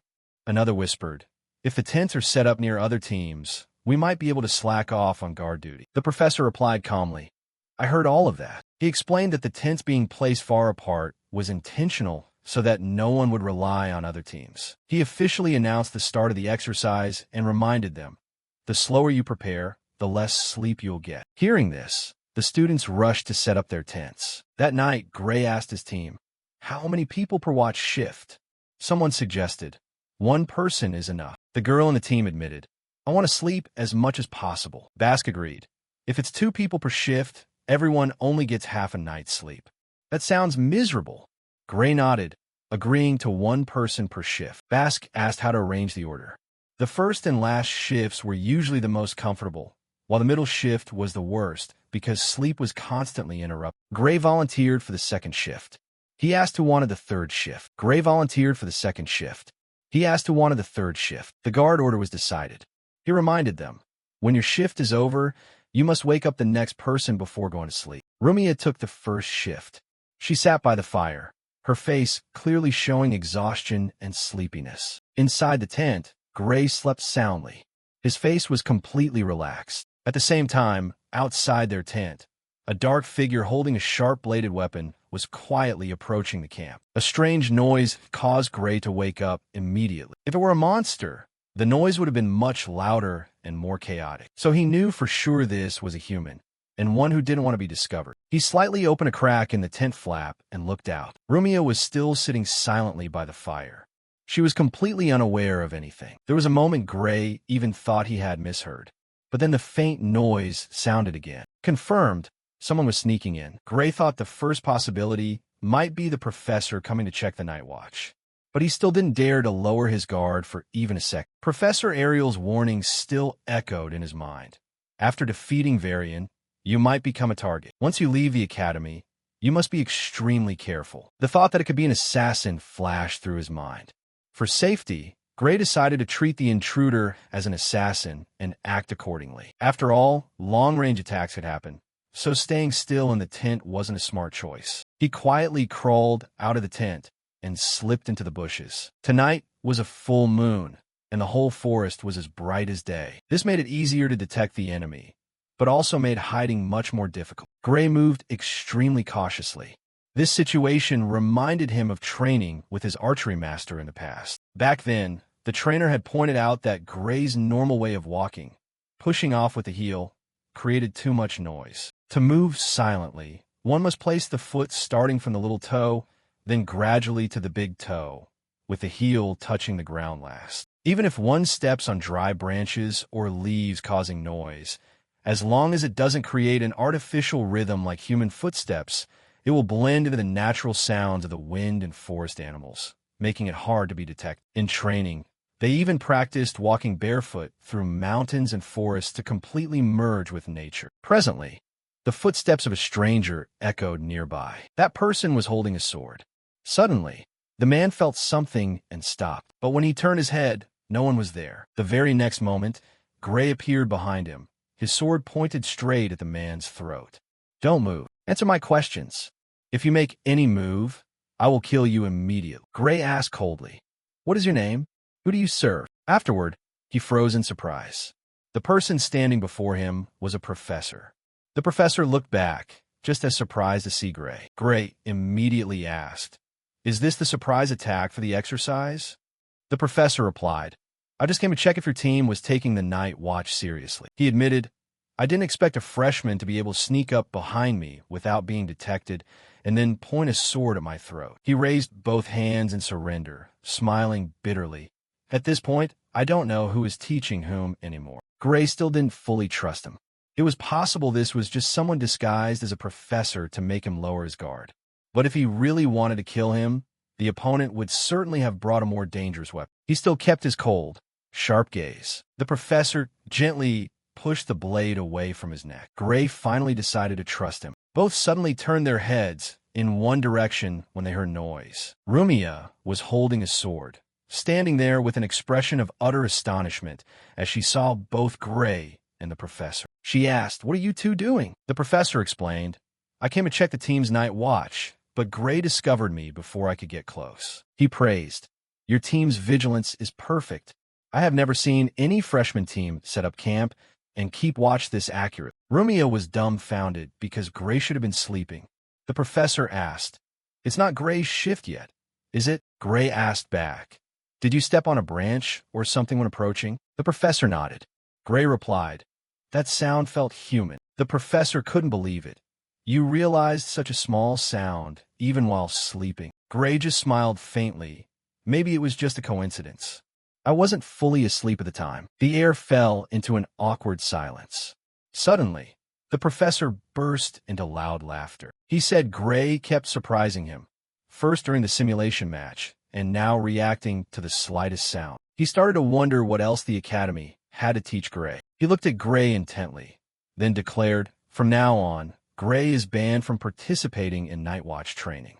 If Gray does everything by himself, the other students won't learn anything." Gray worriedly said this would disrupt the watch order. The professor replied, "From 1 a.m. to 3 a.m., your team will not be subjected to mock attacks. I will count it as Gray being on watch and grade your night watch training as perfect without conditions." He recorded it in his notebook. After closing it, he told them to continue the watch minus Gray, then turned and left. While walking, the professor still wondered to himself, how could Gray get behind me without me sensing even a trace of his presence? There was a moment he even suspected Gray used to belong to an elite unit specializing in stealth assassinations. But given Gray's age, that was impossible. Anyway, the level of skill Gray had just shown was undeniable. The professor couldn't help but think, who is Gray really? The group of students continued to march in a state of semi-consciousness. Everyone was exhausted because last night's surprise attack meant no one could sleep, except for Gray. He remained alert, with no signs of sleepiness. Suddenly, a student tripped over a branch and fell flat on their face. The further they went, the more people started collapsing from exhaustion. They trudged along until the sun set. Because it was getting dark, the professor decided to stop and set up camp for the day. Hearing this, one student cheered happily. "Finally a rest, sir." Another whispered, "Stopping this early, there's definitely going to be some other crazy training." The professor laughed out loud. "Relax, today's training is over. Tents have been set up for you. Rest comfortably until dinner is ready." The students trudged like weary zombies toward the tents. Under the full moon, they fell into a deep sleep in their tents. Gray felt suspicious again. Being allowed to rest so easily was truly too strange. A student next to him agreed and predicted, "Tomorrow will definitely be hell." Leon Haar turned to look at Gray, his voice calm. "You'll be fine." Gray felt uncomfortable as Leon Hart stared at him. Suddenly, everyone was called to gather because dinner was ready. The food was prepared by Professor Heathcote himself.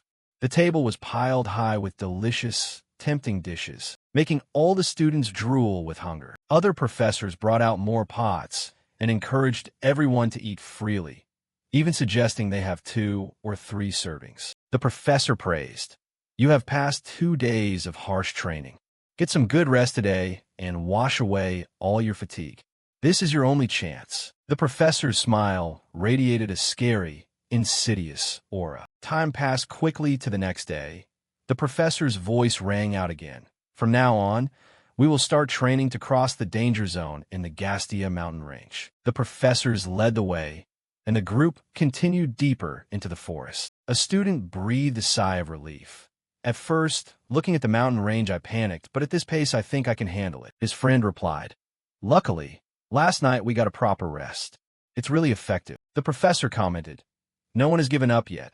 You truly are those who passed the entrance exam." But he reminded them, the real training has only just begun.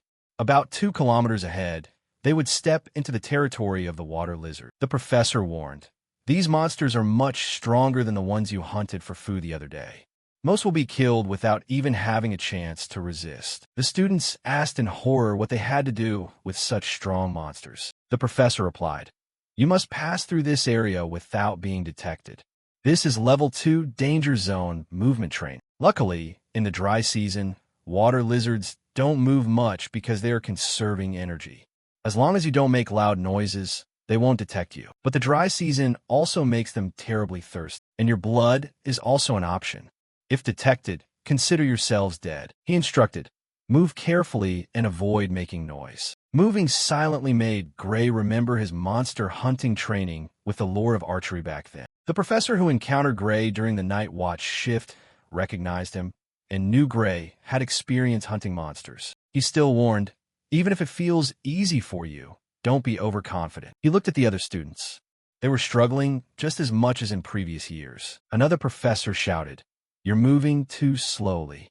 "I'll say it again, as long as you don't make loud noises, it's fine. Maintain your pace, otherwise you will have to camp right here in the water lizard's territory." The students kept walking, even though everyone was terrified. Gray realized the professors hadn't really given specific instructions on how to do it. He felt this type of training should have been taught in a safe place before going out into the field. Suddenly, there was a noise. The professor told everyone to stay calm, saying that level of noise was still acceptable.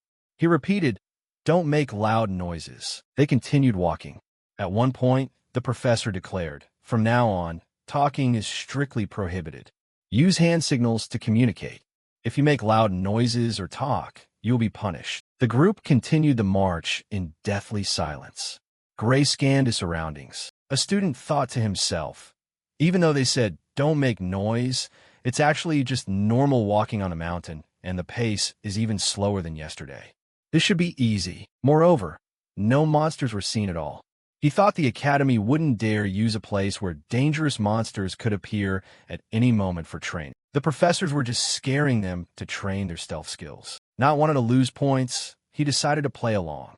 Suddenly, he stepped on a rock. The rock rolled, and he stumbled, making noise. He immediately regretted it, knowing for sure he would be punished. Even so, he still believed that real monsters wouldn't appear, but he was completely wrong. A terrifying noise rang out. The professors immediately went into combat stance. The students were panicked to the core. Gray drew his sword in a blink of an eye, while the student who just fell was still standing frozen on the spot. He slowly turned his head to look back and was terrified beyond belief. A horde of giant water lizards was rushing toward them like a storm. The student who caused the noise was completely panicked, standing frozen, unable to move a muscle. Fortunately, Professor Heathkit appeared like a bolt of lightning, thrusting his sword straight through the monster's head. The students breathed a sigh of relief when they saw the professor. The ground beneath the lizard cracked open.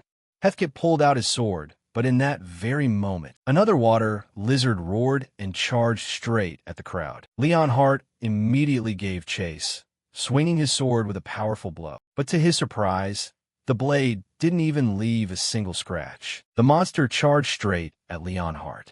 He was caught completely off guard. In the nick of time, Professor Heathkit lunged in to save him. He shouted to all students, "This is not something you can face. Fall back immediately. The professors will handle it." The students realized even the professors were only leaving shallow wounds on the monsters' bodies. They panicked and wondered, can these creatures even be killed? Suddenly, a water lizard let out a miserable shriek and collapsed. Just one slash. Everyone was astonished. A professor explained, "At the end of the dry season, water lizards are often severely dehydrated.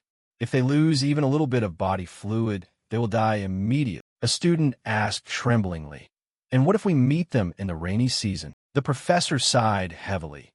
"If you don't want to end up as water monitor lizard food, you should never come to places like this during the rainy season. That's why this expedition was only organized after confirming that there wouldn't be any rain." He added, "The only reason we can even talk right now is because the water monitor lizards were cleared out recently. Otherwise, we'd all be dead. The group continued to march. The students were climbing the mountain in a state of extreme exhaustion. After stabbing one more monster to death, Professor Hethkett announced, "The climb is over." He praised everyone for giving it their all. The students were completely worn out. Even Leon Hart was panting. Someone asked if he was tired. Leon Hart replied, "Physically I'm fine, but mentally I'm exhausted." Keeping quiet throughout the entire journey made everything much harder. Professor Hethkett nodded.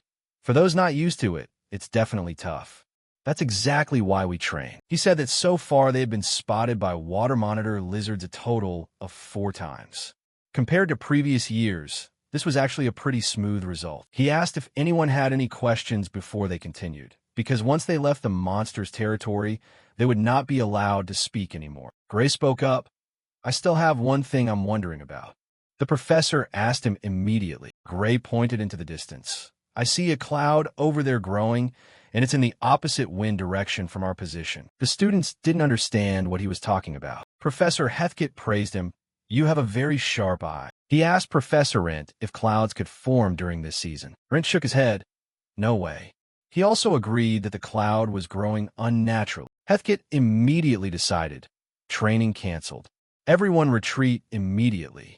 We must leave the water monitor territory as quickly as possible." Another professor objected and mocked him. "Canceling training just because of a tiny little cloud." Hethkett said sternly, "Clouds appearing in this season are already abnormal. The safety of the students is more important than continuing the training." A female professor chimed in.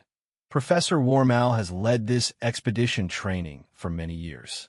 We should trust his judgment." Hethkett still tried to argue, but Warmal advised, "If you're worried about the cloud, we just need to pick up our marching pace a little. This is also a good training opportunity." He ordered all the students, "Follow me closely.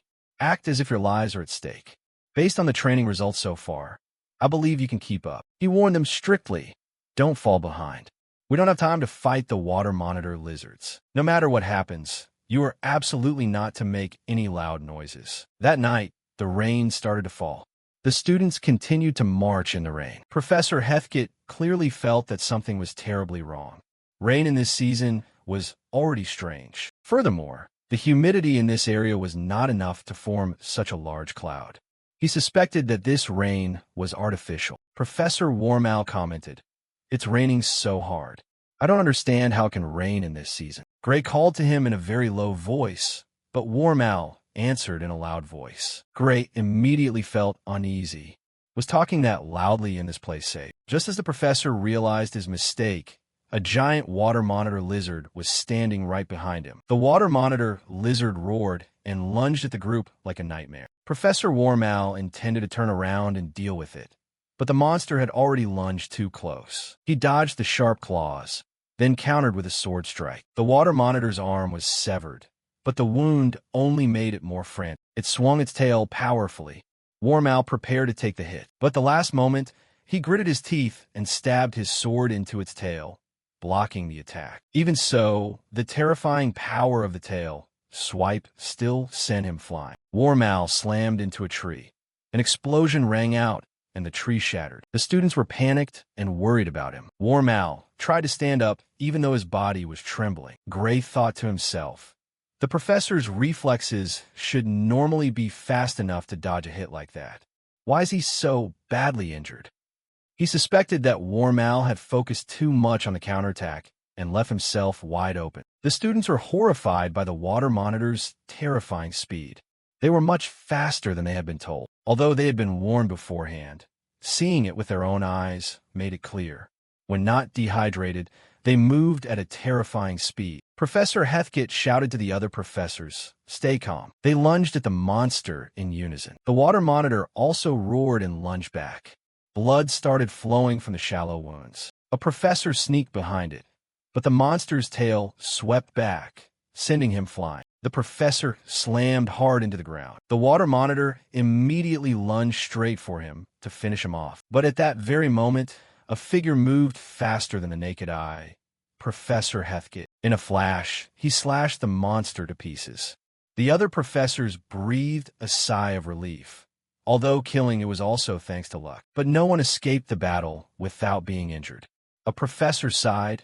We can't continue the training like this anymore. Professor Warmal pulled his sword out of the monster's corpse. His voice was heavy. Cancel the exercise. He turned to the female professor. Cast emergency teleportation immediately. He thought she had it prepared, but the female professor shook her head. I've been trying to cast it for a while, but the magic won't activate. Warmal asked urgently. Can anyone else cast it? Another professor replied. I tried, but it's also blocked. It was clear that teleportation magic was being completely blocked. Warmal suddenly realized. It's not just teleportation. This rain is also a part of it. Someone intentionally targeted this expedition, and it's highly likely. Warmal asked, what do we do now? Another professor replied, trying to cross the water monitor territory in this rain is suicide. The only way is to set up camp here and hope the rain stops. Heathkit shook his head. I suspect this rain is artificial. Will it really stop? The female professor chimed in.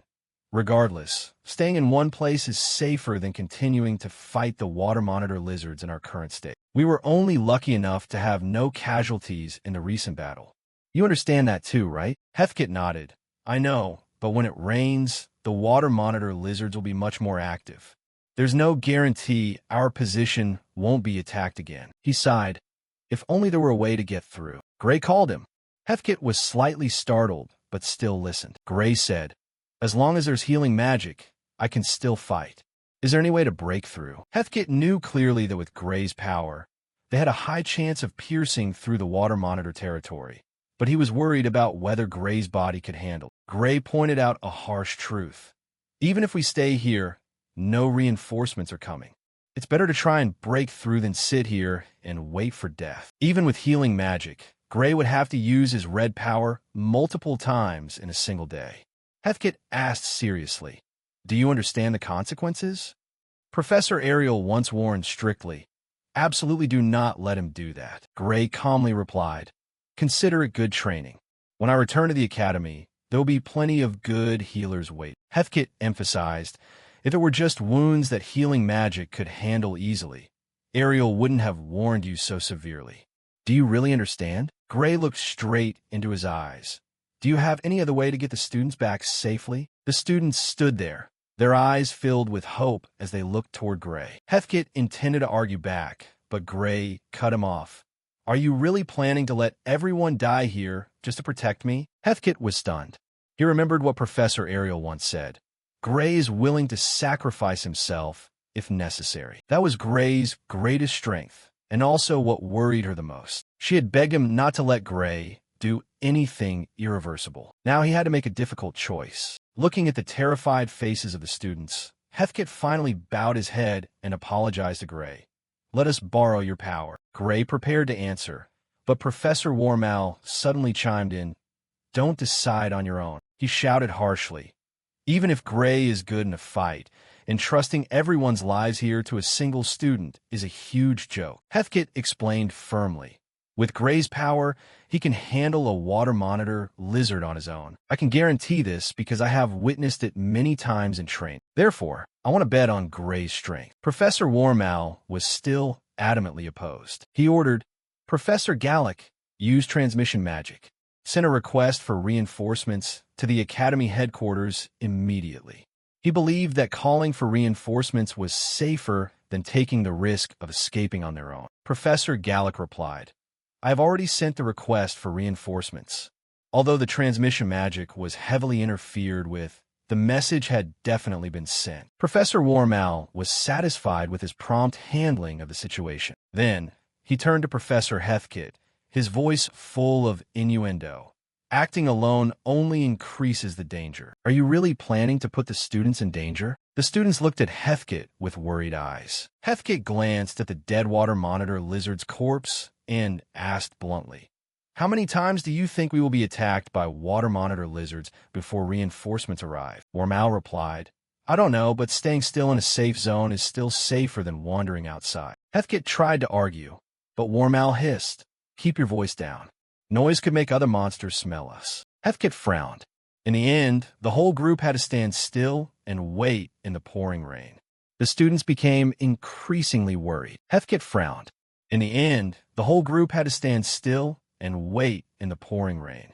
The students became increasingly worried. Meanwhile, Professor Warmal leisurely leaned against a tree to rest. Suddenly, boom! A terrifying sound echoed throughout the forest, causing everyone to panic. Professor Heathkit immediately went into a fighting stance as the swarm of monsters approached. Gray whispered, "We're ready anytime." Heathkit nodded. "If the situation gets worse, you take action." Gray nodded seriously in response. The professors lunged to block the water monitor lizards. They surrounded it from many directions, slashing continuously. One professor was hit by a tail and rolled on the ground. Immediately, two other swords lunged forward, stabbing deep into the monster. It let out a pathetic cry and collapsed. The professor who had just been injured boasted, "We're handling it fine." But the professor who was treating him shook his head. "That's not it. Other water monitor lizards have heard the fighting and are rushing over." Gray remained standing, waiting for orders, his hand gripping the hilt of his sword tightly. He realized Leonhardt and some other students had also drawn their swords. "Ready." Professor Heathkit said sternly, "Protecting the students is our responsibility. Observe carefully how the professors of the World Alliance Academy fight." His face became extremely gloomy. The professors acted in sync. Leonhardt was amazed by their strength. Even facing two monsters at once, they still handled it perfectly. Only now did he truly understand the capabilities of the professors. Heathkit ordered, "Focus on eliminating them one by one. Reduce their numbers first." He lunged straight ahead. The water monitor lizard swung its claws at him, but suddenly someone sneaked behind its back. The lizard was startled, unable to react in time, and the sword pierced through its chest. The students cheered when they saw the successful attack. One had been taken down. Now there was only one water monitor lizard left. Leonhardt quickly checked on everyone's condition. The professors were mostly not seriously injured. He thought that they could completely end this battle. Heathkit and another professor lunged forward simultaneously. But while they were advancing, two figures stealthily approached from behind, intending to stab them in the back. One of those two people was none other than Professor Warmal. But at that very moment, the two hands holding the swords of Warmal and his accomplice were suddenly severed completely. The person who acted was Gray. He said coldly, "I already knew." The professor with glasses shrieked like a slaughtered pig. Professor Warmal also roared in pain after losing an arm. The professor standing next to Heathkit turned around to look at the two people moaning on the ground. He immediately turned back to focus on the remaining water monitor lizard. Heathkit smiled and turned to Gray. "Thank you." Then he and the other professor coordinated to subdue the monster. A moment later, the last water monitor lizard was also taken down. At this point, everyone turned to demand an explanation from Professor Warmal. Heathkit stared at the two people, his voice as cold as ice. "You two, what on earth are you planning to do?" Professor Warmal still insisted on claiming innocence, saying that he was only trying to fight the water monitor lizard, and Gray had suddenly severed his arm. Professor Wormal's accomplice with the glasses screamed for the criminal to be arrested immediately. But the professor who had fought alongside Heathkit cut him off, his voice full of contempt, pathetic. He pointed out that most people here had realized the two of them were planning to kill everyone. The swordsmanship class students weren't stupid enough to ignore such an obvious thing. He asked the students, "Am I right?" Everyone nodded in unison.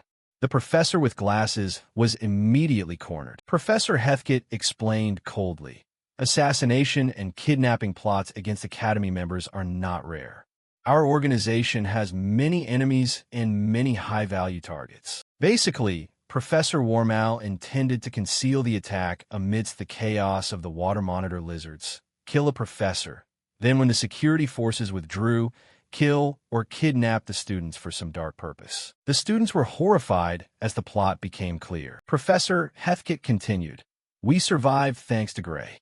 He thinks extremely quickly." Gray asked in surprise, "What are you talking about?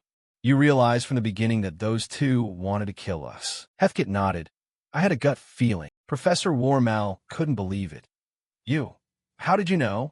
He thought to himself that the plan had been exposed. Realizing he had accidentally admitted it, he quickly shut his mouth. Professor Heathkit clarified, "I didn't know anything beforehand." Gray said calmly, "Just observing a person's movements and eyes is enough to notice." Professor Wormel's way of moving was not at all that of someone trying to protect students or colleagues. At first, I just thought he was incompetent, but when the rain started to fall, his movements became extremely abnormal. For example, he intentionally took hits that he could clearly have dodged. Professor Wormel clicked his tongue in frustration. Professor Heathcote asked Gray worriedly, "Is your body okay?" Gray replied, "I only used my power in that moment, so the damage isn't serious. It just feels like extreme muscle pain." Heathcote breathed a sigh of relief. Thank goodness. Professor Wormel laughed loudly, the laughter full of madness. Heathcote asked, "Have you finally lost your mind?" Wormel laughed savagely. "You still don't understand anything, and now it's too late." Gray asked coldly, "What are you trying to say?" Wormel pointed all around.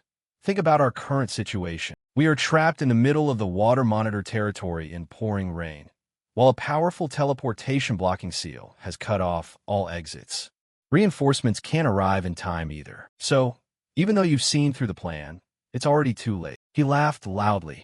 "Everyone here has to die." The students were terrified to the core. Wormel smirked. "Our real goal isn't to kill you. If you agree to follow us, you'll understand. That's why we prepared an escape route." Professor Heathcote listened silently, but Wormel continued. "There is one condition. I want Professor Rent, Professor Heathcote, and Gray Lee to stab their own hearts right here. We cannot take people who might hinder our plan. If those three comply, the rest will be spared." Gray and Professor Heathcote's faces became gloomy. Wormel sneered. "Hesitating? It turns out your own lives are that precious." In a flash, Gray disappeared from his position beside Heathcote. He appeared behind a professor who was intending to sneak an attack. The sword blade pointed straight at the man's neck. "Don't move." Everyone was astonished by his terrifying speed. Professor Wormel smirked. "Do you think taking a hostage will be useful?" "That is Professor Gallock." Gray knew clearly that this person could use teleportation magic. Sneaking teleportation, sealing devices, and communication jamming into the academy without being detected is extremely difficult. But if the professor in charge of magic was on their side, disabling communication and teleportation would be easy. Gray gently dragged the blade across Professor Gallock's neck. Blood started dripping. Professor Heathcote remarked, "Gray is much sharper than an average student." Gallock begged Heathcote to save him, but suddenly a sword pointed straight at his eye. Heathcote ordered coldly, "Activate teleportation magic immediately. Transport all students and professors here to the foot of the mountain. If you refuse, I will gouge out one of your eyes. If you still refuse, I will gouge out the other. After that, I will cut off each of your fingers 1 centimeter at a time." Gray added a warning. "Don't take us anywhere else, and don't leave anyone behind. If there's any suspicious movement, I will take your head." Professor Wormel shouted at Gallock, "Do not activate the teleportation magic." Gallock still sat motionless, refusing. Heathcote had no choice. He lunged. "Looks like it can't be avoided then." Gallock screamed shrilly in panic. He bent down, placed both hands on the ground, and activated the teleportation magic. A giant magic circle appeared under everyone's feet. Back at the academy, a brilliant golden light suddenly appeared. All students and professors were teleported instantly. The professors at the academy ran out in a panic, asking what had happened. They were astonished to see the entire first-year swordsmanship expedition team. A professor asked, "What is going on?" Professor Heathcote explained seriously. "During training in the water monitor territory, we encountered extremely dangerous anomalies and declared a state of emergency." He revealed the cause was an assassination plot carried out by the accompanying professors, including 2 magic professors along with Professor Wormel. The students confirmed in unison that this was the truth. Leon Hart added, "The entire team was nearly wiped out, but Gray and Professor Heathcote saw through the plot and saved us all." The young professor couldn't believe it, not knowing how to handle the situation. The older professor ordered, "Everyone stand still right there." Then he asked if anyone was seriously injured and in need of emergency treatment. He scanned everyone and saw that they were temporarily fine. Next, shackles were brought out. Everyone had to be shackled temporarily to prevent any moles from escaping or running away. After that was the interrogation. Everyone's files were carefully checked. Gray gave his testimony. Other students were questioned one by one. Even the professors had to undergo the same process. The last person to give testimony was Professor Wormow. After the interrogation ended, the students and Professor Heathcote waited. The judge ordered silence. Principal Alexandra, leading the judicial panel, prepared to announce the disciplinary verdict regarding the assassination and kidnapping plot against the first-year swordsmanship expedition team. He announced, "This event was orchestrated by Professor Wormold, the leader of the expedition and the mastermind, while Professor Balin, the deputy leader, played the role of an accomplice. They also received support from two magic professors in charge of emergency response, Professor Gallock and Professor Wren. Inside the closed simulation environment they created, they attempted to kill and kidnap the students." He continued, "Professors Wormold, Balin, and Wren continuously carried out their criminal plan throughout the event. There are no mitigating circumstances. Therefore, according to Academy law, these three will be sentenced to death. Additionally, to investigate potential connections and accomplices, the interrogator has been granted unlimited authority regarding questioning and torture. Additionally, to investigate potential connections and accomplices, the interrogator has been granted unlimited authority regarding questioning and torture." Principal Alexandra coldly warned, "They will not die easily." The professors were terrified to the core. Professor Wormow begged for his life. A heavy atmosphere hung in the air as a frightening aura radiated from Alexandra. Wormow panicked and tried to run, but someone grabbed his head and slammed it hard into the ground. Professor Rent screamed in panic upon seeing his condition. Alexandra was so furious that the veins on his face were clearly visible. He ordered the security team, "Take them away." The security team executed the order. Professor Gallock also committed a serious crime, but at the last moment he betrayed the plan and helped the students escape. That alone was enough to reduce his sentence. Therefore, after the interrogation, he will live as a prisoner of war. Gallock replied with a tremble, "Yes." Leon Hart clearly showed disappointment that he wasn't sentenced to death. Heathcote explained, "He still helped save the students at the last moment. Sometimes, to minimize damage, we spare a life if the other party cooperates. Although, surviving isn't necessarily a better outcome." Gray and Professor Heathcote walked together. Heathcote sighed. "You've only just enrolled, and you've already had to go through something like this." Gray replied, "I'm getting used to being dragged into incidents, but I didn't expect so many criminals to be hiding among the Academy's professors." Heathcote agreed. "It's hard to believe this is the greatest educational institution in the world." Gray admitted, "It's completely different from what I imagined before coming here." Heathcote said, "I anticipated this. Some say the World Alliance Academy isn't actually an educational institution. They say it's a selection facility. Students are already strong when they're gathered here, and the excellent ones graduate only because they were strong from the start. They even say that the professors themselves aren't that strong." He asked what Gray thought. Gray admitted he had suspected the same thing. Heathcote apologized. Gray added, "But there is one thing I'm certain of. I'm much stronger than when I was in the village. I'm stronger than ever before." He said, "Perhaps you shouldn't trust the Academy as an organization, but I believe there are still reliable teachers here, and I think that's enough." Heathcote sighed. "You don't sound like a student at all." "Even so," he reminded him, "the Academy's training is only just now becoming truly harsh. Everything you've been through so far is just a light warm-up." He placed his hand on Gray's shoulder, his voice serious. "From now on, you will become much stronger." Gray smiled and replied, "That is exactly my plan." A few days later, the professor praised all the students for their performance in the previous field march exercise. He admitted that many unusual situations occurred, but with that march, they had officially completed the basic physical training phase. From now on, they would enter the next phase. Before explaining the new content, he showed them the target they needed to reach. Professor Rent stepped into position and swung his sword. Metal fragments scattered everywhere. He explained, "This steel stake has a diameter of 145 millimeters. If you can slice it clean through in a single strike, you will be eligible for promotion to the second year. If you haven't managed to do it by the end of the term, you will be expelled."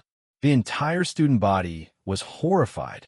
He also revealed that about half of the students each year fail to slice it and get expelled. A student tremblingly asked, What happens if we are expelled? Professor Rent replied. The number of graduates from the World Alliance Academy is already very small, so you don't need to worry too much. Professor Rent replied. The number of graduates from the World Alliance Academy is already very small, so you don't need to worry too much, and you will constantly skip grades for becoming excellent students. He laid out the hierarchy. The weakest students of the World Alliance Academy are already top-tier elites compared to other academies. If you choose to work instead of transferring schools, you will usually join the Royal Guard as elite swordsman. A student was surprised. Can you get into the Royal Guard just by being expelled? Professor Rent smiled. From the moment you were accepted into the World Alliance Academy, you were no longer ordinary people in the eyes of the world. Compared to the monsters in this academy, you may look weak, but outside, you're still top talent. Naturally, practical combat experience is still necessary. Gray thought to himself that the gap between the academy and the outside world was truly terrifying. Just as Master Arya once told him, Professor Wren advised, instead of worrying about being expelled, focus on slicing that steel steak. The students were still skeptical about whether it was possible to slice that thing with a sword. He handed the sword to a student and told him to try. He got into position, swung the sword hard, but the recoil pushed back, causing him to drop the sword. He screamed in pain. His hands were shaking. Professor Rent shook his head. I guess that you wouldn't be able to slice it, but dropping the sword is unacceptable. A swordsman must always hold their sword tightly in their hand, even when dying. Gray asked, is there a limit to the sword used? He thought if he used the sword Professor Ariel gifted him, he could slice it clean in one strike. Professor Rent replied, you can only use the standard issue sword provided by the Academy. Even so, I believe Gray might have already done it. Gray thought if he used his red power, he could complete it immediately. But if this is a requirement to reach the second year, he should try to do it without relying on it. He started thinking about combining that technique with his own abilities and reaching the level of the Liquidator. Images of the massacre caused by the Liquidator flashed in his mind, making him even more determined to become stronger. Professor Rent cleared up everyone's doubts. You were wondering if you can slice it with a sword or if you have to have superhuman strength like Gray to reach the second year. Actually, that's not the case. He asked, have you ever wondered why the professors and second-year students are much stronger than you? Even if your physical condition isn't that different, the power gap is overwhelming. He revealed, the reason is vital force transmission. It's the act of channeling the vital force that every human possesses into the sword. Gray had heard of this in his previous life. He realized the World Alliance Academy had developed a swordsmanship system that applied vital force. Are they about to be taught how to use it? Professor Rent continued. The modern era doesn't need to understand complex theories. The life force absorbing magic sword will automatically drain your vital force and channel it into the blade. Once you're used to that feeling, you will be able to channel vital force into a regular sword. He asked who wanted to try first. Every student thought there was no way they would hold a sword with such a scary name. Everyone waited for others to try first to see the results. Gray thought the name sounded quite suspicious, but he wanted to become stronger. He raised his hand, but someone else raised theirs at the same time. It was Leon Hart. Leon Hart was frustrated because in the battle with the water monitor lizards, he hadn't done anything. Even though he was ranked first in swordsmanship, if he continued like this, he would never catch up to Gray. Professor Rent knew Gray would endure it easily, but that wouldn't be a good reference for everyone else. So he called for Leon Hart to try first. He handed the sword to him. Leon Hart gripped the sword tightly and felt something being pulled out of his body. Professor Rent reminded him, don't hold it too long. As soon as you grab it, you must strike, then sheath the sword and let go. Leon Hart took a step forward and struck hard. He sliced through half of the steel stake.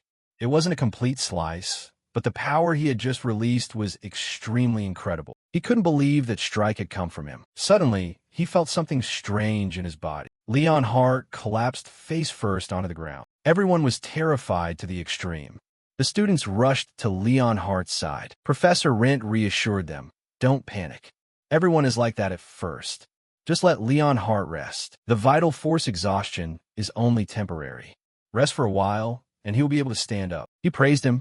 He didn't drop the sword. Truly the number one in swordsmanship. Since everyone was present, he asked Gray, do you want to try? Gray nodded. yes. The students around couldn't believe it. He had just witnessed Leon Hart collapse, yet he didn't hesitate at all.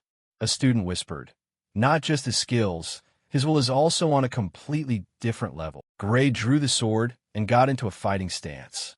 He clearly felt his vital force being drained, so he knew he couldn't hold it for long. He was ready. He struck hard with terrifying force, but still didn't slice through completely. He realized this was completely different from a normal sword swing. It felt like all the blood in his body was freezing. Now he truly understood what it felt like to have his vital force drained. He sheathed the sword. Professor Rent was amazed. "This is the first time I've seen a first-year student try without collapsing." He remarked, "The quality is indeed different." Professor Rent was amazed.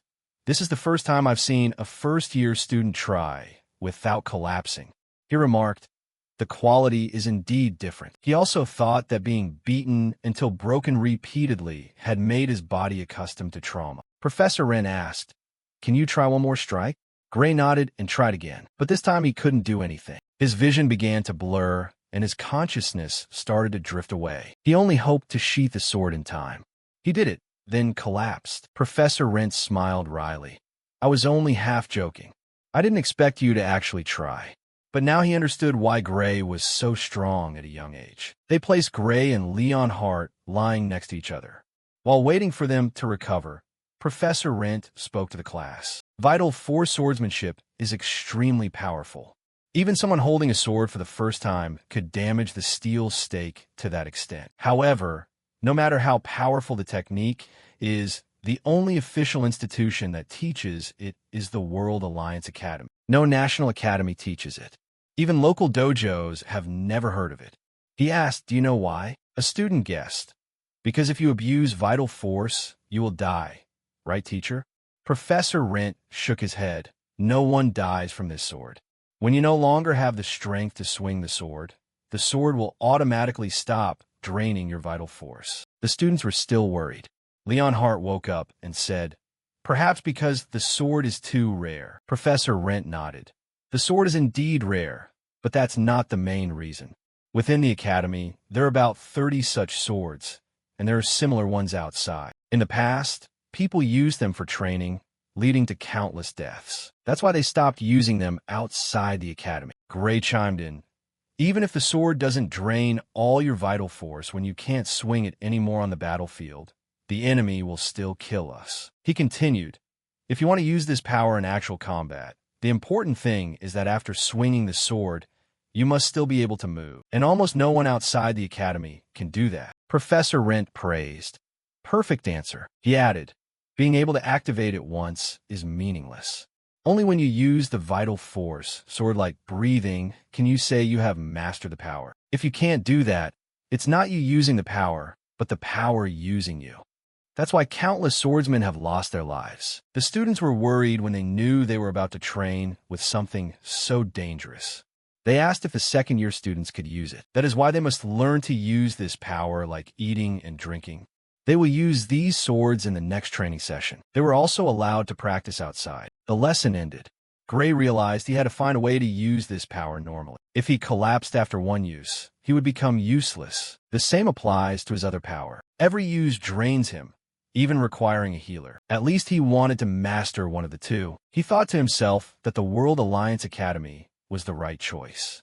There was no better place to become strong. He started to wonder what would happen if he combined the vital force skill with his other power. A while later, the target mannequins were placed at training ground number 2. Someone noticed the steel stake was covered in cuts, but hadn't collapsed completely yet. It was all caused by Gray. Gray had grasped the pattern.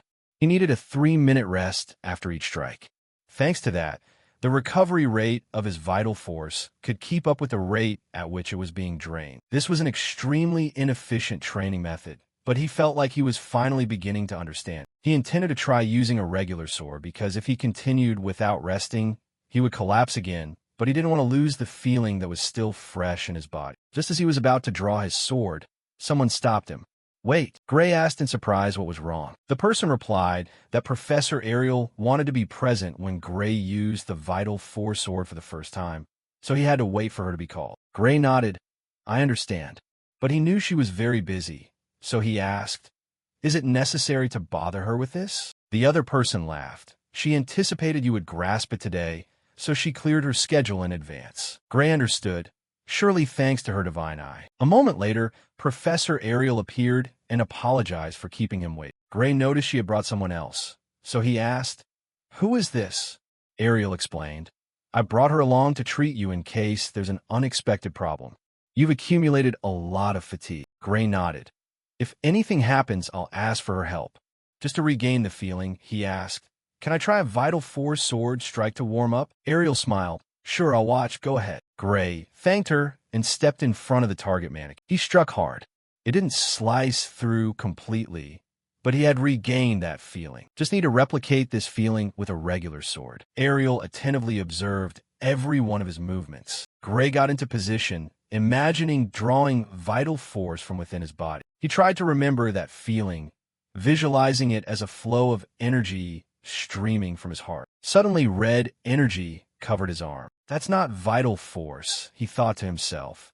"Is this another power inside me?" His vital force and red power were blending, and something inside him was craving more. So much so that he knelt on one knee. The power in his hand grew stronger and stronger.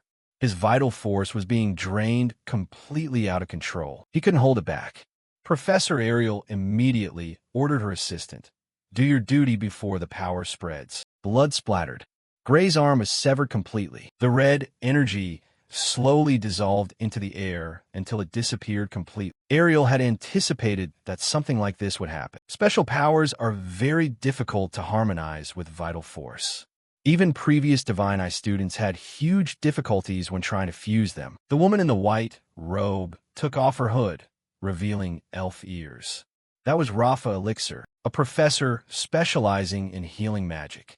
She treated Gray while saying, "The power just now was too abnormal." She stopped the bleeding, then cast a special healing spell called Forced Regeneration. From the shoulder, bones began to grow, followed by muscle, and finally, the arm was fully regenerated. Professor Ariel was extremely impressed. Rafa smiled. "Lucky I listened to you," and switched to healing. She added, "You will wake up in a few hours. If anything is abnormal, call me." Ariel thanked her. Late at night, Gray slowly opened his eyes. He was in a dark room. He asked, "Where am I?" Someone noticed he had woken up. Professor Ariel was sitting nearby. She asked, "Do you remember what happened?" Gray replied, "When I tried to activate the Vital Force sword, the power in my arm lost control. Vital Force was being drained madly. Then the assistant severed my arm to stop it. After that, I don't remember anything."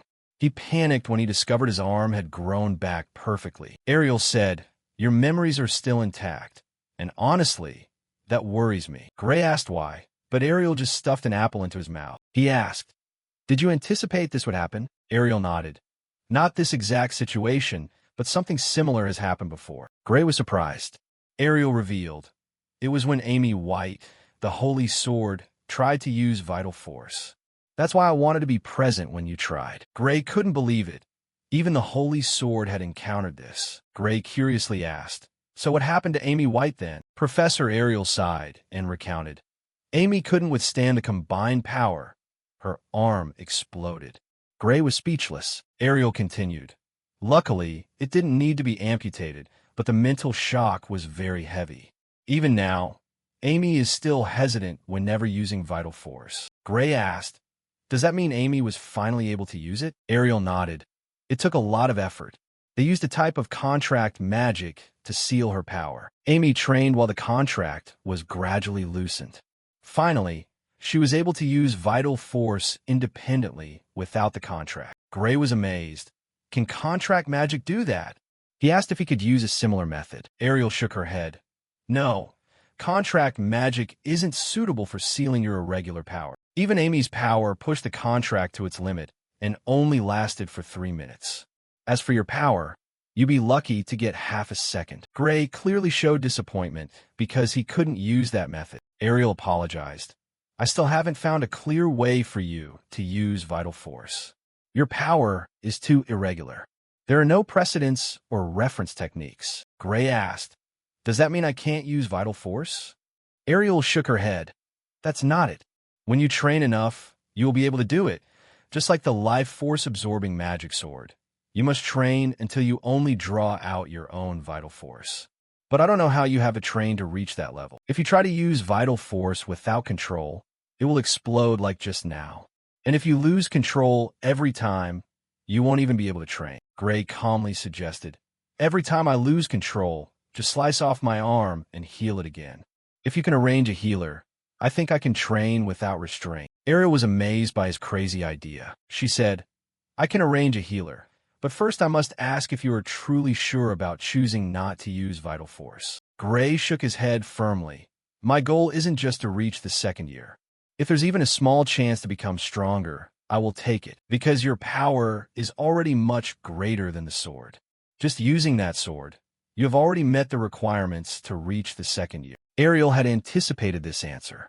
She arranged for a healer and assigned someone to be in charge of severing his arm. Gray's plan was to continuously swing the life force-absorbing magic sword to hone the feeling of drawing vital force.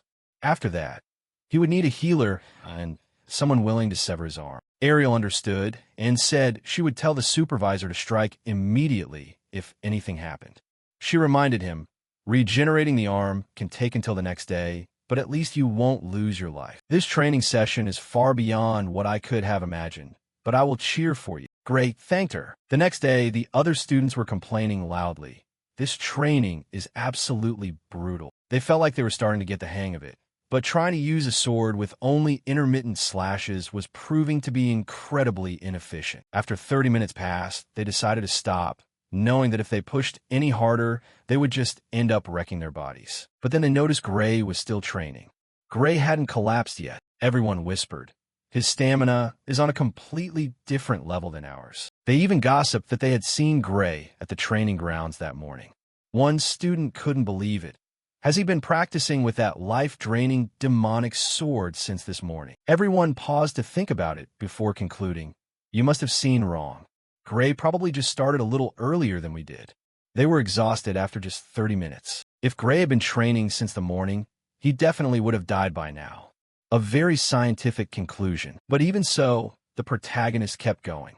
Gray stumbled. Everyone watched him fall. Gray thought to himself, if I keep swinging this life-draining demonic sword, I'll eventually get the feel for it. But he still hadn't learned anything. He muttered, this isn't even the method the teacher taught. It's just a messy self-study session. He wondered if he could actually learn how to draw out just the life force. The image of the liquidator appeared in his mind. He realized this wasn't the time to doubt himself. He was determined to keep going until he succeeded. He closed his eyes to focus, drew his sword, took a step forward, and slashed hard at the metal post.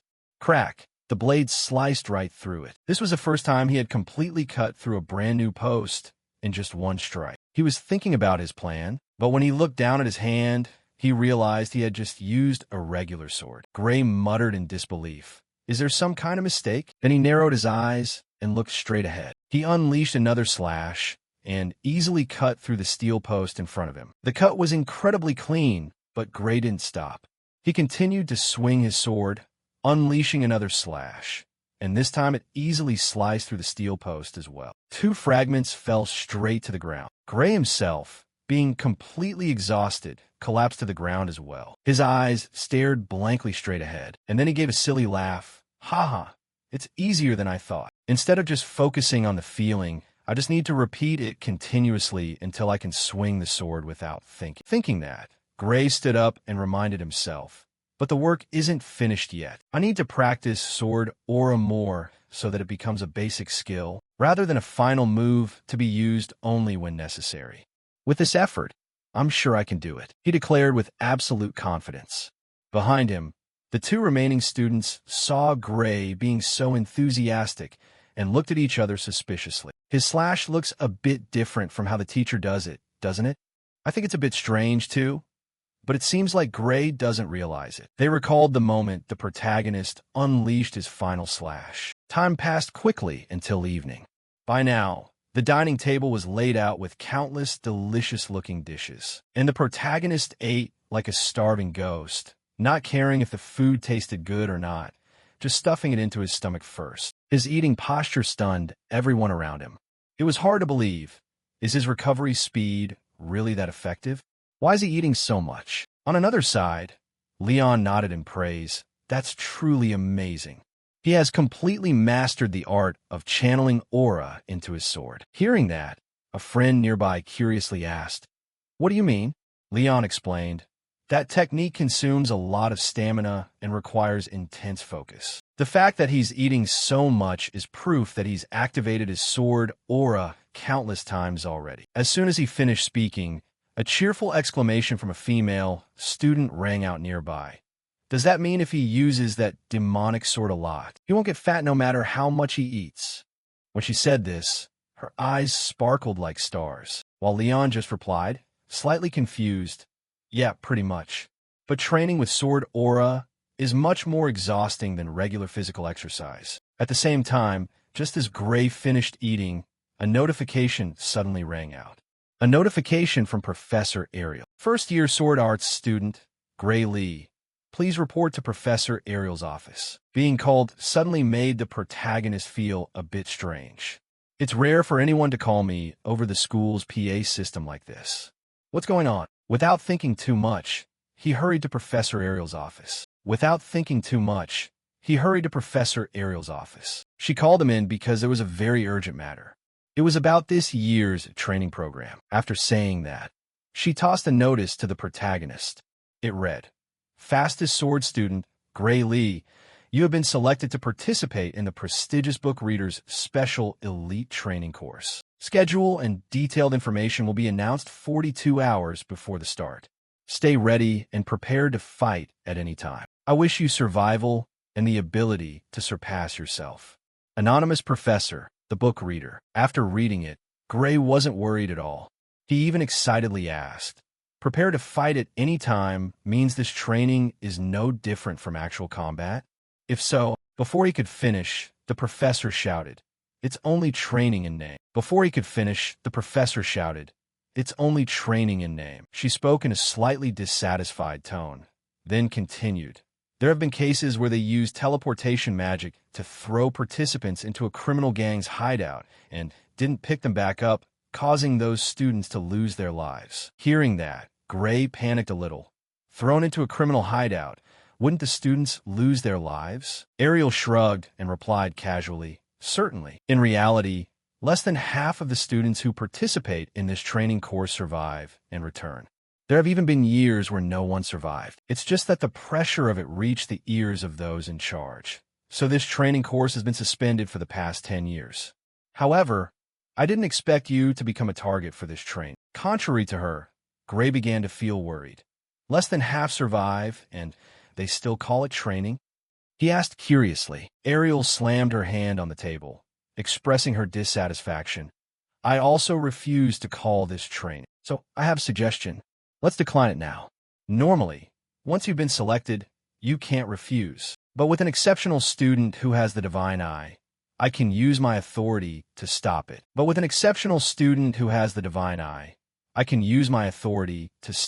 He took a breath, taking time to think very carefully. "I know this is a dangerous training course, but if a program as dangerous as this still exists, isn't it because it actually delivers results?" Thinking that, he looked straight at Ariel and replied, "If I pass, can I become stronger?" Ariel shook her head, advising him to give up. "It's best you don't try." Gray continued, "Do you think I can't survive? If you think I'll lose my life in this training, I'll give up." Hearing him say that, Ariel's eyes showed a look of sadness. "It's not that I don't think you can survive the training, and it's not just because I realize that. A first-year student with your level of power has almost never existed in the past. But even so, it can be said that in the past, there have been times when all predictions were wrong. In previous training courses, there were elite students who lost their lives." Gray was startled. "Is that so? What happened?" Ariel explained to him. "A while ago, perhaps about 400 years ago, there were 2 students who were exceptional divine eye holders selected to participate in this training course. They also belonged to the sword arts department like you, and were both students who were far superior to the average recruit." Just hearing that, Gray's eyes widened. He was terrified inside. 400 years ago? How old is this woman exactly? Unaware of his inner thoughts, Ariel's voice continued, full of sadness. "I thought they would be fine and sent them into this training without any worry at all. But the result was extremely tragic. One person lost their life, and the body wasn't even recovered. The other managed to survive, but at the time, we were powerless and couldn't do anything about his lost arm. Hearing that, Gray also felt sorry for the other person. Losing an arm is, of course, a death sentence for a swordsman's future. My arm once stopped functioning during a match. I can't imagine what life would be like if I had to live like that. On that note, Ariel continued, normally that's true, but he was very different. Have you ever heard of the one-armed swordsman Wajiro Duran? Hearing the name, Gray felt he had heard it before. Wajiro Duran, he's an extremely famous swordsman from the past, right? Ariel nodded and continued. That's right. At the time, he was one of the strongest people in the world, and he was the one who survived that time. I wonder how strong he would be if he still had both arms. Do you realize now how dangerous this training course is? I don't want that to happen to you. I can't let your talent go to waste. When she said this, her eyes couldn't hide her concern for her student. After a few seconds of silence, Gray finally replied, I understand that this training is very dangerous. Initially, I didn't intend to participate either.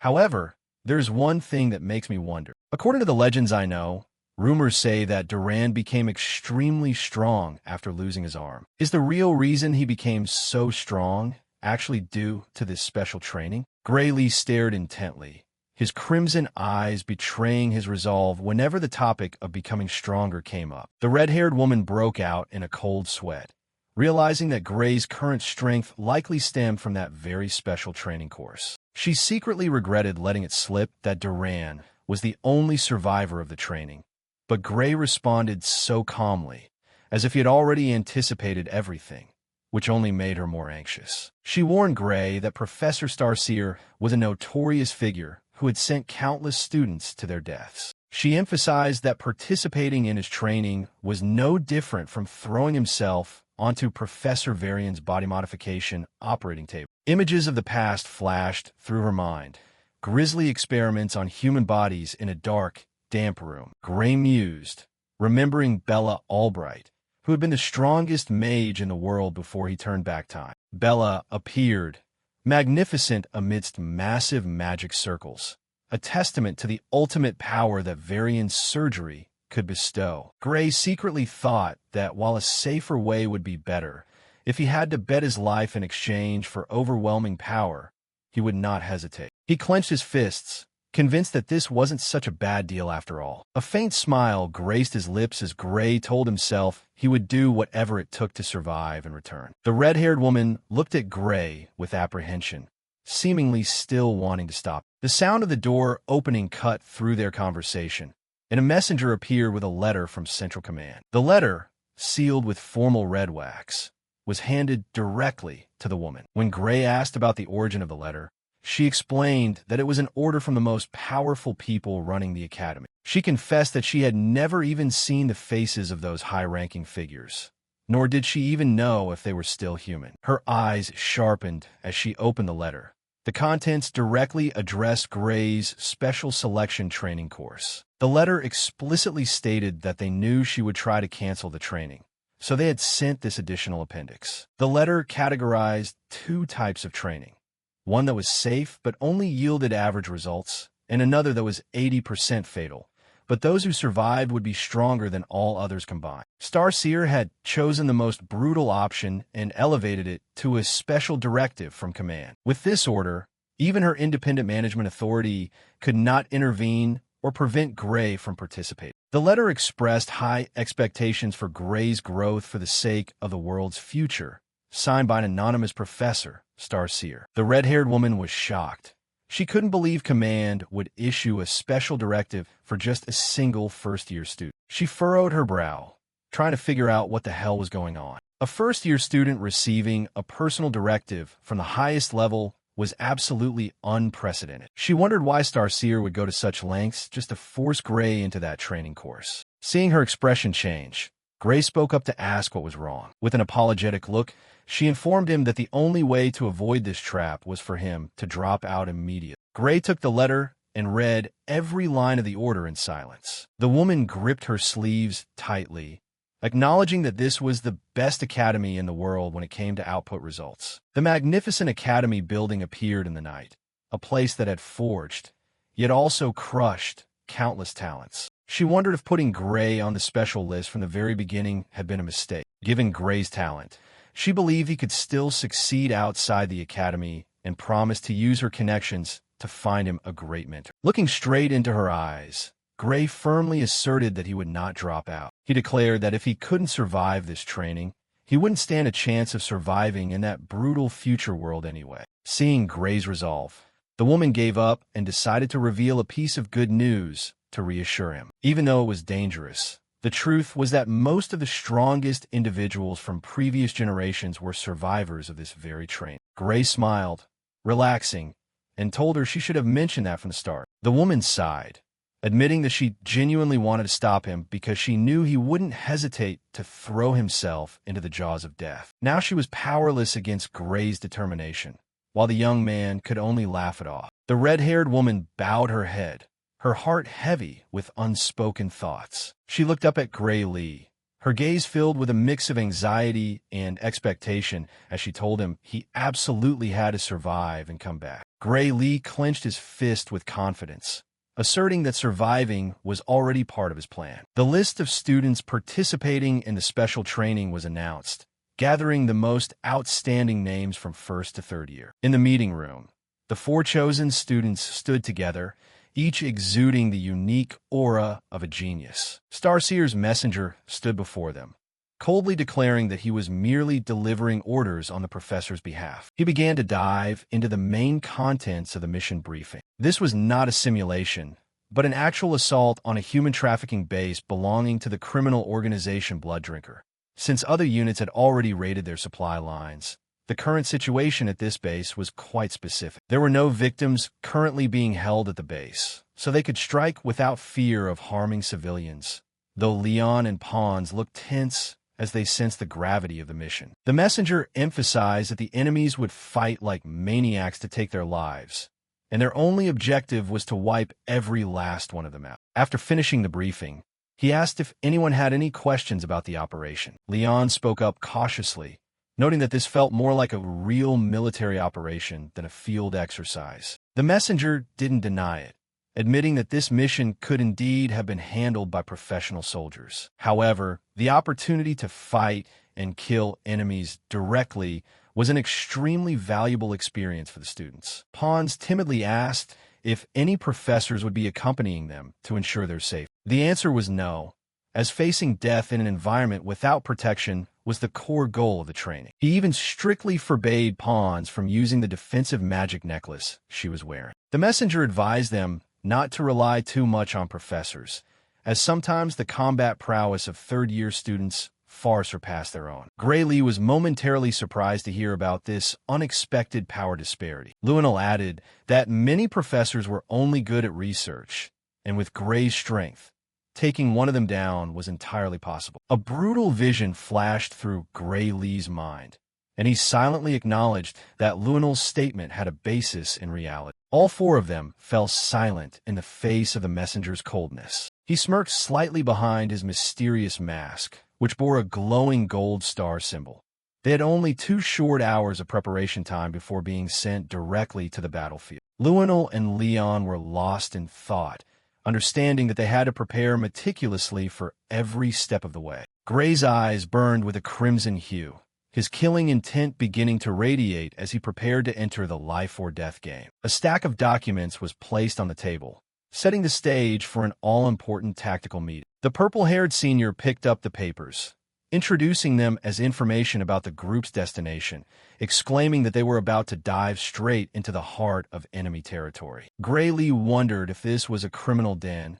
Wouldn't they have anti-teleportation barriers? He focused on reviewing the file, while a mysterious hooded woman stood quietly, watching from behind. The woman explained that the place was originally sealed by a powerful anti-teleportation field. But this time, the Academy had found a loophole and destroyed it from afar, and a barrier of that level would take at least 10 hours to reestablish. This meant the group had to take advantage of this brief window to wipe out the base. Leon broke into a cold sweat upon hearing this, and the atmosphere in the room turned incredibly serious. The purple-haired senior asked to be certain whether the criminals would realize the raid was coming. The hooded woman confirmed they certainly would, as destroying the barrier was no different from a direct declaration of war. She flashed an enigmatic smile, suggesting this would be a real training session for the students. A long scar down the woman's face stood out under the light as she smirked. The purple-haired senior began to sweat, appearing slightly anxious as he re-examined the reports. He leaned over the table, suggesting the group should review their tactics to increase their survival odds for this mission. Leon adjusted his collar, proposing that everyone should first confirm each other's capabilities. He said that since they had sparred before, they were quite familiar with each other's strength, but the senior remained an unknown variable. But the senior brushed it off, claiming that one look was all it took for him to know exactly what they were capable of. That nonchalant response left Leon stunned, not understanding where the senior got such immense confidence. The senior firmly asserted that he was the strongest one there, adding that it might take two Lunals working together just to stand a chance against him. While as for Leon and Gray Lee, he remarked that both were only on par with Lunal. He even drew a comparison chart in his mind, concluding that Lunal was only slightly better than the other two in a one-on-one. Leon's blood boiled as he took offense to his senior's blatant condescension. Gray Lee just stood there in silence, secretly thinking the senior was truly overconfident. Seeing his juniors looked unconvinced, the senior drew his sword defiantly, saying he wouldn't use any safety measures and the group could attack whenever they liked. The necklace fell onto the table, signaling the start of a real duel. Leon gritted his teeth.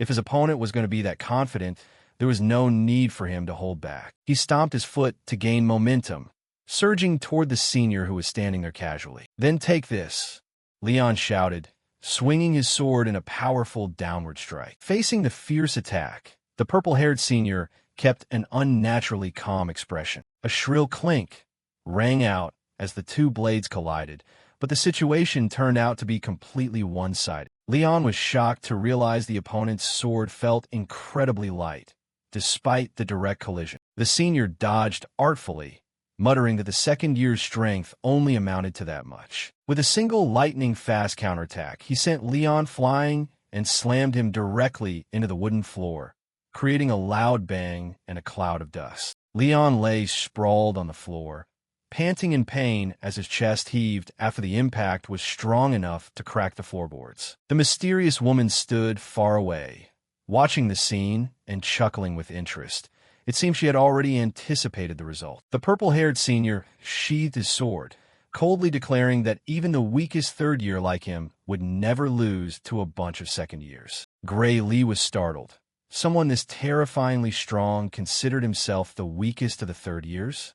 He broke into a cold sweat, wondering just how vast the gap between second and third years at this academy truly was. The senior began spinning a pencil in his hand, explaining further that what he had just said only applied to standard life force swordplay. He stared at Gray and admitted that if Gray unleashed his true power, even he himself might be taken down in a single blow. Gray Lee remained silent, his expression tightening with wariness. Realizing this guy seemed to know his power secret, the senior tapped his pencil against his head, recalling how Gray had ended the first year's 36-game losing streak, asking, "You think people would forget that so easily?" The image of Gray Lee with his blood-stained hands returned, a testament to his terrifying yet high-risk power. Gray mused that he hadn't expected rumors of that battle to spread to the other grades so quickly. The purple-haired senior continued to look at him with a scrutinizing gaze. He said he had heard about the terrifying side effects whenever Gray used his full power, so the group shouldn't rely on it too much. Gray Lee looked down, deep in thought, admitting that if he used all his strength, he definitely wouldn't be able to keep fighting immediately afterward. The purple-haired senior nodded, advising him not to use it unless absolutely necessary, for if they encountered a stronger enemy while Gray was exhausted, the group would be in big trouble. "I understand," Gray replied briefly,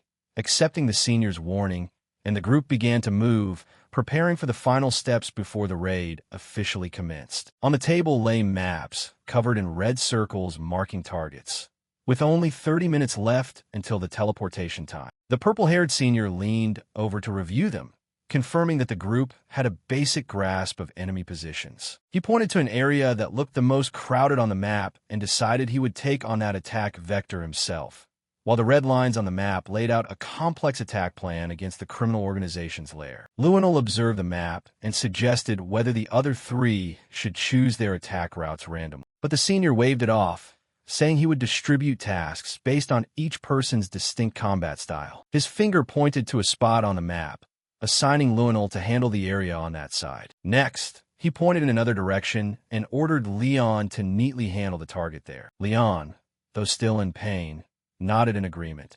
As long as that was the senior's intention, he would follow it absolutely. However, Luenel, with his sharp gaze, still felt that something was wrong with this arrangement. He pointed at the remaining route, realizing that Gray had been pushed into a completely isolated and dangerous path. Luenel stared at the senior with icy blue eyes, demanding to know the real reason behind sending Gray there. The purple-haired senior nonchalantly explained that the terrain there best suited Gray's style, but then he suddenly hesitated. A brief silence hung in the air as he seemed to consider whether he should tell the whole truth. That is because those are particularly dangerous criminals. The senior's response left Luenel stunned. He revealed that there were incredibly formidable criminals in that area, some of whom had even been trained at the academy, and Gray was being sent straight to where they were most likely to appear. The senior sighed, appearing to know he couldn't keep hiding it anymore in the face of Luenel's keen insight. He admitted to Luenel that there really was a criminal on a special blacklist of dangerous targets within this training area. The senior looked away,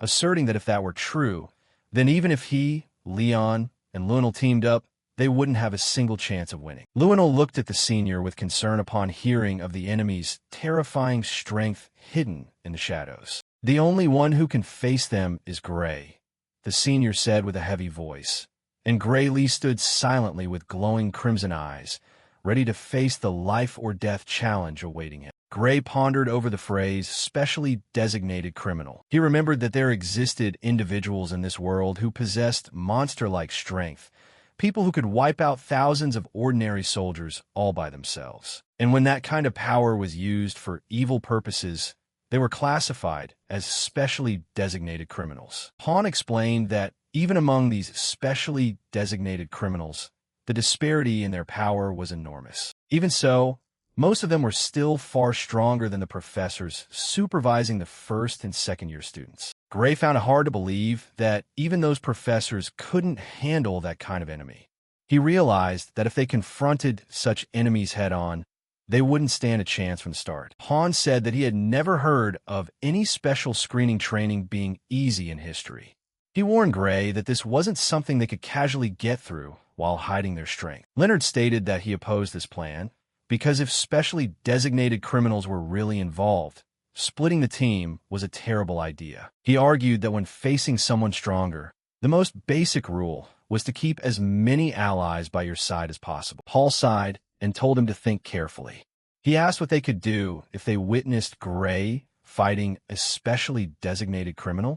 They would only get in the way and die for nothing. He explained that when the gap in strength reached that level, numbers no longer mattered. Monsters should fight monsters, while humans should focus on fighting humans. Leon Hart argued that Gray's power came with a heavy backlash.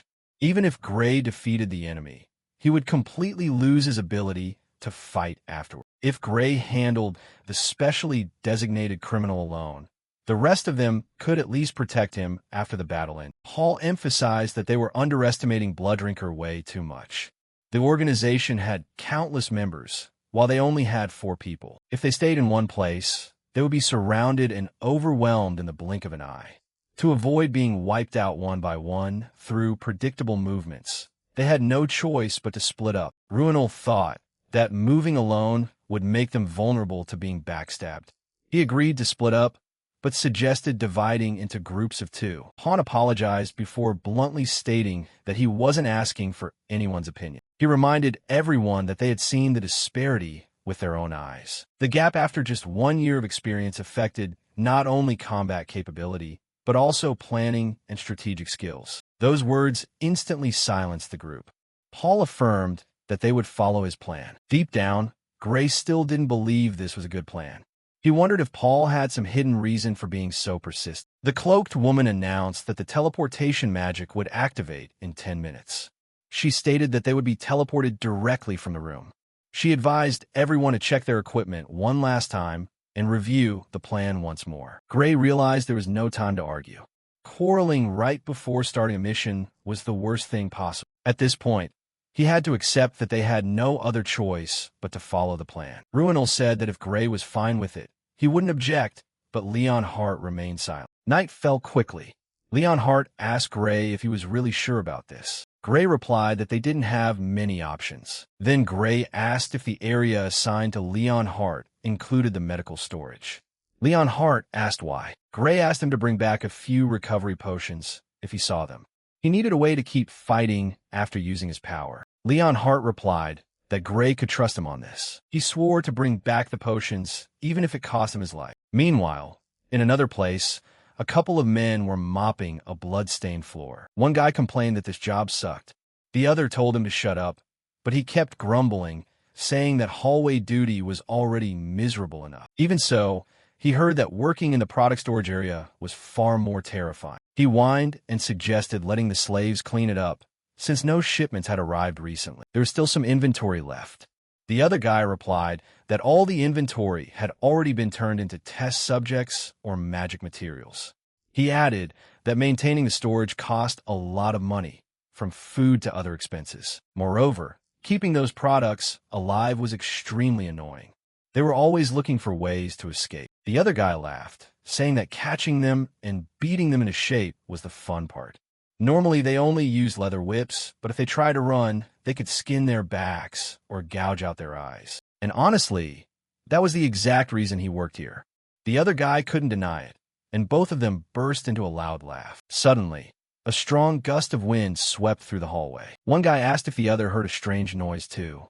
The other replied that he did. Before the two of them could finish wondering, one guy's head flew up into the air. The remaining guy stood frozen, staring blankly at the headless corpse. Before he could react, Leon Hart slashed him down as well. Leon Hart muttered that Blood Drinker was truly as despicable as rumors said. Ruinal replied, "Good. That means we don't need to hold back when wiping them out." Paul concluded from the conversation that there were no civilians here. Then he ordered everyone to kill any Blood Drinker members they encountered. He stabbed a blow into the headless corpse's stomach. At the same time, he reminded everyone to follow the plan precisely as he had instructed before entering. Luenel replied that he understood. Gray answered similarly. Leonard just silently looked at Paul, and thus the operation began. They split up and headed toward their assigned areas. Gray ran toward his assigned area until he sensed something strange. A crowd was waiting for him.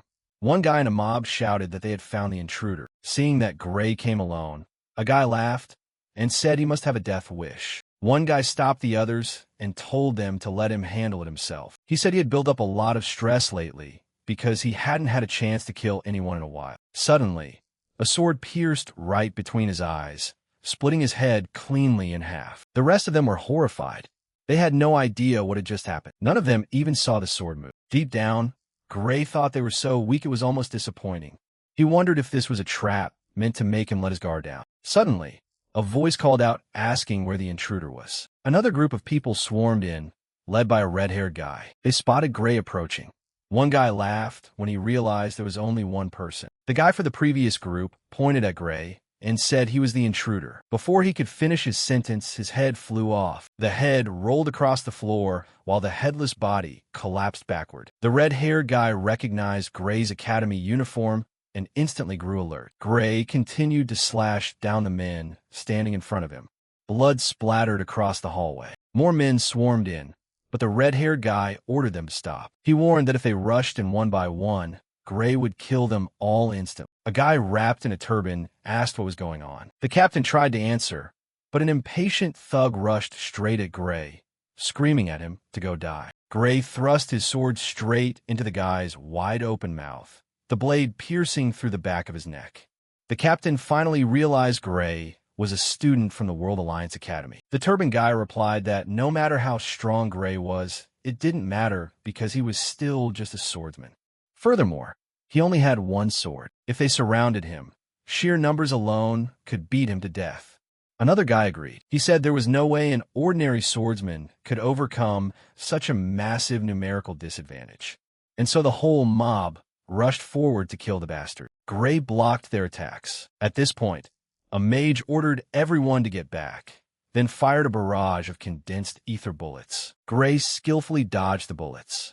He immediately realized this type of magic was different from hypercompressed ether. That made him wonder if he, Bella, and Professor Ariel were the only ones who truly understood magic theory. He slashed down another guy. Gray thought they were still too weak to even bother discussing. However, he could also see that they weren't holding back at all. Looking into their eyes, Gray realized they were completely determined to kill him. The turban guy attacked Gray. He noticed that there wasn't the slightest hesitation to kill in any of their strikes. The way they moved showed that these were people accustomed to killing. At the very least, he estimated that each of them had probably killed over 10 people, which confused him even more as to why they were so weak. He leisurely sliced off the turban guy's head. Right then, he sensed something behind his back. More guys were charging in. The exact moment, Gray suddenly realized something. Every academy student had passed an extremely brutal entrance exam, so comparing ordinary criminals to academy students was a mistake from the start. He realized that even the weakest academy students could easily wipe out trash like them without breaking much of sweat. Even outnumbered, he could clear out this entire area by himself. But the real problem remained the specially designated criminal. Gray finally approached the group's captain. The guy immediately made an offer. Gray didn't care about anything he was saying, assuming it was just nonsense. Even so, he thought he might be able to extract information about the specially designated criminal from him. The captain insisted that this wasn't a bad deal and told Gray to trust him. He claimed that with Gray's talent, he could easily become one of Blooddrinker's elite enforcers. He even promised to put in a good word for Gray. Gray replied that he had never heard of elite enforcers before and asked if it was a good position. The captain immediately replied that it was the best job ever. He claimed anyone in Blooddrinker would agree it was the best position in the organization. Most of the time, elite enforcers didn't have to do anything except deal with intruders like Gray. Whenever someone too strong appeared that regular members couldn't handle, they would step in to eliminate. Besides that, they had no other responsibilities. He even said elite enforcers were treated better than stronghold leaders. Judging by Gray's strength, the captain guessed he was probably a second-year student. He said a second-year academy student could easily become an elite enforcer at a small stronghold. According to him, Gray would be able to drink as much alcohol and play with as many women as he wanted. Life here was far better than staying at the academy. He guessed the academy must have forced Gray through countless dangerous training sessions. But in his opinion, Gray was already strong enough. He advised Gray to leave that place and join Blooddrinker. He said life here was amazing, offering thrills and experiences the outside world could never provide. Gray asked what would happen if he refused. The captain replied that killing everyone here was easy for Gray, but Gray would die right along with them. He explained that the elite enforcer stationed at this stronghold was stronger than him, because that guy used to be a third-year student at the World Alliance Academy. According to the captain, even back then, that elite enforcer was stronger than most professors. Then he asked what Gray's choice would be. Would he choose the luxurious life Blooddrinker offered, or kill him and die at the hands of the elite enforcer? Gray replied that it was an easy choice, and he chose to kill the captain. Then he would kill the elite enforcer too. The captain hurriedly told Gray to wait, but Gray sliced his head right off. The guy hadn't even finished his sentence before his head rolled across the ground. Gray checked the path ahead. He realized there truly was a specially designated criminal hiding in the base. From the way the captain spoke, Gray deduced that this person was operating alone. In other words, there was only a single specially designated criminal. This was useful information, but it also made him even more certain that splitting up was a mistake. If there was only one strong enemy, he could probably handle it himself. However, if someone attacked him after he suffered the backlash from his power, it would be a serious problem. He realized he needed to find a way to regroup with everyone. Meanwhile, a man was being choked. Paul was interrogating him. Tightening his grip, Paul asked if he wanted to talk. At this point, the desperate man promised to cooperate if Paul spared his life. Paul asked what the name of the specially designated criminal hiding in the base was. The guy revealed it was Meadow Bradley. Paul instantly recognized the name. Meadow Bradley was Professor Bradley's daughter. The guy confirmed it and explained that Midu herself had once said she was the daughter of an academy professor. Paul asked if there was anyone else. The guy insisted Midu was the only one. Then he begged Paul to spare his miserable life. Paul deduced that the guy was probably telling the truth. By this point, the guy had lost all utility. The guy hurriedly protested, reminding Paul that this wasn't the original deal, but Paul stabbed straight through his heart. He confirmed that there was ultimately just a single specially designated criminal, exactly as he had predicted. That meant splitting up was the right decision, because the deadliest mistake in team combat was dragging along deadly deadweight. According to military theory, protecting a disabled ally consumed the equivalent combat power of two people. If Gray became incapacitated after fighting Midu, over half of their force would be tied down protecting him. And that calculation assumed Gray survived. If someone killed him after he dealt with the target, they only lost one fighter. But if he was still able to fight after defeating the specially designated criminal, he would return as a fully functional asset. Either way, the outcome favored Paul. The remaining question was whether Mita Bradley would actually show up in Gray's area. After studying the facility's layout, even Paul found it hard to guess where the enemy would place their strongest forces. Suddenly, he sensed danger. Paul instantly leaped backward. An explosion occurred right at the spot where he had just been standing. He steadied his posture. The person who launched the attack sounded disappointed that he had dodged it. Paul was slightly surprised. He immediately recognized the woman standing in front of him as Mita Bradley. She said he shouldn't have known she was here. Taking a deep breath, she asked if anyone had leaked the secret, and if so, she might have to kill them. Paul replied that he already did. Mita sounded disappointed. Paul asked why she was here when all routes leading to key areas had to pass through District D15. She realized even their internal map had been leaked and confirmed that her assigned post was indeed District D15. However, she had a hunch that someone was monitoring their movements. Therefore, she decided that doing something unexpected would be wiser. Judging by Paul's reaction, she concluded that choice was correct. Paul muttered a curse under his breath. He remembered that Midu was a modified human, created by Professor Bradley himself. She was said to be one of the strongest third-year students in the magic department. So against someone ranked at the bottom like him in the shadow rankings, this match could turn out to be annoying. Midu remarked that he didn't look very strong. Therefore, for now, she wanted him to die for her. She released a dark orb surrounded by a gloomy aura. Paul just stood still watching it fly toward him. Right before it touched him, he swung his sword. The blade met the incoming magic, and the moment they collided, the orb vanished into thin air. Midu remarked that he had materialized his life force and channeled it through his sword, thereby neutralizing her magic, and asked how that was any different from magic. Paul pointed out that she had also studied at the academy, so she should know the answer. He revealed that when swordsmanship crossed a certain threshold, it was virtually indistinguishable from magic. Then he rushed at her. Midu remarked that it was quite a provocative statement. From her perspective, magic far surpassed swordsmanship. She took out a small vial and scattered its contents into the air. The liquid instantly turned into purple flames. Paul tried to block it, but the purple flames suddenly twisted into dozens of hands. Paul's eyes widened. Midu declared that magic was far more beautiful. Paul was startled. He tried to slash through the flames, but more and more hands formed and grabbed onto him. One hand wrapped around his head. Paul screamed as the purple flames devoured his body. Just a moment later, he was completely burned to ashes by the fire. Midu sighed, regretting that she had to use such precious materials. Even so, she didn't dwell on it long.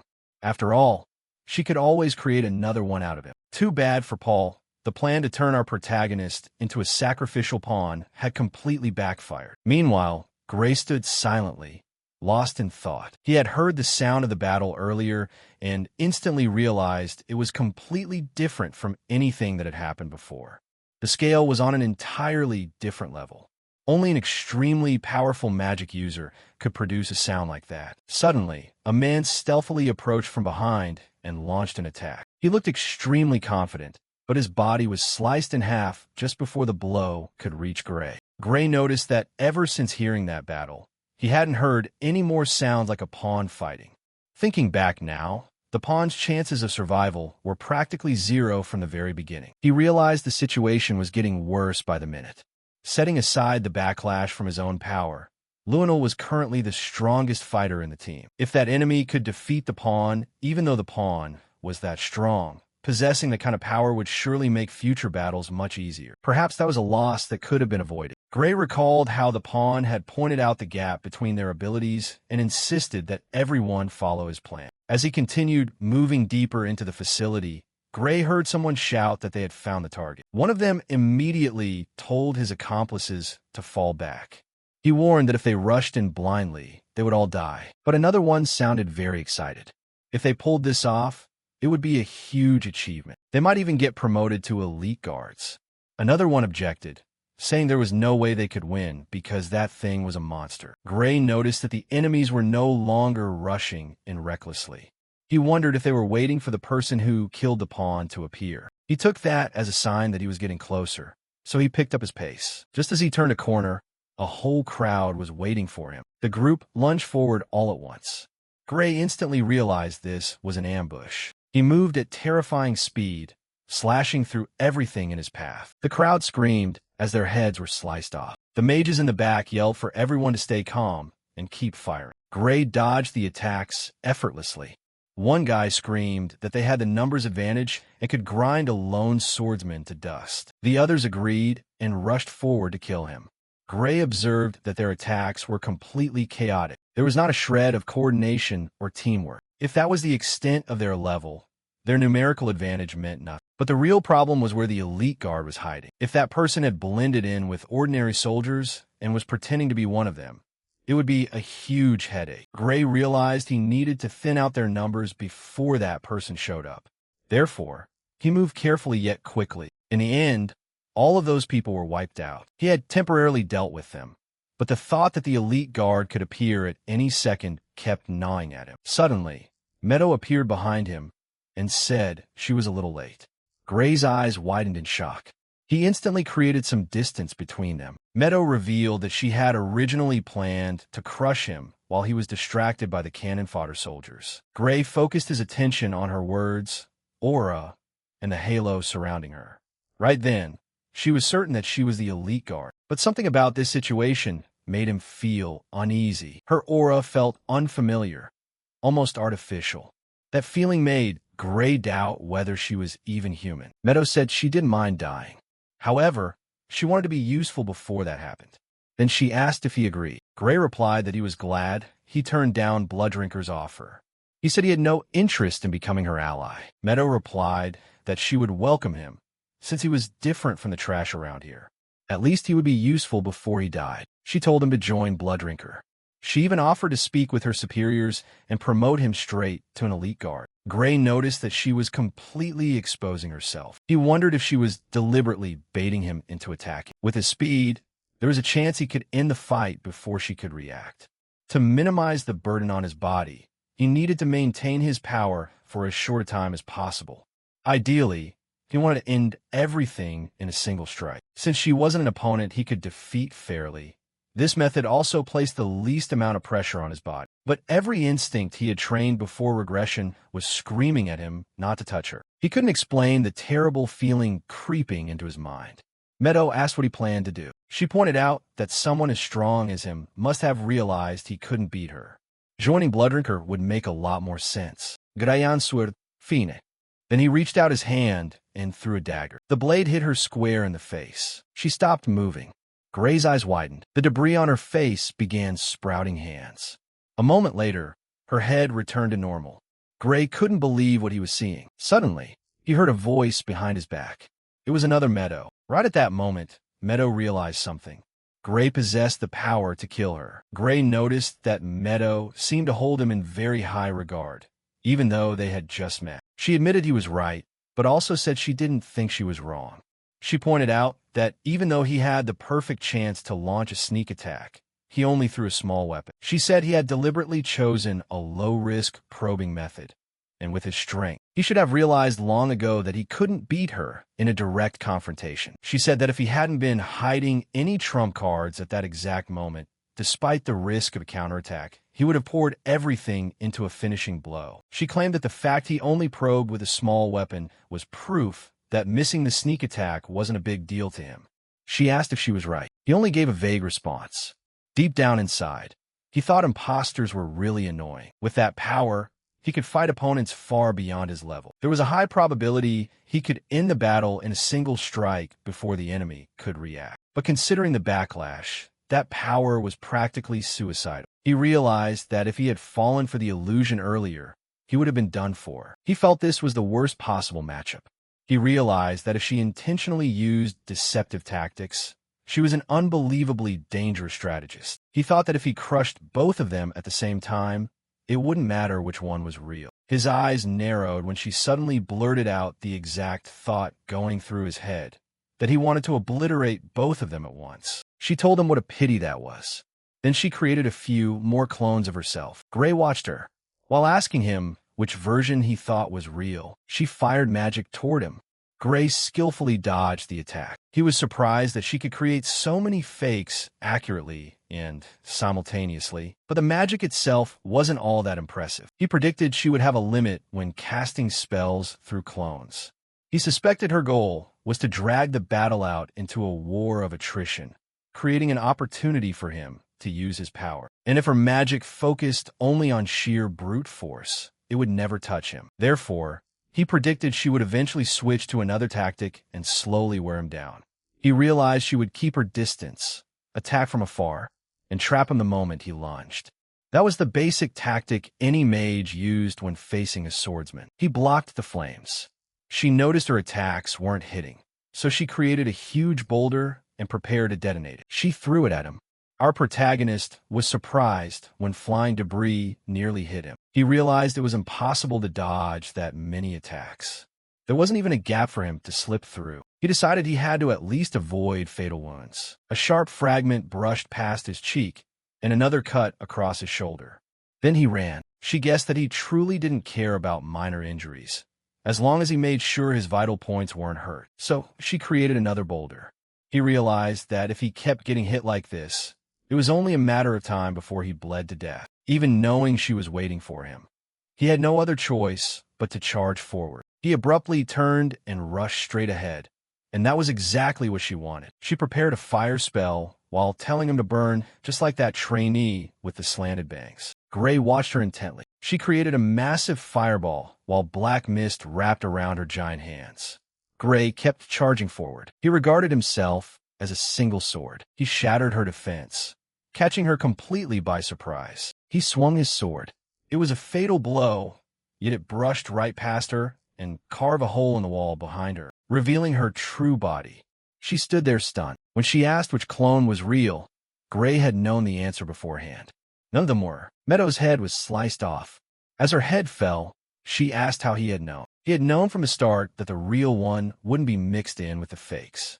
He realized that if she could create that many fakes, there was no reason to put the real one among them. The real problem was finding out where she was hiding. Thanks to that magic, he got his answer.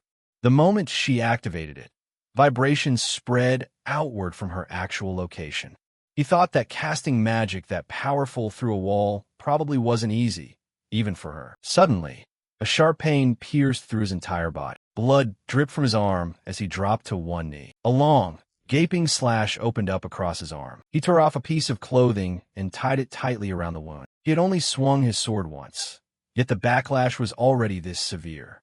He realized his power truly wasn't suited for consecutive fights. Suddenly, someone shouted that he was right there and that he was injured. Those guys smelled the glory of finishing him off. One guy declared he would be the one to kill Gray. But before his sword could touch Gray, a blade pierced through him.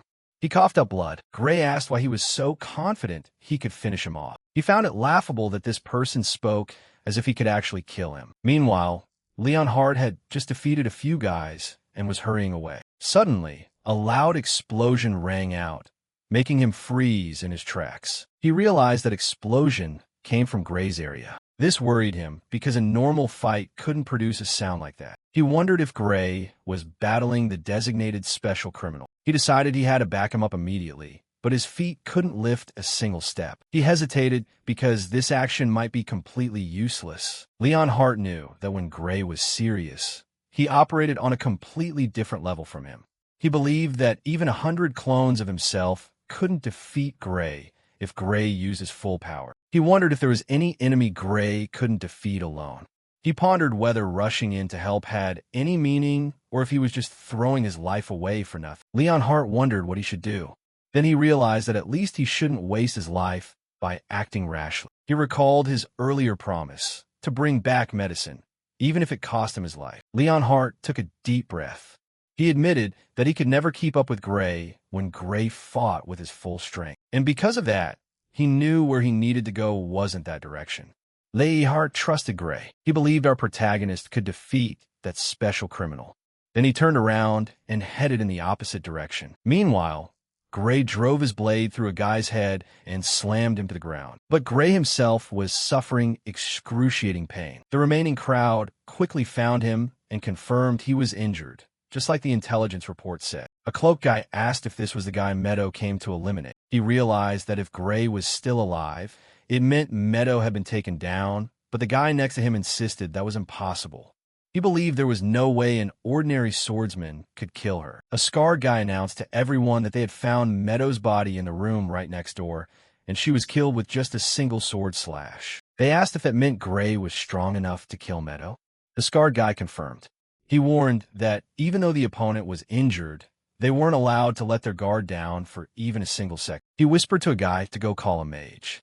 He admitted he was too scared to get close. The cloaked guy whispered that all the mages in the area had been gathered to wipe out the intruder, but then all of them went missing. He concluded that the intruder had most likely killed every single one of them. In his mind, the scarred guy cursed inwardly. He wondered if they would get lucky once, only to throw their lives away uselessly again. Mages were one of their most valuable assets. He ordered a retreat because they weren't even qualified to act as reinforcements. The lackeys could only apologize. At this moment, Gray was panting heavily, barely able to stand straight. Strength had left his legs. He dropped to one knee. He realized that even if he stood up, he was no longer in any condition to fight. He decided that fighting from a kneeling posture was better than trying to stand up. So he adjusted his posture. The scarred guy wondered if Gray was pretending he couldn't stand or actually unable to move. Either way, he welcomed this advantage. He launched an attack. Gray still blocked the sword, even while kneeling on one knee. The scarred guy was completely taken aback. Gray noticed the opponent had lost his balance. The way he instinctively protected his vital points showed he had combat experience. Gray paid attention to how his stomach was completely exposed, so he stabbed right into it. The guy let out a groan of pain. He fell to the ground, but immediately got back up and created distance. He was in shock from nearly dying. Even Gray was surprised that his sword strike had been blocked. The guy said that if he hadn't been wearing armor, he would have died right on the spot. Gray realized his attack had grown so weak that even someone like him could block it. He was only fighting using his upper body strength now. The fact that he was still alive was already a miracle. The guy declared he had figured out how to take this guy down. He said he would handle it himself, so he told his buddies to stay alive to bear witness and help him take all the credit. They agreed and thanked him. They even begged him to tear Gray apart. The guy lowered his combat stance, closed the distance in the blink of an eye, and swung his sword. Gray defended, but he quickly realized the opponent was fighting based on the fact that Gray no longer had the strength to finish him off. That made complete sense since the guy already knew Gray's sword strikes no longer carried real power. He could still hold out if he only defended, but losing more stamina would be fatal. Even he had to admit he had been driven into a corner. But if he used that power one more time, he would definitely die. The guy pointed out that Gray was out of breath. Gray realized the opponent had seen right through him, so he had no other choice. He blocked the attack. The guy commented that Gray was tougher than he thought. Gray just glared at him until a faint blue mist began gathering in his eyes. The guy was completely startled. Gray's sword also began glowing with that exact same power. The guy roared, asking what the hell that was. He wanted to know what Gray was doing. Gray smashed his sword to pieces and slashed forward. Gray revealed that what he was holding was the life blade, and this was the first time he had used it in a real battle. Gray Lee, eyes glowing red, face smeared with blood. The soldier stood frozen in place, cold sweat dripping down as he looked at his reflection in a puddle of blood. Gray stood tall like a monster that had just finished off its prey. Grieva had collapsed completely. His crushed corpse lay motionless among the rubble. The mercenaries panicked, unable to believe their leader had been taken down so easily. The commander screamed orders for his subordinates to retreat, warning them not to rush in and die for nothing. Gray tried to stand up, but the sword in his hand felt heavy as lead from exhaustion. The life swordsmanship was wreaking havoc on his body, making him feel as though the blood in his veins had stopped flowing. The enemy commander noticed the situation worsening and instantly ordered reinforcements. He looked deep into the hallway shadows, fearing someone else was lurking. Gray lowered his head, thinking he could rest for a second, but the enemies would be back soon. He groaned in pain. The backlash from his strike hadn't faded yet. The old wound on Gray's arm ripped open again. Blood began soaking through the white bandages. He had to stop the bleeding immediately, or he would pass out from blood loss before reinforcements arrived. Gray's vision began to blur. His body had reached its limit. He gritted his teeth against the pain tearing through every single fiber of his flesh. His body had reached its limit. He gritted his teeth against the pain tearing through every single fiber of his flesh. Gray realized his vitality showed no signs of recovery, not even a little bit. He recalled the promise to return to the academy, wondering if he would last until then. The space fell silent, save for the wind howling through the cracks. The sounds of battle faded away. Gray realized he could hardly expect outside help. Gray guessed he must be badly injured too. "I need to recover my strength," Gray told himself, his breath still coming in gasps. His gaze remained sharp, tracking every tiny movement of the enemy. The enemy commander warned his accomplices not to let their guard down, because the opponent in front of them wasn't as weak as he looked. Gray clicked his tongue.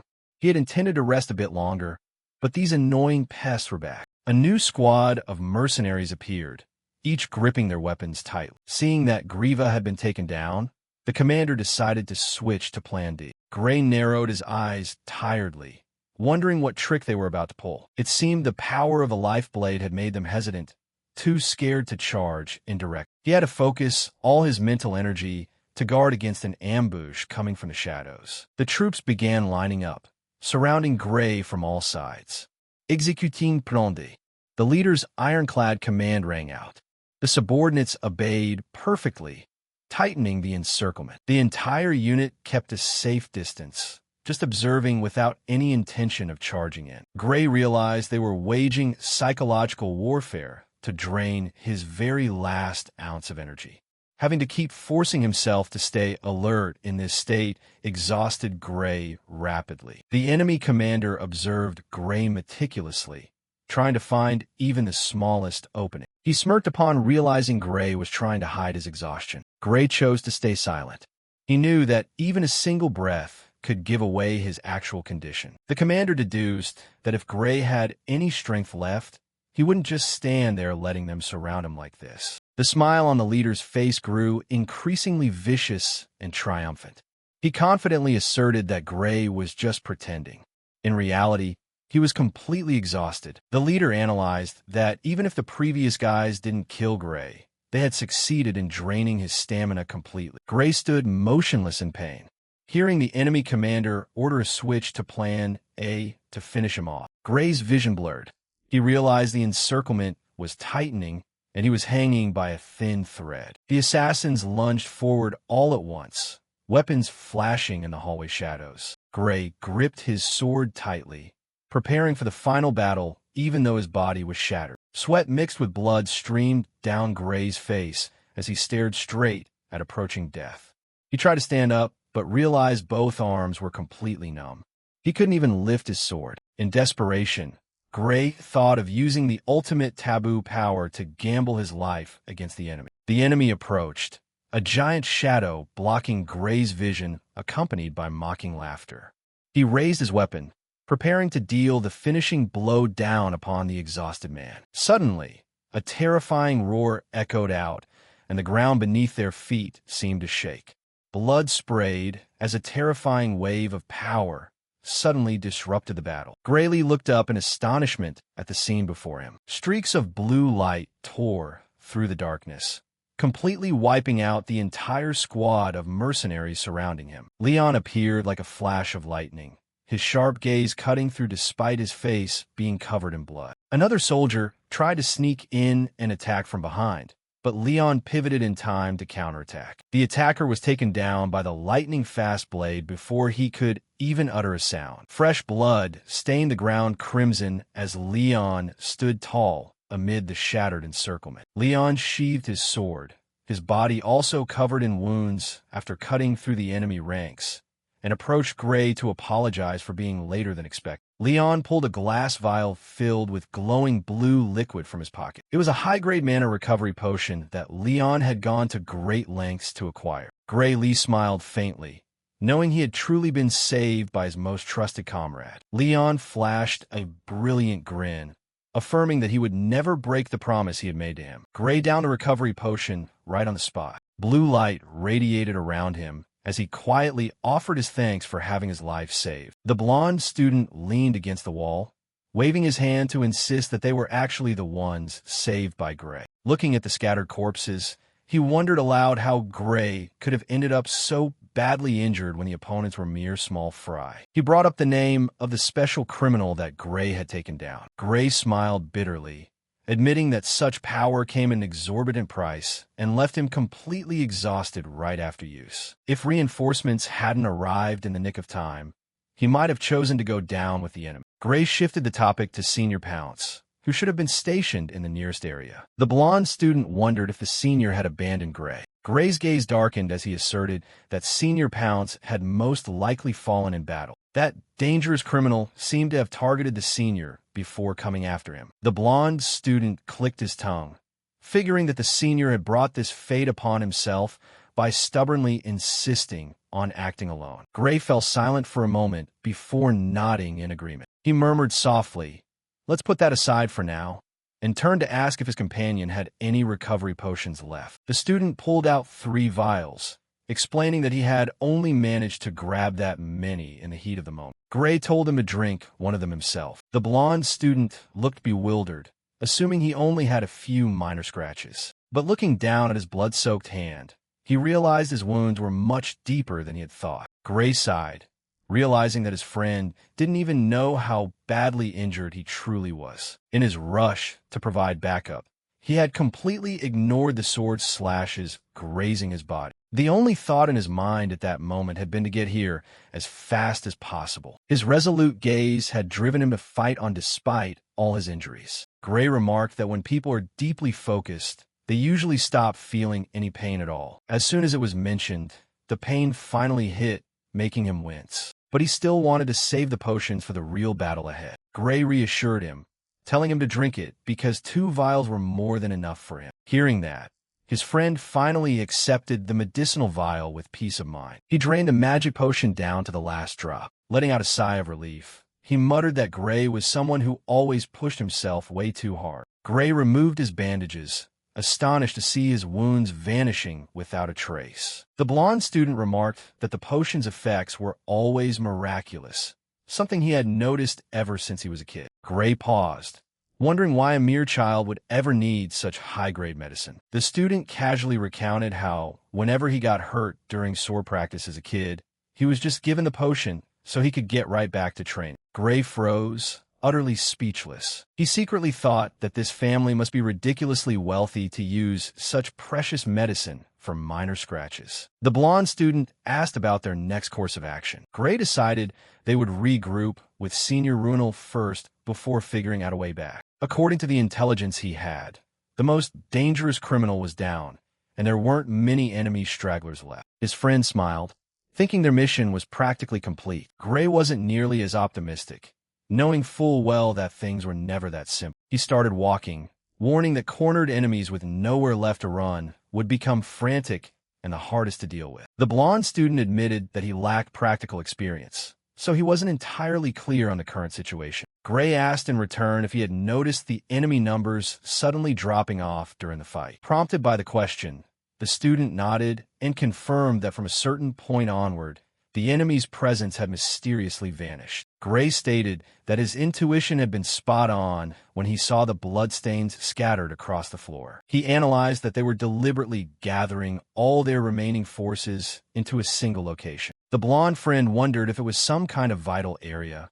but Gray shook his head in denial. They would choose the most well-hidden corner to prepare for an all-out ambush with overwhelming numbers. The blonde student's expression grew tense as he grasped the situation. But Gray warned that wasn't even the scariest part, as their opponent this time was a cold-blooded criminal organization that valued neither human life nor the lives of their own comrades. Defending against such madmen with ordinary methods was impossible, as they could plant explosives everywhere, ready to blow up the entire structure or unleash lethal poisons. Gray emphasized that there were countless worst-case scenarios they had to anticipate. Delivering the final blow to a cornered criminal syndicate would certainly never be an easy task. The blonde student broke out in a cold sweat at the thought of dangerous things like explosives and poisons. He worriedly noted that the academy only taught swordsmanship, leaving him clueless about how to handle people who use such cowardly weapons. Gray remained calm,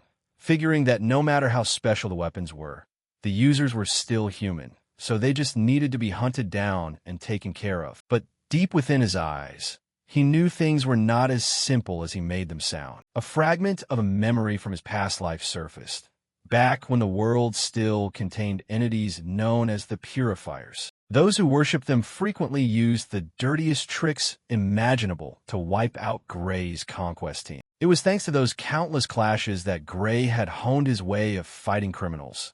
Though infiltrating a large-scale hideout like this was still an entirely new experience for him. Gray mentioned that he did have some minor experience dealing with criminal organizations. The blonde student was deeply shocked, unable to believe that someone his own age could be so battle-hardened. Gray gave a faint, dismissive smile to brush off his past, suggesting they quickly move to reunite with Senior Rudel. The blonde student agreed, though he didn't forget to remind him that when dealing with desperate people, the more hands they had, the better. He pointed forward, confirming that the senior's position was just around the corner. Gray nodded, but before that, he decided to teach his friend a few basic survival skills. The two of them began moving with extreme stealth, their footsteps almost melting into the shadows of the night. Gray explained that eliminating all noise allowed them to clearly catch the slightest movements of the enemy. Suddenly, Gray reached out a hand to signal his rear partner to halt. It was a military signal he had just taught him,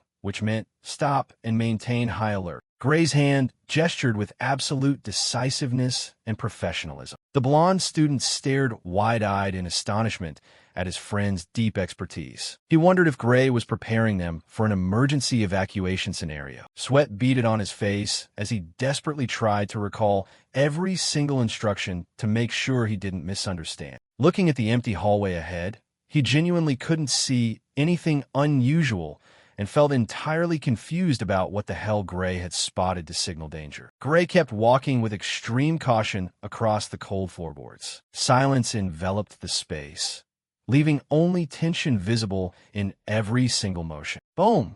A terrifying explosion suddenly erupted, tearing the space apart. Dust billowed thickly and rubble flew everywhere in the wake of the deadly blast. Amid the roaring flames, Gray nimbly leaped to evade the sudden surprise attack. The blonde student panicked and shouted Gray's name upon seeing him swallowed by the dust cloud. Gray's eyes burned brightly through the gray smoke as he remained completely safe and sound. A massive chunk of the floor had been blown away, leaving behind a scene of absolute devastation after the explosion. Debris from the ceiling continued to rain down onto the floor following the powerful aftershock. Without a second of hesitation, Gray barked out a loud order telling the blonde student to run. Both of them quickly retreated to safety before the collapsing rubble could bury them. The blonde student was still in shock, utterly failing to understand how Gray could have spotted that trap. Gray brought a hand to his nose, coldly replying that he had smelled it coming. This scent of explosives triggered painful memories of a bridge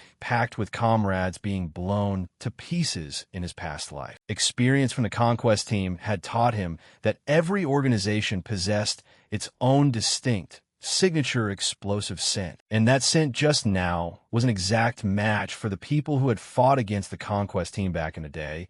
As Gray clenched his fist tightly, trying to suppress the dull ache radiating from his arm. From across the smoke, a triumphant Syndicate soldier asked if they had successfully taken out the target. The Syndicate thugs hollered at each other not to let their guard down and to tear through the rubble to find the prey's corpse. One soldier's jaw dropped in shock upon seeing a figure emerging from the smoke. Both Gray and the blonde student stood tall and proud, without a single scratch on them after the horrific explosion. The platinum-haired youth concluded that this trap was fundamentally unavoidable unless the opponent possessed precognition. The blonde student nodded in admiration as everything unfolded precisely as his friend had predicted. Ahead of them, the enemy forces were grouping up into a massive formation. Gray calmly raised a hand in signal, feeling that everything was still completely under control. His comrade watched his hand, thinking to himself that this signal was genuinely convenient, before the blonde student gave the order to attack, determined to wipe out the small fry blocking their path. He charged in like an arrow, carrying a deep desire to prove himself after days of waiting. The syndicate soldiers shouted loudly, telling each other to block the attack of the two brats right in front of them. Leon swung his sword in a magnificent sweeping arc, sending the soldiers flying backward as blood splattered everywhere. Even though the difference in power was obvious, the sheer number of enemies still made the young nobleman feel slightly annoyed. He worried that while he was busy dealing with the front, they might sneak around behind his back to launch a stealth attack. But that worry quickly vanished as Gray was always there in the nick of time to clear away anyone with bad intentions. An absolute trust had formed between the two of them, always ready to cover each other's backs as Gray stepped back slightly, knowing he only needed to worry about the foes in front since Leon was guarding his rear. His arms still throbbed mildly from the backlash of his previous power burst, preventing him from unleashing his full strength. Even so, the fact that he could still swing his blade with such fluidity was already an overwhelmingly wonderful result, and having a friend covering his back made things immensely easier for Gray. The black-haired youth stomped his foot hard against the floor, preparing for another lightning-fast assault. To him, this many enemies were more than enough to wrap up the battle as the duo coordinated seamlessly like a war machine, turning the hallway into a bloody pool. The syndicate thugs began to panic, failing to understand how there could be so many of them, and yet they couldn't even graze the hem of their clothes. The blonde students smiled coldly, mocking the fact that using their own explosives was truly a brilliant tactical move on their part. If the opponent had only been him alone, this sheer numerical gap might have easily crushed him. An enemy soldier's eyes constricted at the sight of a chilling blade pressing right against his throat. But Leon firmly asserted that the sole reason they were failing was because Gray was present here. He stared right into the enemy's face, coldly declaring that this was why they would never win. A sharp blade pierced straight through the enemy's heart, putting an end to all final resistance. Gray suddenly interrupted the chat, reminding Leon that talking too much with enemies on the battlefield was a bad idea. It would only inadvertently leak unnecessary tactical information to the opponent. The blonde student lowered his head to apologize, his face flushing slightly from his oversight in the heat of excitement. Gray looked down at the corpses beneath his feet and coldly concluded that no matter what information was gathered, the outcome wouldn't change as the two of them stood back to back amid the rubble, forming an imposing sight of true swordsmen. A syndicate soldier was slashed open, blood spraying as his face distorted in agony. Gray glided through the encirclement, his eyes burning with a murderous red glow, while behind him,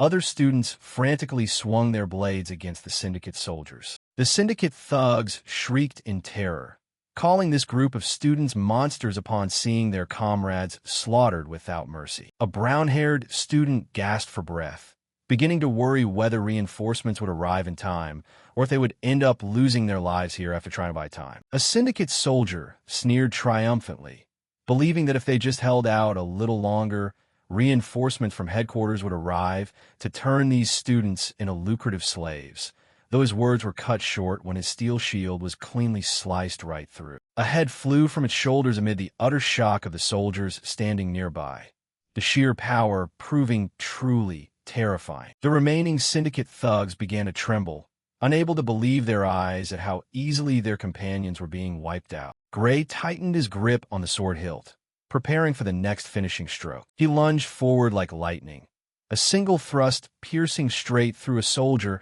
who only had time to let out a terrified scream before collapsing. The sword plunged deep into the stone floor, creating a powerful shockwave. Gray glanced down at his hand, having originally only intended to break their defense guard, never expecting his power to spike to the point of cleaving clean through a steel shield, making him realize his physical condition was far better than usual with a drastic boost in mobility. Holding recovery potions looted from the syndicate, Gray wondered if these criminals had added something bizarre into the medicine, secretly hoping this new strength wouldn't bring any terrible backlash later on.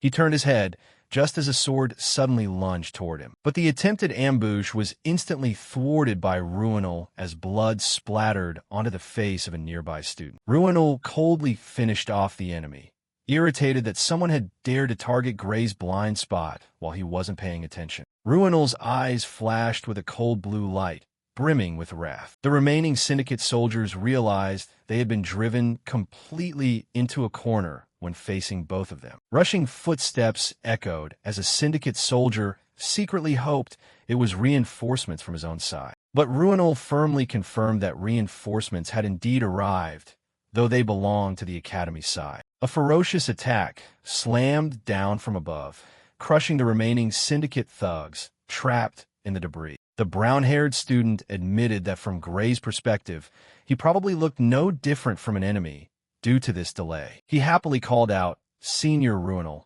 and felt fortunate that everyone had managed to keep their lives. Ruinal apologized for the late arrival, explaining that the enemy numbers had far exceeded his expectations. He had just finished off another batch of enemies right before grouping up here. Ruinal explained that he couldn't drag prisoners along, so he had taken some extra time to wipe them out along the way. Gray asked if there were any truly strong fighters over on that side, to which Ruinal shook his head, noting they were just numerous rather than anyone special. However, Ruinal's voice dropped as he recounted discovering the corpse of Senior Pounce, causing Gray to listen in silence. Gray confirmed that Pounce was dead, and Ruinal, finding it strange that the enemy had poured out from that direction, went to check and found the body. Pounce's corpse was abnormally withered, as if his life force had been drained dry by some biomagic or bizarre curse rather than normal swordsmanship or magic. Ruinal broke into a cold sweat recalling the sight, realizing the presence of someone extremely dangerous. He asked Gray if he knew who had killed Pounce,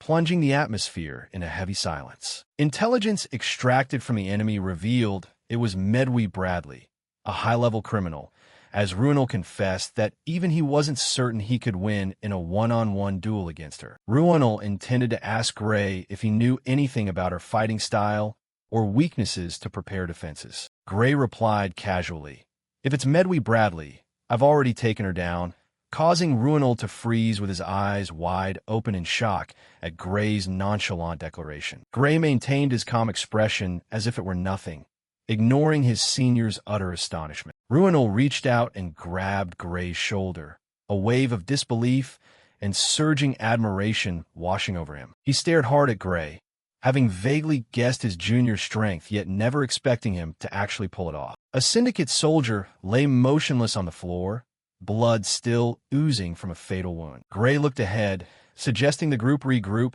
to organize the intel they had just gathered before pressing on as a student standing behind stared in jaw-dropping shock. The Academy map with its intricate maze of pathways appeared spread out on the floor. Gray, Ruinal, and their companion sat down to review the route, with Gray pointing at a spot on the map to confirm he had taken down Medway Bradley and cleared the enemies in that sector. Gray's finger traced paths across the map, detailing the zones where he had wiped out enemies single-handedly. Next came the surrounding zones that Ruinal and the reinforcement team had taken charge of finishing off. The brown-haired student breathed a sigh of relief, thinking the operational range of these two seniors was truly massive. He confessed that if he had run into Medway Bradley, he probably wouldn't have made it back alive, looking at Gray with eyes full of deep appreciation. Gray maintained his calm composure, completely unfazed by the praise. He concluded that if there were no errors on this map, they had completely secured control over the syndicate base,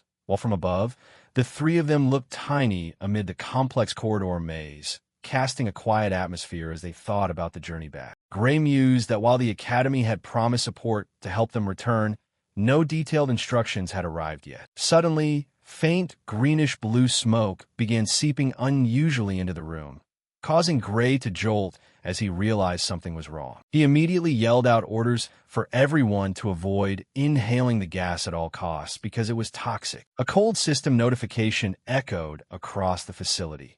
Due to a loss of periodic communication, the emergency purge protocol has been initiated. All personnel, please execute your duties. The brown-haired student covered his nose in terror, realizing the syndicate intended to wipe everyone out since they couldn't beat the academy side. Ruonul hurriedly covered his mouth with his hand, tension flashing in his eyes as he pointed toward the nearest exit. The toxic gas spread rapidly, weaving through every stone crack and enveloping the entire room in a deathly green shade. Realizing they wouldn't make it if they ran the old way, Ruonul decided to use his power to shatter the stone wall ahead and carve out an escape route. He concentrated all his force into the strike, aiming to create a lightning-fast exit. Ruonul swung his sword hard, blue light flaring as he poured every ounce of his remaining life force into the slash. He charged forward like an arrow, determined to blast through the thick stone wall. But right at the crucial moment, Gray noticed something abnormal on the wall surface and lunged forward instantly. A hand suddenly reached out from nowhere, gripping Ruonul's shoulder tightly from behind. Gray wrapped his arms around Ruonul, pulling him back hard as Ruonul looked bewildered, failing to understand why he was being stopped right then. Boom! Instantly, a horrific explosion ripped straight through that stone wall, with fire and black smoke swallowing the exact spot Ruonul had just been about to step on. Ruonul turned pale, cold sweat dripping as he realized he had narrowly escaped a hidden trap, stammering out his thanks to Gray while asking how he could possibly have spotted. Gray didn't have the luxury of time for long explanations, firmly stating that the syndicate intended to wipe them out along with this building at all costs. With a burning red, resolute gaze, Gray officially took over command, ordering Ruonul and the team to focus on clearing a path, according to his directions, to escape this place quickly.